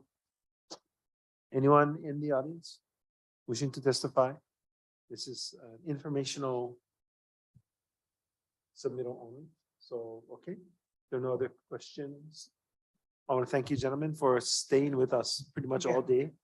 We appreciate. Thank you so much. We appreciate your steadfastness. And Andrew, for all the work that you folks have been doing. We look forward to future negotiations. Okay. Stewart.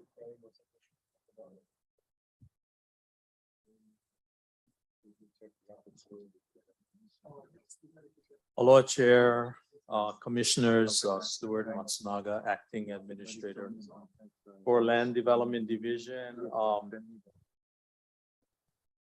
I said a lot Friday, and we'll just keep it to that. I do want to express my appreciation to the chair for supporting LDD. His motto was there's no mistake if you can fix it. And believe me, LDD has been fixing a lot of things and we still have a lot more to fix. But you're getting things So done. Appreciate the patience, especially on our project. We had the start of our relationship 30 years ago was not really pleasant, but I hope to think that as we end it, we're ending on a good note. We are. Okay, so Item E1 is a implementation progress report as of December this year for Act 279 Session Laws of Hawaii 2022. And if I can direct your attention, commissioners, to the last page, it's shown as item E1 Exhibit B. So I want to point out a couple of project status. You know, we just discussed the Laiopua Village 2 includes North Kona Water Development. And so that's the budget item that we just discussed. And of course, if KS is still here, you know, we really don't have all that money yet. Okay. So it's up for negotiation, and really mahalo to planning office for leading that charge. And so let's see. I do want to also point out that for the Pu'unani Homestead subdivision, we opened bids for that project.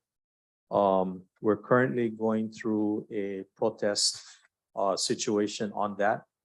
We're hopeful that it resolves itself, and that contract would be for about $17.2 million for construction. And we are hoping to start construction in the spring of 2023. And so this is one of the first draws we're gonna have from the $600 million. The other project to point out is the Kaupea Phase 2. This was an acquisition through a transfer agreement with HHFDC. And the funds, as I understand it, are being transferred to HHFDC. So that would actually be our first draw of $8.25 million from the $600 million. And then Hanapepe Residence Lots Phase 2. We are opening bids on Wednesday. We expect that to be about $20 million. And then the following project, the land and project acquisition. We received approximately half a dozen proposals last Friday.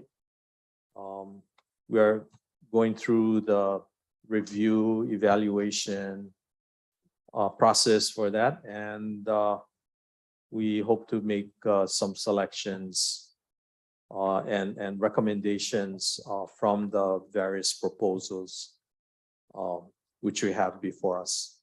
So the land development staff, they're really charged up and moving towards implementation of these projects. And so be happy to answer any questions commission might have. I have a question. Go ahead, Randy. I heard Pu'unani, there's a protest. Can you explain what you mean by that? There is a bid protest from one of the bidders against the apparent low bidder. And so we are working with the AG's office to determine if that is a valid protest or not. We have our interpretation, but we need to get confirmation with the AG's office on that matter. Thank you. And then my final question. I'm sorry, Stuart, I was drifting, but I thought I heard you talk about land acquisition proposals when last Friday. Is that what you said? That is correct. So the deadline for accepting proposals was last Friday. Okay.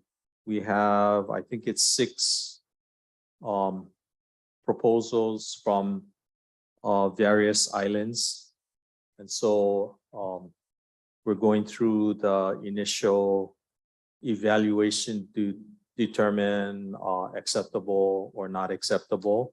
And then from there, establish a short list or priority list, and then conduct the evaluations by the internal DHHL committee on that. Thank you. Russell? Stuart, between last month's meeting and today's meeting, how are things going regarding getting you the help that your department needs to process all this work, both filling positions that are vacant and then third-party outside assistance? Okay. You have Follow an for that update question. on that. Yeah, we have an engineer 5 coming in beginning of February.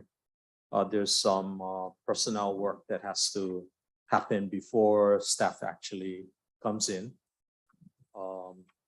We also have follow-up interview with an engineer 6 position, which is the branch chief for design and construction branch. So that's going on. And we do have a contract with a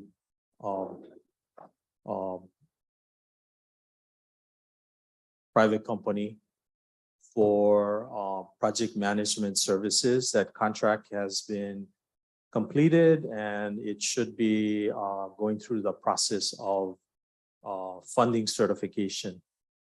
And so that will provide different types of services to assist current staff, as well as to work on special projects also. So we're making some headway, and I appreciate the chair's support, commission support on that. And yeah, we need to get that moving. I'm not sure that it's gonna have immediate results, but we really got to look at the long term for not just the first year, but the second year. So who are you permitted to disclose who is the third party? The project management. That's not Bowers Kubota, right there. It is Bars That one. Kubota. And Yeah. when do you think they might be on board?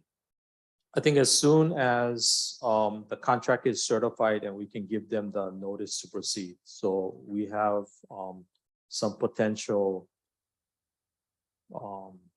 people who we're looking at, and we've got to work through Bowers on that matter, and then to look at the specific projects, the duration, et cetera, and the type of services that we're going to need. So you think like February of it's coming February or sooner than that? I would think February is a good date, just because the certification process takes about a month. We're into getting close to session.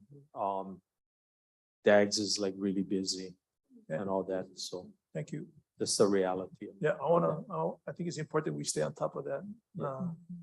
So kind of help is on the way for you. It's I think so, and especially for the staff behind me, because they really do the work. I get to come up here and Yeah. you know. yeah, mahalo to all of them. Your question? Yep, go ahead, man. Thank you, Stuart, and thank you, staff, LDD, especially for the Christmas Carol on Friday. The costumes. No, but back to this here I see that there's several RFPs that are in the process, but the land acquisition one is closed. If in the event, like say there's someone out there that has a land opportunity, is there any way to consider that, or would that be in a future RFP, or that's my question. Thank you for that question. So we do have other requests for proposals for specific projects. If we hear of other potentially, good projects, then we can, it's always easy to put out another request for proposal. That's why we talk about flexibility in the plan and whatnot. Right, so it's relatively easy to put out another proposal if RFP, if there are other times that come forward. Worthwhile considerations. Yeah. So we'll have to, because we have several proposals, we've got to look at them and see how they, match up with the requirements in there, look at the different islands and the different opportunities available. So we, look forward to working with all of you, because I think we want to look at all of our islands and the waiting lists for all the different areas. I'm You? sorry, Mr. Chair. Nope. I'm sorry, I missed totally the projects you read over. Could you repeat them again, please? Okay, I'm sorry. no, not a problem. So the first project was at Laiopua Village 2, North Kona Water Development. That is the submittal that Andrew brought forward to continue working with Kamehameha schools. The other one I wanted to point out, and these are the ones that are active right now in terms of the procurement and contracting. So the other one was Pu'unani Homestead Subdivision, 161 lots. So we have a construction bid for that. However, it's under protest. So we're working with the Attorney General's office to hopefully, cure that protest issue. The other one was the Kaupea Phase 2. We entered into a transfer agreement for, and I apologize if I didn't mention it, it's approximately 9 acres for potentially 60 units. This is adjacent to Kapolei High School. It's a vacant parcel right now, and we are going to put out a request for proposals for that development. That was 8.25 million, and fortunately, Governor had released the funds for that, and so we're paying HHFDC 8.25 million. But they asked for 10. They asked for 10, but we're fortunate that through the chair, we were able to negotiate it down, because previously we had actually put in some infrastructure or some previous funding into the surrounding area. Let's see. Okay, and then we jump a little bit down to Hanapepe Residence Lots Phase 2 for 82 lots, and we have construction bids opening on Wednesday. We expect that to be about $20 million. And the last one was the land and project acquisition. So we have 6 proposals submitted last week, Friday. So we're busy trying to start the evaluation of that. And the selection committee, we're hoping to get this out very, very quickly. Thank you very much. You're welcome. All right, thank you. I have a question. Go ahead, Patty. Thank you, Stuart. Thank you, Mr. Chairman. So, so the commission approved the, the Act 279, correct? My question to you is that and we have all our projects listed with funding with these projects. Can this be changed or revised, what the commission has proposed on the 600 mil? Sir, can I answer that question? Yeah. So the answer is it can only be changed if the commission allows it to be changed. Okay, but understanding the second year funding and the spend down of the second year funding is is planned, but it's made flexible enough that should something become available, that provides more units for less amount of money, then it is flexible enough that the new chair can come and ask the commission to change it. With the commission's approval, correct? Yes. So this project, I guess, let's look at Oahu. So when we have listed down in Oahu, you have Miley Development, Eva Beach. Are these two projects, Stuart, moving forward with RFP requests? How far off are these projects at?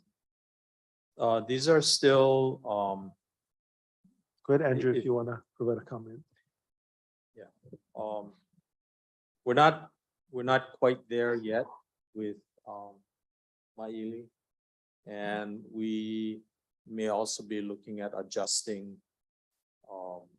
The Miley it- project? Yeah. Okay. And the reason I ask this is because this whole transition, of chairman to new administration. And so, I've been hearing outside, there's other requests of strategic plans. So it's nice to know that this commission, it has to come back to the commission. We have the authority power to make any changes. So I thank you for saying that, Mr. Chairman. Or to deny any change. Or to deny any, thank you for saying that, really. Because that's important, as we move forward on the 600 mil projects. Thank you.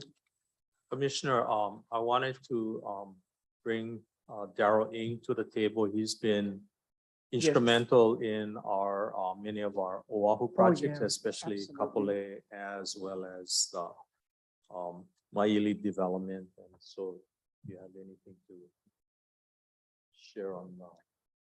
Well, I Going think it's over here. Yeah, he's listed next at E2. No, That is a status report, Okay. but okay, go in ahead. the page prior to Exhibit B would be the list of what the commission had approved in funding totaling $172.7 million. Go ahead. I apologize. Go ahead. Okay, for East Coastway 2, we have started on the backbone infrastructure section.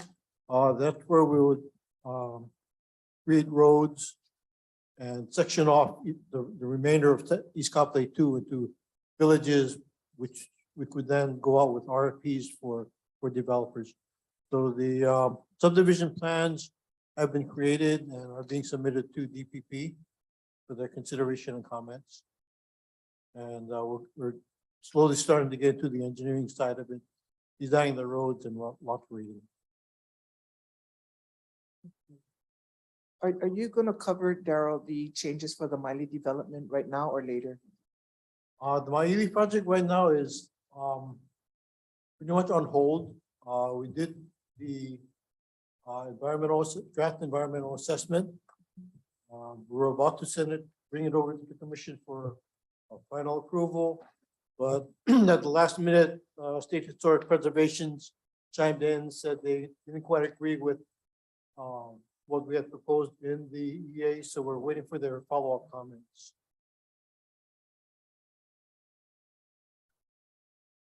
Thank you very much, Darrell. Thank you. Thank you, Chairman. Okay. Andrew, did you want to add something? Okay. Commissioners, that's a great segue into E2. Before we you have- go to E2, sorry, is there any public testimony in the room on E1? Sorry. Okay, is there anyone signed up for public testimony in the virtual room, Michael? That you can see? Okay, proceed. E2. Thank you. So the presentation of item E2, the Nanakuli and Waianae project updates will be shared with a number of staff, with Darrell Ng, with Sarah Okuda, and with Richard Spear. So we're gonna start with Darrell on Uluke Kukui redevelopment, as well as the Maili project.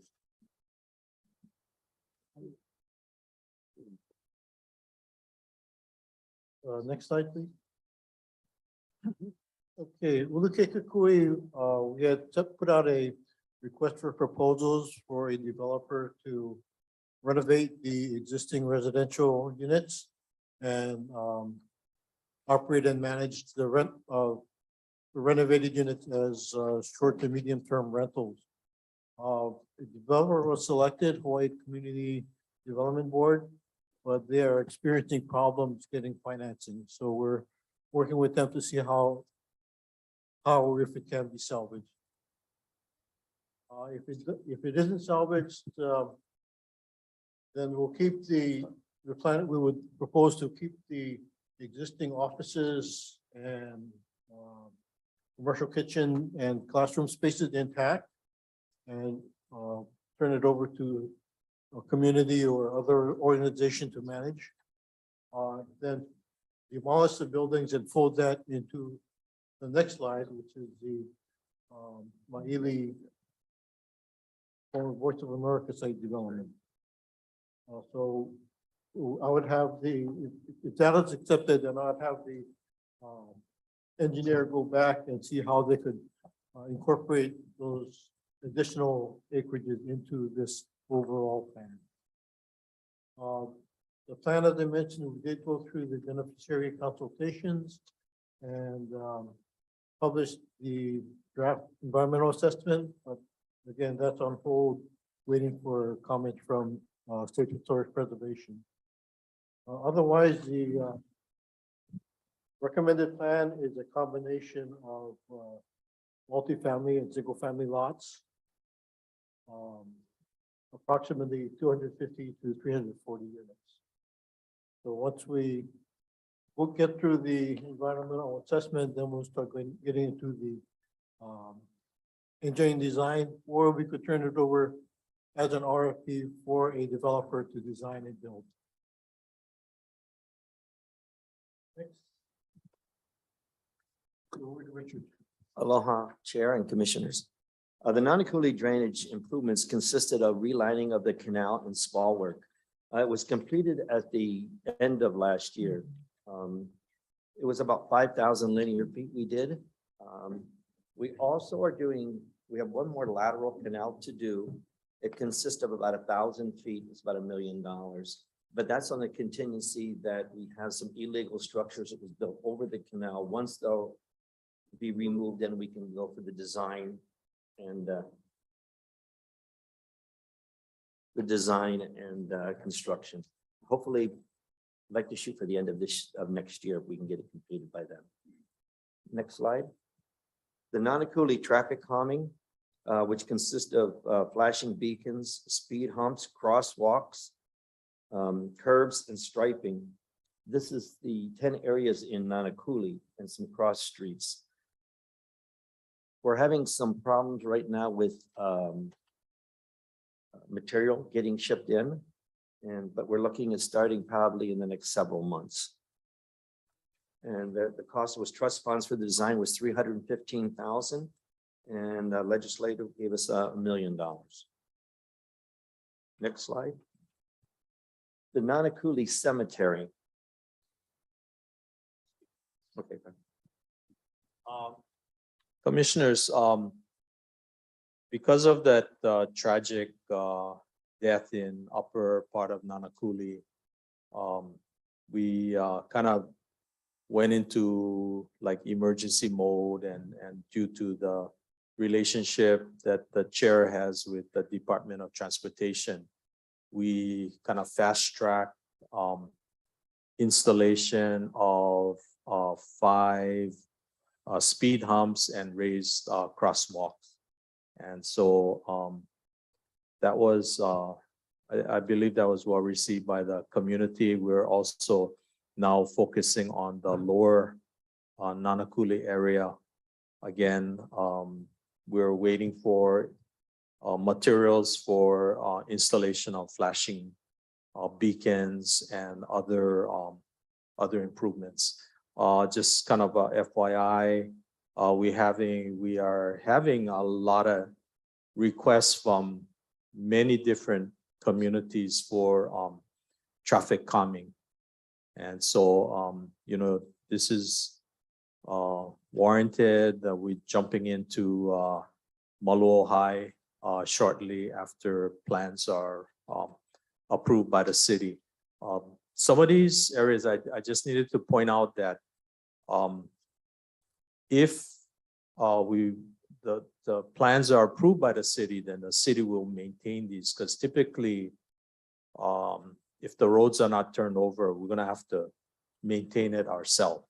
And so we comply with the city requirements. It may not be exactly what the community wants, but this is what is deemed to be safe and warranted, and so we'll proceed in that manner. But it is pretty costly. I don't think we're going to can rely on DOT for all of these speed humps, tables, speed tables like that are easy to do, but there are also other traffic calming measures that we're going to be implementing. Princess Kahanu, Maluohai, like I said, we've done some in Papagalea. Stuart, excuse me. I think number one, Nanakuli at Ave and Pua Avenue, you folks already initiated speed humps in that street. Based upon the funding that You have it up already. legislature gave, correct? So Right. that funding came from the ledge? Is that what you said? Yes. Yes, it did. Yes. And that's a good point, because all the communities Yeah. that desire these types of improvements in their community, our first suggestion is go to your legislator and get them to put it in the budget. I wanted to make mention, all of this traffic calming from 2 to 10. These are streets alongside school zones. So these are really important speed humps that the community is requesting. They also requested this request to the elected officials because of the school zones. We have 1, 2, 3, 4 schools into that whole Homestead area. So these streets are really critical streets that are close to schools. So hopefully that can move quickly. Yeah. So I'm not sure if Haleakala Avenue is city. Has that been turned over to the city and county? Portions of it has been, not all of it. Thank you. Thank you. Russell? Stuart, you've mentioned this before, but these are all retro projects, yeah, going back and installing traffic calming measures in existing neighborhoods. But as we learn from that, we are in the design phase on new projects, building in all these types of improvements. What about the ones that are in the middle? So they're past design, but they're not, construction hasn't started yet. Are we going back and changing the design to accommodate these kind of safety precautions? A good example might be the Pu'unani homestead in Maui. So it does incorporate traffic calming in there. So we have designed in speed humps. A lot of the Maui projects have included that. From the outset? Yes. Because that's the most economical way to do all these kind of improvements, right? That is correct. But what about ones where we were done with design and then we have the opportunity to go back in and adjust the design before construction actually starts? Are we doing, is that what you're saying Pu'unani was? It was a retrofit, but it was a retrofit to the design, not to the constructed. Actually, it was incorporated in the design. Okay. Yeah. So do you understand what I'm asking? For the ones Yes, that are in the exactly. middle, are there projects like that we need to go back to the design now to address these kind of things? We'll take a look at that to Okay. see what we have coming up to bid, check on Hanapepe, because that street is a straight shot. So I expect that there'll be traffic issues there or speed issues. How about Laiopo? Does that have these type of measures incorporated? Layopua right now does not have that. That's under construction right now. So we would have to do like a change order. Yeah. We still have a contract with the design engineer to check that. And you know, typically the counties would require that, I think. So, you know, Layopua was designed like over 5 years ago, 5, 6, 7 years ago. Okay, well, So, I but guess we'll check, in general, yeah, whatever we're learning from all the pain of having to retro these existing communities, we're trying to apply it prospectively on the new communities as best we can. Exactly. Yeah, thank you. Yes, sir, thank you. The commissioners? At the table, none? You know, Mr. Chair, I think you made a really good statement, and a good point is that when I look at this lesson traffic calming, this can also be an attention to our elected officials in Ledge, right? Ledge is going to open, they look for CIP projects in a designated area, correct? Yes. Okay, So yes, our sir. community members should Yeah. call upon them. I will. Thank you. Thank you. Okay, Thank Okay. you. next. The Nanakuli Cemetery repairs. We're installing about 1,000 feet of fencing. We're rebuilding the rock wall back about 700 feet. We removed about 150 ton of topsoil, excavated soil from the graves that were dug up and was placed there. Also, we repaired and added some new water lines. And this is at the cost of $370,000 of operating budget. There is a small change order in that should be processed in the next month or two.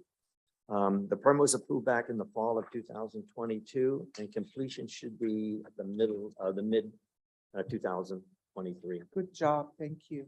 Yeah, I do want to say, Rick, you stretched that $300,000 quite a bit, so thank you. Waianae Valley Increment 4. Next slide. I said there's 8 residential lots in the infrastructure of water, sewer, electrical, communications, and it's ready for award. That ranges from 7,071 square feet to 9,270 square feet. The project cost $1,325,243. The contractor was closed construction. It started back in December of 2019. It was completed December 2021. Yep. Commissioners, Kalamai, you know, we did some updates. So what you have in your packet was from last week. We made some updates and to the information which is being shown right now. So on the Waianae Valley Increment 4, you know, the physical construction was completed last year, December 2021.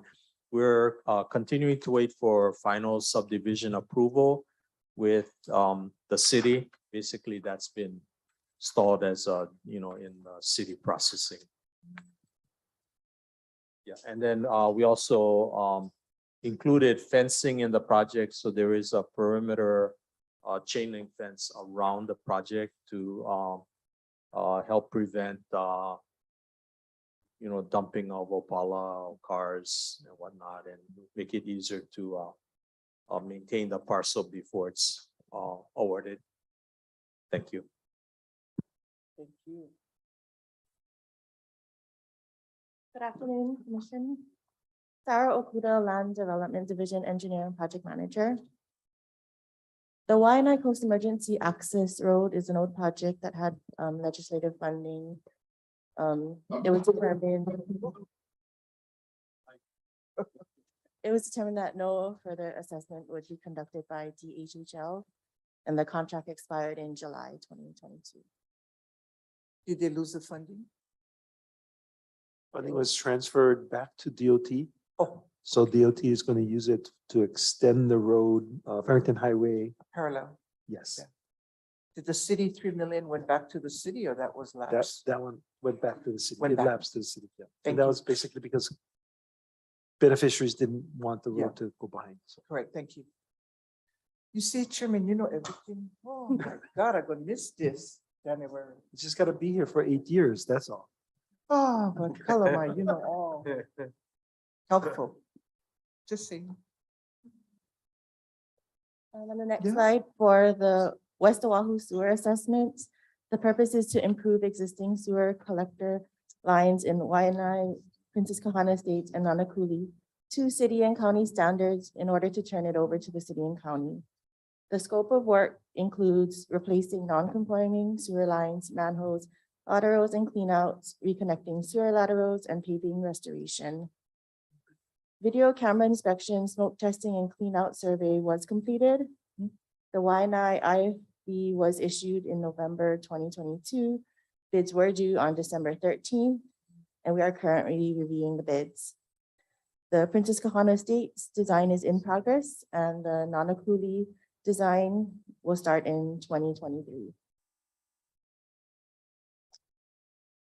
Here, the Waianae sewer area is shown. The construction scope is to replace 2,580 feet of 8-inch to 15-inch sewer line, replace 66 sewer laterals, and construct or reconstruct 33 sewer manholes.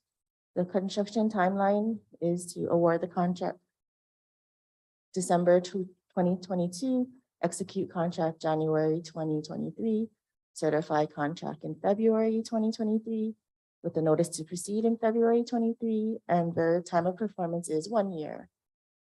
The construction estimate from the engineer was 6.7 million. For Princess Kahana Estates, construction scope is to replace 6,160 feet of 8-inch to 12-inch sewer line, replace 180 sewer laterals, convert 2,300 feet of 6-inch sewer laterals to 8-inch sewer mains, and construct or reconstruct 41 sewer manholes. Construction timetable, design is in progress, and construction bid in 2023. The construction estimate is 15 million. For Nanakuli, the scope of work is to replace 18,500 feet of 6-inch to 15-inch sewer line, replace over 300 sewer laterals, and construct or reconstruct 126 sewer manholes. Construction timeline, designed to start in 2023, subject to funding. Construction start is estimated in 2024, with a construction estimate of 40 million. So you're actually saying subject to funding from the ledge, though, right? Yeah, that's what we have. Okay. That's another effort we have to put in. The bill. That's a CIP maintenance money we ask for. Correct. Okay. For the Nanakuli and Waianae cesspool assessment, the project description is background Act 125 of Session Laws of Hawaii 2017 mandates the upgrade, conversion, or sewer connection of all cesspools by 2050. Project objectives: number 1, identify existing DHHL lots with cesspools. 2, assess options for connection to the public sewer system. General scope of work is to identify and conduct physical survey of DHHL lots with cesspools in Waianae, Nanakuli, and Waimanalo. To prepare assessment report and recommendations for upgrade, conversion, or connection to public sewers. Here are the maps of the anticipated cesspools in Waianae and Nanakuli. And for Nanakuli and Waianae cesspool assessment, the 2-phase project approach is phase 1, background desktop research, public notification, and verify on-site sewage disposal system, OSDS, lots and identify cesspools. Phase 2 topographical survey of OSDS lots, connection option assessment, and design of sewer connection, gravity sewer or pump station connection. Here is the pre-survey desktop research. The pink lots are identified as the OSDS per city environmental records or no sewer billings. And the dots are lots on OSDS per state GIS. The dots are all cesspool? Per state GIS. Oh.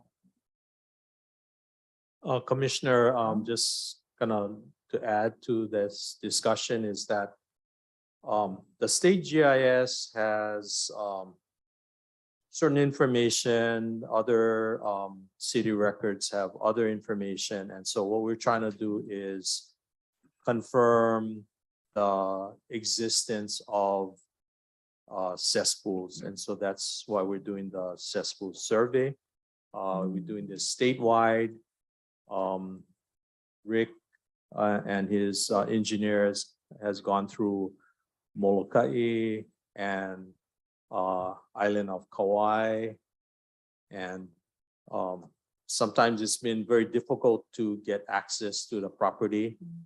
They like come out fight with Rick. You know, when they're there. But you know, we're trying our best to get the information because that will help us to determine, okay, how much funding is going to be needed and to correct this issue, and look at different options if it's septic or if we start constructing sewer, sanitary sewer systems. You know, so there's a whole world of that is really, I guess, you know, when you start looking at the cost to maintain, etc. So it's something that we'll be bringing to the commission in future years. Can I just ask one? And I wanted to bring Daryl up. And what is the timeline on Ulukekekui on that RFP that went out? Do we have a timeline on that RFP that was issued out with Hawaii Community Development? And how long do they have to inform the department if funding is not there? Do they now turn the RFP back to the department? Is there such a timeline that the department has? We did have an approximately 2 years in their contract to get their financing in place. And that 2 years is up. And they have notified us that they weren't able to get the low-income housing tax credits. And the city funds that they did receive would expire in next year if construction wasn't started. So it looks like they have no financing at all right now. So the next step is to, my recommendation in the last 2 weeks is to provide them with notice that they haven't complied. That's why earlier Daryl said our option is to take a look at that property and include it in the adding more units in the Miley project. So by adding that Ulukekekui into the Miley development, will some of the 600 help Ulukekekui to be a whole Miley development? Is that correct?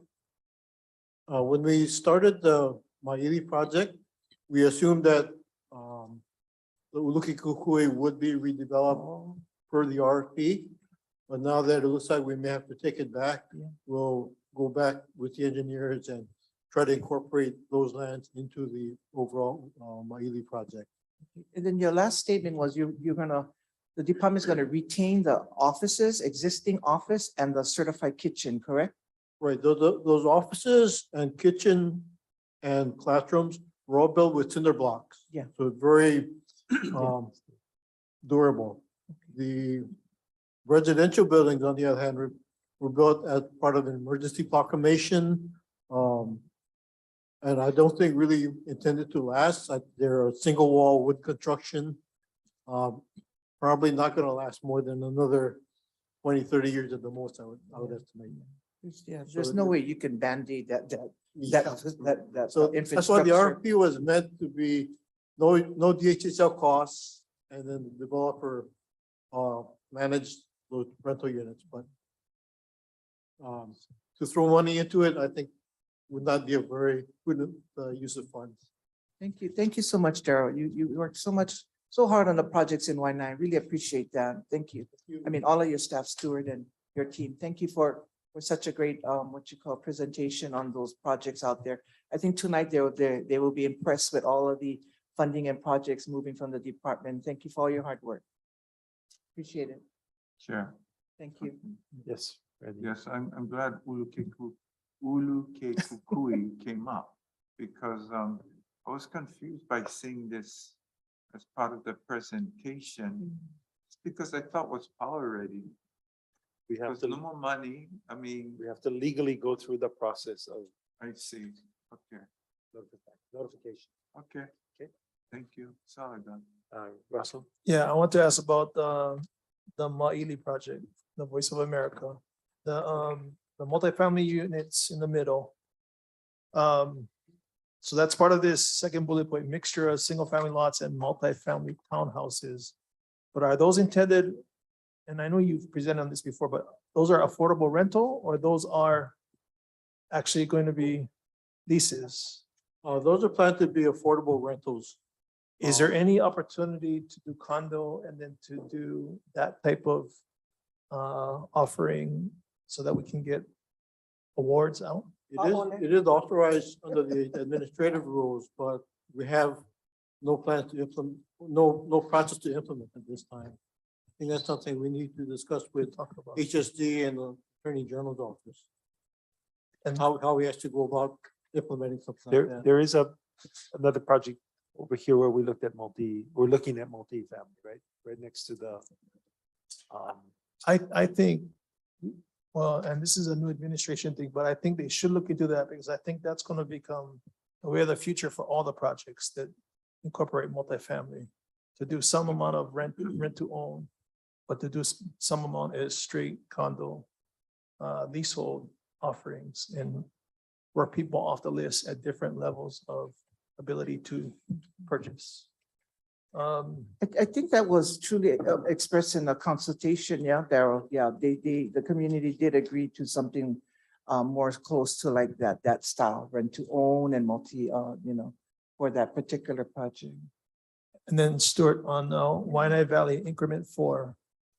So those 8 residential lots, that's just land that people get awarded and they build their own residence there. Yes, they'll be offered as like vacant lot awards. Yeah. And subject to going through the contact and award division process. So when there's a vacant lot award, Chair, does the awardee, the lessee have to finance anything up front, or it's a straight award of the? there's a sort of a conditional award that the awardee who becomes a lessee after they get the contract to build, the financing to build. Once they get that contract and the financing to build, then they're given the lease. So What about the guys who say, hey, I get plenty of uncles and family and friends and I'm going to build them? they have to show contact and awards a plan that is going to result in that getting done. It And just that's cannot, it same- just cannot be. Yeah, and it's same for Habitat for Humanity. They got to line that up first and have that in place. Yes, So did I hear you say it's subdivision approval that's holding up awarding of these lots right now? Yes, so. And that's yeah, been we for don't a have the year now. final. We don't have the final meets and bounds and the file plan yet until the subdivision is final by the city. So that's not a year though. The construction has recently been done and then all of those plans have been submitted. correct? Construction Was was December completed 2021, end right? of last year. Yeah, And so we have been, one of the things we needed to do was to get that area fenced off because of we've had a lot of vandalism. right. and But rubbish. regarding the delay in getting subdivision approval, again, this may be a new administration thing, or it is a new administration thing, but there should be a way to work with the county to go ahead and award subject to complying with subdivision after the fact. Certainly, well, maybe the former council chair can figure that process out. Okay. Point well taken. We will take a look. It's at not, that. that's not your guys' Julian. You guys call your Julian. You got it ready. And It's person sitting in that chair, Julian. well, I think the reason that there was also a delay, we had to go back and do some drainage improvements, right, before the county would. The drainage improvements were part of the plan. Right. We have to also incorporate that into the lease offering as a requirement. And so we'll continue to work with Contact and Awards Division on that and to see if there's some way of doing a lease that's subject to final subdivision approval and the meets and bounds. Okay. Thank you.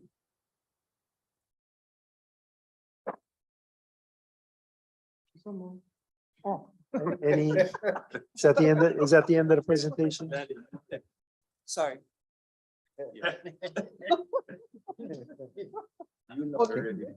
Okay, so wait, I still have to ask for public comment. Sorry. Go ahead. You're still my boss. Is there any public comment on this agenda item? Is there anyone online that would like to provide public comment? Nope. Okay, so I do want to thank members of LDD staff. I do want to comment that your presentations have become a lot less fearful in front of the commission. So Sarah and Brian, keep coming back. We're not that bad. We don't bite. I can't speak for the new chairman. He might bite. I'm not sure. We'll But train this one him. doesn't. Okay. So mahalo. And then commissioners, with your indulgence, we will hold over D1 and G8 for tomorrow.